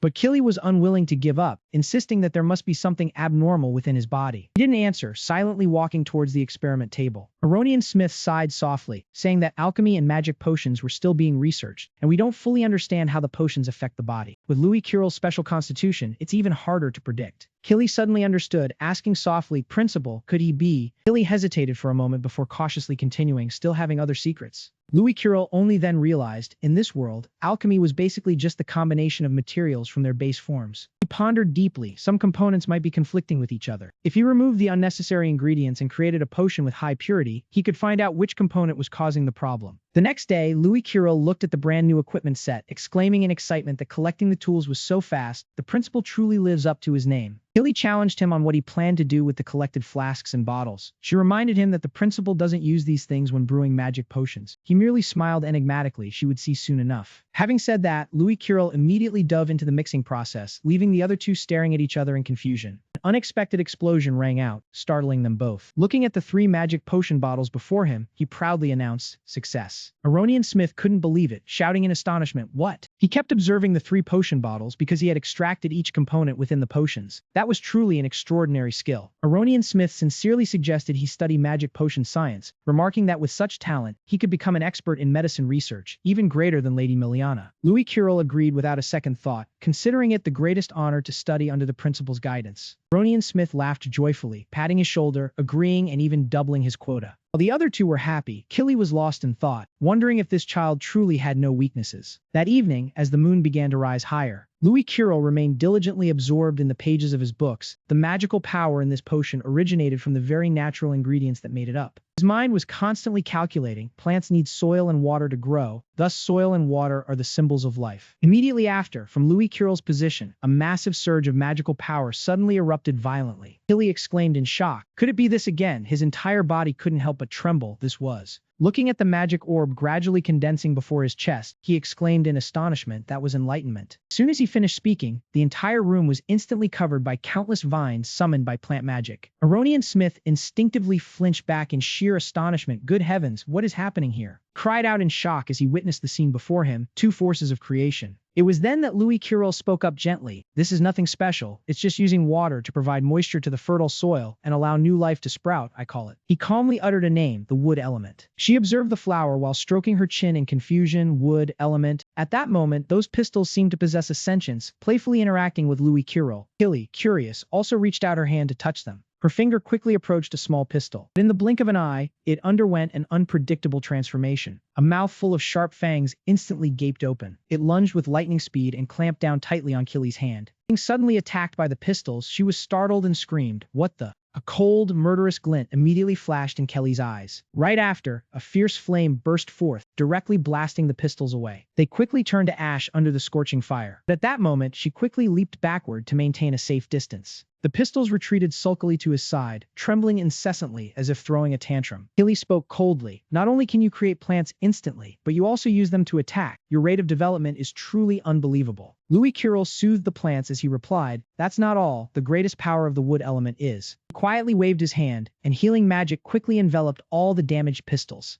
Aronian Smith widened his eyes in realization. Could the principle behind recovery potions healing wounds be related to the power of the wood element? Louis Kirill smiled softly and continued, "The possibility is very high. The biggest difference between potions and plants is whether they contain elements." He frowned slightly and murmured, "Synthetic elements and potions and alchemy." Aronian Smith quickly made a decision. "All right, from now on, I will provide the materials for making potions." He bowed his head slightly in gratitude. "Thank you very much, sir." He didn't accept the thanks but instead made another request. "No need to thank me. You are the one who will create those potions. More importantly, I want to ask you something." Aronian Smith's voice carried a hint of hesitation. "In the human world, power is just one factor. Do you wish to possess the power to change your fate?" The bright moonlight shone down through the circular opening at the top of the cave. Below, Louis Kirill was silently nurturing the plants with his magic. Before long, the tree blossomed and bore plentiful sweet fruit. Aronian Smith, utterly amazed, reached out to touch the magical fruit. "Honestly speaking, no matter how many times I see it, this is still truly strange." He couldn't help but comment, "A tree this valuable is able to grow so quickly with such a method." He let out a tired breath and replied, "But it consumes more magic than I thought. The higher the value of the plant, the more magic it costs, so this is my current limit." Aronian Smith immediately snapped his fingers in confirmation. "That's right, everything has its price." The very next second, those trees suddenly grew even more vigorously. He smiled slightly and added, "However, the price you pay is still too cheap compared to others." Aronian Smith walked and analyzed. "You've refined pharmaceuticals to minimize side effects and even developed new potions using wood-type magic." His voice was filled with pride. This great achievement could only be accomplished by you. At this moment, the two of them were at the Kandri Academy of High Sorcery in the underground cave. On the shelves were filled with various potions potions like special recovery potions, special magic potions, special body enhancement potions, special mental recovery potions. Aronian Smith suddenly turned around and spoke. All right, it's time to test the effectiveness of these pharmaceuticals. He gave a proud smile and began. If you want to become strong quickly, fighting the strong is the best way. Aronian Smith raised his hand in a proposal. Why not test them against me? Louis Kirill quickly grabbed several potion bottles and replied with a smile. I couldn't ask for more. Please don't go easy on me. Saying that, he tilted his head back and down the magic potion. One by one, the empty potion bottles fell to the ground. Louis Kirill's entire body was enveloped in intense magical power as he charged straight to the arena. Bring it on! The moment the two clashed, a violent explosion immediately erupted. Killy crossed her arms, let out a cold snort before commenting, he's truly a monster. Not long after, back on the other side of the academy's dormitory, grumbled while shaking his head, the headmaster, he really didn't hold back. Louis Kirill sighed dejectedly and muttered to himself, if it weren't for the new potions I just developed, I'd probably be bedridden for a month. So, what potion should I make next? However, just as he stepped outside, he was stunned to find Kara squatting in a corner. Louis Kirill called out his name uncertainly, Kara. Hearing the footsteps, Kara immediately looked up, pointed at the potion bottle at his feet, and spoke, this. Confused, he quickly explained, well, this is the potion the headmaster gave me. Aronian Smith's every reminder echoed in his mind. For safety's sake, just say I made this potion. I'll also leave the management of the profits to you. Yet he only shook his head silently, sitting still as if in refusal. Right after that, Kara Candace suddenly stood up and walked straight toward Louis Kirill, causing him to startle and step back. Facing the cold expression staring at him intently, Louis Kirill stammered awkwardly, Kara. He pointed at him seriously and blurted out, the medicine, you made it. Struck right on the mark, Louis Kirill's mind briefly churned in confusion. What? No, this matter is, actually. Though he kept dodging, Kara Candace's fingertip continued to pursue relentlessly. Unable to avoid it any longer, Louis Kirill sighed helplessly. I can't hide anything from you, can I? How did you find out? He didn't offer much explanation, only gave a single reminder. Principal, be careful, truly. Upon hearing that, he merely smirked in rebuttal. You see through everything, don't you? But don't tell anyone, I don't want to run into trouble. As soon as he finished speaking, Kara Candace suddenly pulled a piece of paper from inside her clothes. Louis Kirill was somewhat puzzled, but still reached out to take it. What's this? The moment he saw the writing on the paper, he couldn't help but exclaim, a contract? The deeper he read, the more surprised Louis Kirill became at the incredibly favorable terms this means. Meanwhile, she poured the green potion into the large flask. Watching the two potions blending together, Kara Candace mused thoughtfully, the medicine will be widely distributed. Afterward, she picked up the flask and instructed, hide it, protect it. Hearing that, he suddenly understood. I see, by having the guild sell the medicines I make. Louis Kirill quickly asked again, it will keep people from knowing I'm the one who made them? Kara Candace nodded seriously in confirmation. Then she suddenly pointed at herself, stammering as she blurted out, the girl, principal, the profits are guaranteed. Saying that, Kara then pointed at him, the developer's identity will be kept secret, and you will be safe as well. Those words made Louis Kirill ponder. The Candace Guild, with more sales routes, the harder it becomes to trace the origin. With Kara's help, I can get what I need and conduct all kinds of research. She tilted her head with curiosity but still listened to him. That is a good offer, but I have a few conditions. Louis Kirill listed them confidently. First, weaken the medicine's effects before selling them to avoid unnecessary trouble. Second, the Candace Guild must support the Rosora orphanage. If you accept these two conditions, I will cooperate. As soon as he finished, Kara Candace snatched the contract away forcefully. Before his astonished gaze, she quickly sat down at the desk and scribbled something. Very quickly, Kara Candace finished writing and held up the new contract, the Candace Guild. Seeing her agree to all his conditions, a relieved smile finally spread across Louis Kirill's lips. He grasped Kara Candace's hand with full confidence, just as expected from the son of a merchant. Louis Kirill suddenly leaned in close and whispered, additionally, I have some advice as a business partner. I believe it will certainly benefit your guild. The two of them bowed their heads and exchanged something with each other. Just a second later, a look of astonishment appeared clearly on her face. He calmly turned and walked away, leaving Kara standing frozen in place. Understand? Tomorrow I'll prepare the medicines, so you should get some rest early. She remained quietly standing there, watching Louis Kirill's figure gradually fade into the distance. Kara Candace coldly watched the door slowly close. She slowly set the contract down, then entered the room. Kara Candace raised her hand to undo her hair tie. In an instant, the short-cropped hair suddenly became long and lustrous. Outside the building at this moment, two birds suddenly appeared. They quickly flew inside through the window that was still open, and then a puff of white smoke suddenly appeared and enveloped them. Just before touching the ground, the two birds transformed into human forms, landing safely. They followed the still-lit light and crept closer to the room. The crimson bird tilted its head slightly, scanning its gaze into the room. Quickly locked onto the door ahead as their target. They silently moved closer to the tightly shut door. Right at that moment, the door suddenly opened, revealing the person inside. The crimson bird flinched the moment it saw that person. Without hesitation, it lunged forward, preparing to attack. Before it could do anything, Kara Candace dealt it a heavy blow to the head. The crimson bird let out a pained shriek and crouched down, clutching its head. "Ha!" It complained in grievance. "Kara hit me again. I finally managed to sneak in here, so let me lean on you a little, please." Bluebird spoke up as well. "My lady, I apologize, but please issue your orders quickly. We must leave before anyone notices." In response to both of them, she merely cast a cold glance. Kara Candace said nothing, silently tightening the towel around herself. Under their puzzled gazes, she walked slowly over and picked up the contract. And Kara Candace tossed it to both of them. The crimson bird had just finished reading when it exclaimed in shock, "What is this? Have you lost your mind?" It questioned furiously without hesitation. "This is too favorable. What's so special about that kid?" Bluebird trembled as it reread every word in the contract. "If this plan succeeds, the Candace Guild will become one of the top guilds in the Eastern region. My lady, you are truly a genius." However, she only cut in coldly. "It wasn't me. He was the one who came up with it." It widened its eyes in utter disbelief and blurted out, "What? How could a 13-year-old kid possibly?" Kara merely gave a dismissive reply upon hearing that he has potential. The crimson bird stammered, wanting to speak, but the azure bird chimed in about the possibility of him betraying them to side with another heir. Understanding their concern, she said, "Then I have a request for you too." He agreed immediately. "We will do anything you command, Lady Kara." Kara immediately ordered, "I want control over the Asura orphanage." As she spoke, she glanced toward the door, adding, "He is a kind-hearted person."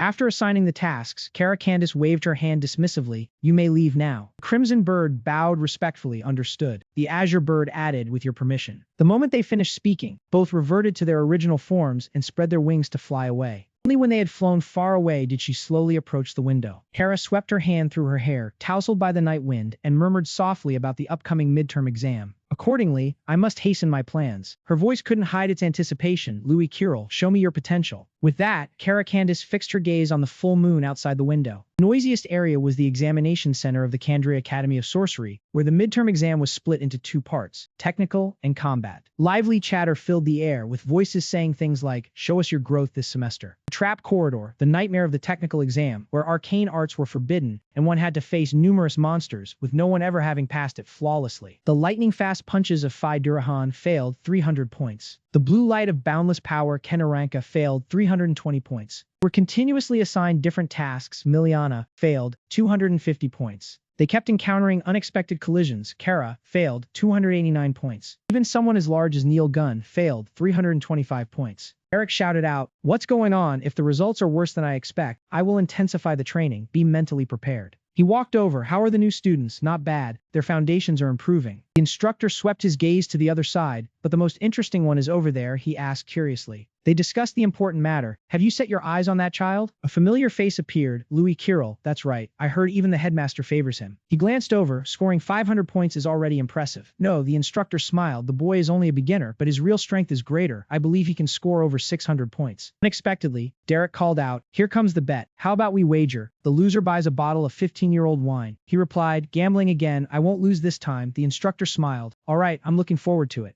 Overhearing this, the students began to murmur, "Look at that commoner. Even Noble's children have failed. There's no way he'll pass." At that moment, the sound of steady footsteps echoed as someone walked forward. Louis Kirill's cold face was seriously observing his surroundings. The lance of flame was displayed in the air above. A radiant figure stepped forward in flowing robes. That glowing radiance was a new method of void calculus. Louis Kirill's sharp eyes flickered with astonishment. A thick light blazed intensely, circulating, detecting, activating muscles. The sound of footsteps slid across the floor, all calculations complete. The flame energy source combined with mana crystals to amplify power. He executed each flip with remarkable swiftness. After that, he passed each creature that stood in his way one by one. Suddenly, his eyes opened wide as if he had seen something. A stream of dark energy was swirling up from the depths of the pit below. He quickly used his own energy method to transmute it. And then, Louis Kirill shot straight up into the air and leaped over. He landed gracefully with his characteristic agility. Unexpectedly, at that moment, a gigantic shadow suddenly appeared. Green fluid shot down from above with incredible speed. At that moment, he realized it was a jet slime. It scattered sticky fluids all across the air. Louis Kirill streamlined all his methods to find a solution. He continuously performed wild spinning maneuvers. He successfully evaded the jet slime's attack. However, at that moment, it divided into tiny jet slimes. Afterwards, Louis Kirill hurriedly hid behind a wall. Sharp spikes protruded from the wall, menacing. Warning lights began to spin, and an alarm blared loudly. A quick glance told him a pincer attack was imminent. The jet slimes began vying with each other to spew out their fluids. Right after, streams of flame energy appeared one after another. Energy blazed from his eyes. He aimed straight ahead. Louis Kirill encased himself in a crystal barrier and leaped into the pit of fire. He thought the amount of data was enormous, and the calculation would take considerable time. Everything seemed to be connected, no matter how tangled the situation, as long as one could see through to the core. From those energy sources, we would find the answer. They began to merge into each other at a dizzying speed. Those rotating chambers would be calculated and completed. The thick, blinding smoke, Louis Kirill charged down. The lawless domain also quickly spread out around him. He also realized that this was the solution he had been seeking. He unleashed his twin lawless gods from behind. At that moment, the door emitted a warning signal and fired rockets. Jet-propelled slimes continuously spewed forth their fluids. His footsteps slowly lifted, one measured pace at a time. Louis Kirill easily weaved through those energy streams.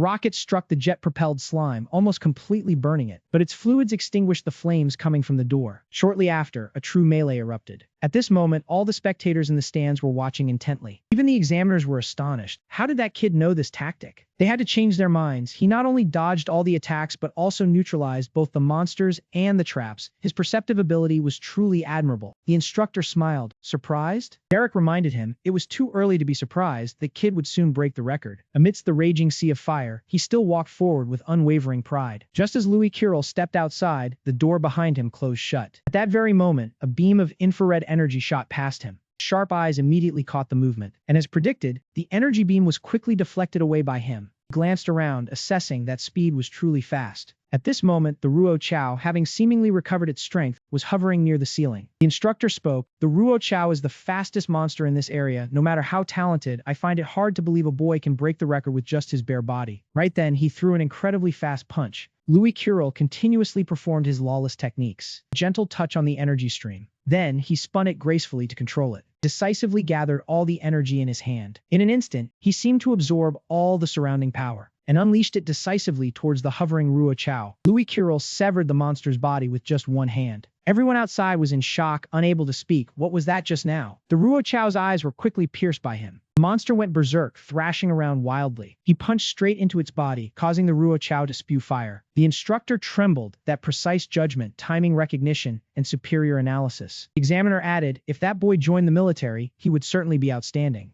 The door opened gently, as if nothing had ever happened. Everyone saw his dignified figure as he walked out. The scoreboard was publicly announced. Louis Kirill scored 999 points. What? The young man holding first place turned his head. Finally, it's done. Contestants below were all envious. That bastard made us look like fools, and he's just a commoner. I will definitely defeat him in the combat exam. Instructor's hands trembled. This kid actually broke the record, and with a perfect score. Derek laughed out loud. Remember to prepare well before the holiday starts. He replied, this is why I hate betting. The crowd of contestants surrounded him. How did you get past all the traps without magic? Could that be a new technique? Congratulations on breaking the record. Honestly, if it were a one-on-one fight, I wouldn't lose. At that moment, the underhanded rivalry began as Neil Gunn stepped forward. He was completely unharmed and lunged straight ahead. Hanaranka spoke, you haven't provoked anyone today. Have you finally come to understand the supremacy of power? He only replied calmly with a cold expression, no. Louis Kirill added cautiously, that man is not simple at all. Derek raised his voice and announced, all right, the technical exam ends here. Next is the combat exam. Please come up one by one to draw lots. The instructor added, in the combat exam, just give it your all. I'm sure many of you have been looking forward to this, right? The first contestant stepped up to draw, just as the teacher said, I'm really excited to know who my opponent will be. Jess chuckled softly. After all, this is a rare opportunity to directly teach the juniors. He drew the lots while raising his voice in provocation, seeing this as a rare and hard-to-find opportunity. No one noticed that at this very moment, Jess was quietly using his ability to swap the slips inside. Eric had no idea what was happening, just laughing heartily with an innocent look. Right after, Jess lifted the slip of paper, a hint of a cold smile flashing in his eyes. He thought to himself that Louis Kirill was the most troublesome and difficult opponent in this arena. His face clearly showed malice and determination, and the moment he let his guard down, he would immediately attack. When it was Louis Kirill's turn to step up, he calmly drew his own slip. Hanaranka showed a look of regret, saying that Louis Kirill and I were in different brackets, so our match would have to wait until the finals. If he could not defeat me, he would never make it to the final round. He puffed out his cheeks, saying that with such a large crowd to land in the same bracket as me, it seemed we truly were in the same group. At that moment, a shout rang out from the crowd. I am in the same bracket as Louis Kirill, and if we both win, we will eventually have to face each other. Then turning his head to look into the distance, all of my opponents were senior predecessors. Faces full of provocation and arrogance were staring in their direction. Louis Kirill crushed the paper in his hand, saying that no matter who the opponent was, he would still fight with all his might. At this moment, behind them, there was a figure silently watching them. The corner of Neil Gunn's mouth curled up in barely concealed joy. Jess glanced over, thinking the path was clear now, so he would just fight with all his might. And following the orders of the Han faction, everyone complied. Derek said in a flat tone. Fine, then we will split into groups as discussed. Glaring stares clashed fiercely all around. There were even some who trembled when facing strong opponents. And so, the official matches began.